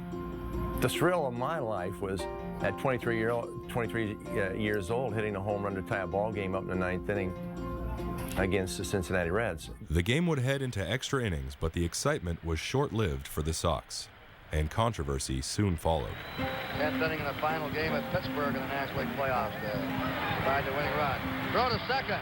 High. By Carlton Fisk over to third. Safe. We are going to have down at second. We're going to have an argument. They may reverse this decision. Red Sox are arguing interference at the plate. They are saying that a batter, after bunting, interfered with Carlton Fisk, the catcher, in fair territory. Well, it was a controversial play. Ed Armbruster was at the plate, and the question is, did he interfere with Pudge getting the ball down to first? The guy bunts the ball and starts towards, goes over home plate and starts towards first base. I go out after the ball, and it's right above his head. And if he'd have kept going, it would have been a clean play. But what he did was he saw the ball up there and he backed up, and it was right into me. I had to reach over the top of him to get the ball, and then I had to make a throw to second base, and it was high. When Armbruster hesitated, that was enough to prevent Fisk from really, getting the play off. That play at the plate, the interference call with Fisk, which was clearly interference. I'll go to my grave stating that. The man ran into him with a thing. He was interfering, and you went to call it. You tell me what you were calling, and when he did it. On a play like that, I'm telling you, the man interfered with that man on the play. I'm telling you, I want to see a man down here. Come here. Tell me that you can't help him on a play like that when he hasn't even touched the ball, and the man was interfering with him. There's no interference when a ball is hit, and the catcher goes for the ball, and the batter tries to get out of the way. And the batter tries to get out of the way. He was all over the catcher. Now, I'll tell you one thing. I don't know what you're going to make a ruling on that, but I want you to explain exactly what you were looking at when you called the play. Okay, the guy, the ball was hit. He was moving for the ball, and the runner was moving to first. The runner was all over the catcher in there. I can't help that. It happened right there. I'll tell you one thing. It's a lousy operation, and you and I know it right now. It's a lousy operation. That was probably the most controversial of all of the plays in the World Series. 3 batters later, with the outfield drawn in, Joe Morgan hit a deep fly ball that would send Reds fans home happy. Morgan wins the ball game. That's it. They get credit for only 1 run batted in, and the Reds win it 6-5. The Red Sox had let another game slip away. I'm Grace Stislinski. Watch GolfDestination.tv, presented by Gosling's Rums of Bermuda on Nesson. Each episode takes you to different golf courses around the corner and around the globe. Watch us anytime on GolfDestination.tv, our online hub for our social networking sites and the latest show information. GolfDestination.tv, presented by Gosling's Rums of Bermuda, is brought to you in part by the Binris Open, the greatest day in golf, June 18th at the Preserve in Wyoming, Rhode Island. At DirecTV, we believe children should have the most advanced learning tools for free. We believe our loyal customers deserve over $1 billion in equipment upgrades. That creating a plan for you to get our latest technology every 2 years is just the beginning. And that providing service from Alaska to Antarctica proves we truly understand global technology. Because we believe there's no place for ordinary when you entertain the extraordinary. Don't just watch TV. DirecTV. Most people don't know that many prescriptions can cause dry mouth. Thankfully, ACT Dry Mouth Mouthwash and new toothpaste help relieve dry mouth symptoms with alcohol-free formulas that soothe and refresh, strengthen teeth, and freshen breath. ACT, stronger teeth and dry mouth relief. Did you know pain is caused by aggravated nerves? New Aspercreme with lidocaine is revolutionary relief. In just minutes, it desensitizes your aggravated nerves to block pain with no odor or irritation. New Aspercreme with lidocaine. Relieve the nerves, stop the pain. Wiggle waggle, now stop. That is a second strikeout for Tiant. Tiant's year that year was remarkable, but Tiant himself was remarkable. One of the most underestimated games ever played, I think, in World Series history had to do with Louis Tiant, and it was Game 4 in Cincinnati. Fans are going to have some fun watching Louis pitch here tonight. Oh, I tell you, he is something to watch. And it was a game the Red Sox needed to win on the road in Cincinnati, where the Reds were formidable. Let's watch Fisk. Off the handle. Doyle backhands it. Long throw. Not in time. Louis Tiant struggled early in Game 4, letting up 2 runs in the bottom of the first and 2 more in the fourth. A little looper down the left field line. Beniquez coming over. Can't get it. It gets by him. It'll be extra bases. 2 for Geronimo. The Sox clung to a 1-run lead as Tiant showed signs of fatigue. But what showed more than his exhaustion was his determination. Despite letting a runner reach base in the 5th, 6th, 8th, and 9th innings, El Tiante continued to fight. Now, see, they've seen him once now. So now, you know, all these things, they're waiting. Guys like Perez, the great breaking ball hitter, you know, they're waiting. They're not going to be fooled again. These are smart hitters, not the big red machine for nothing. These guys can play. Up the middle, it's a base hit. So, you know, they sat on some balls. And they weren't fishing like they were in Game 1. So there were tougher outs. And Louis had to work harder. He had to throw more pitches and then fouling balls off. You know, there were tough outs, but he got outs, you know? And he just grinded it. I know that Daryl Johnson asked him how he felt and asked him if he could go further. I don't want to say what he said, but I know he told Daryl to go back to the dugout. He's finishing the game. So when they way up, you know, everybody in the infield, Rico, Bullenson, Danny Doyle, Jazz, and Fisk, they come into the mound before he comes. Then it's funny, Fisk telling me, what is he doing here? What is he coming here for? You know he's not going to take you out. What is he coming here for? I said, I don't know. Now he better get out here quick. What do you guys think? I got a left-hander down here, Louis. Can you get him? All right. You get right after them. That ball comes back to you. Make sure of 1 out there. And get after him good. Come on. It was the guttiest pitching performance, I thought, in the entire series. To throw that many pitches at his age, I mean, just think what it would mean today. You know, they didn't have pitch counts then, and I think a lot of it is mental. I think all of a sudden we get to 100, well, this pitcher has 100 pitches. I don't think he can go much further. I mean, you couldn't say that to Louis Tiant. There's no way you're going to get out of the game. No way. 2 outs, man on second base, and that's the last out. I don't care if I throw 300 pitches. I stay there. Decided he's going to leave him in, going with his best, even though he might be tired. Through 8 1/3 innings, Louis Tiant had thrown 155 pitches, but the night was not over. With the winning run on base, the final 2 outs would have to come from the heart of the Reds lineup. And the hitter for Cincinnati will be Ken Griffey. Well, Griffey hit the ball left center a lot, so I was shading him that way, and he hit it good. 3-2 the count. The payoff pitch. Fly ball hit well to center field. Then racing back. And I remember reaching out, backhanded it like this, and I just snow-coned it. I mean, I didn't have any more in me, and I didn't dive or anything, but I was running full out. He will take the catch.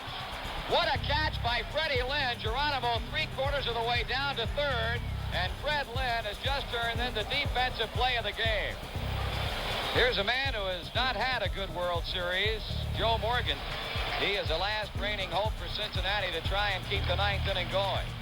My father used to tell me, you know, when you started, you finish. If you don't think you're going to finish, no start. There goes Geronimo. Pitch is popped up.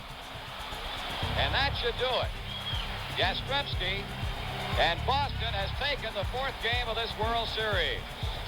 In the 9th inning, the Reds' threat goes by the boards as Louis Tiant is mobbed by his teammates. The win tonight ensures that it will go back to Fenway Park. Louis Tiant, Game 4, 1975 World Series, 163 pitches. He willed himself to a win over the Reds in their ballpark.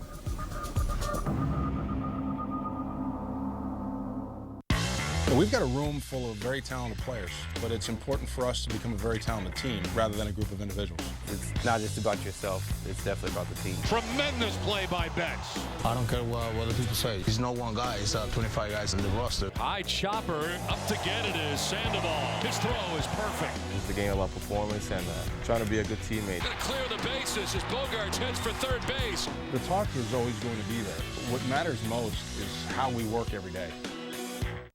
Hey kids, want to learn more about baseball and your favorite Red Sox players? Well, now you can with the all-new NessonClubhouse.com. How long will it take Wally to run around the bases? It's got everything you need, videos, games, and a whole lot more. I missed a bone, God. Plus, go to NessonClubhouse.com each week to enter your photo caption for the Boston Globe freeze frame, and it can be shown on the next Nesson Clubhouse. NessonClubhouse.com, where kids run the show. Nesson Sports Today takes you inside the action and behind the scenes to find out what's trending across New England. Coming up this week on Nesson Sports Today, the Red Sox swinging the bats with a vengeance towards the end of their homestand, but can they keep it going? The Celtics have 4 picks in the upcoming NBA draft, but how will Danny Ainge use his assets? We'll be live in Brooklyn. And Claude Julien staying put, but will he modify his coaching style? All that and more this week on Nesson Sports Today, presented by People's United Bank, live at 10. Jam-packed Riverfront Stadium as we go to the bottom of the 1st inning. The Red Sox have already put 1 on the board against left-hander Don Gullett. And now the Reds will go to bat and hit off the right-hander Reginald Leslie Cleveland. Although the Red Sox jumped out to an early lead in Game 5, it was the Big Red Machine who took control. Tony Perez, a key piece to the Reds' order, came into the game in the midst of an 0-for-15 slump. That's all for Tony Perez, and that's all for Cincinnati. Something he was more than ready to make up for. Well, there's a blast in the deep left center field, and it's tied up. Boy, he's happy. 0 for 15, and Tony Perez makes his first 1975 World Series hit, a big one with a game-tying 4th inning home run. And in his next at-bat, Perez proved he had found his swing. He hits a blast in the deep left center. That's gone. Tony Perez is a great player. He's a Hall of Fame player. What he did that night in Game 5 was, provide a little offense that he hadn't provided. A re-energized Perez and the rest of the Reds' offense were more than the Sox could handle, scoring 6 runs on 8 hits. There it is. Eastwood stretch, puts it out, and the Reds lead 3-2. But as far as the Sox were concerned, the goal of bringing the series back to Boston had been accomplished. We felt good about our team. We didn't like losing, but and losing 2 out of 3 in Cincinnati, we felt we could take the final 2 in Boston. It didn't matter to a lot of the Red Sox fans. I mean, we just wanted to get home get that club back on this turf, back on our lawn, because we knew, Red Sox fans knew, Red Sox could beat the Reds. As the series returned to a city filled with anticipation, no one could have predicted the historic end to the 1975 World Series. The conclusion of this memorable fall classic is ahead next time on the Red Sox Report, presented by CVS Pharmacy.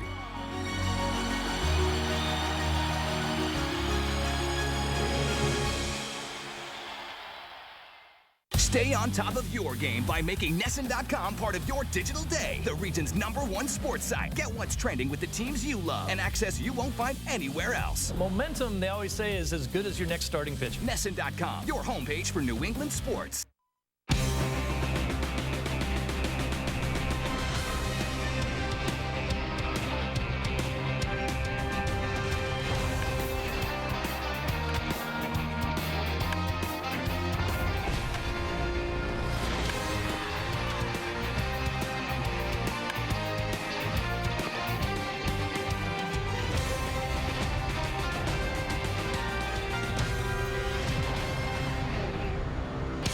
It's an overcast day in Boston. It's Game 2 between the Atlanta Braves and the Boston Red Sox in the finale of the homestand. Welcome inside the broadcast booth, everybody. I'm Don Orsillo, as always, joined by Jerry Remy. Welcome to Red Sox baseball. Well, after missing the last 2 days, it's certainly good to see Mookie Betts back here last night. It certainly was, and especially after that crash he had on Friday night against the bullpen area out near the Red Sox bullpen. And just an incredible effort by Betts, but smashes his head, hurts his back, and of course had to miss a couple of days. But what a tremendous effort by Mookie Betts. He comes back in the ball game last night and gets 3 hits, and that was very encouraging to see him do that, especially after almost being injured very, very badly. And the thing that's impressed me about Betts recently, I think he's making an adjustment finally to getting to those outside pitches, the outside fastballs and breaking balls.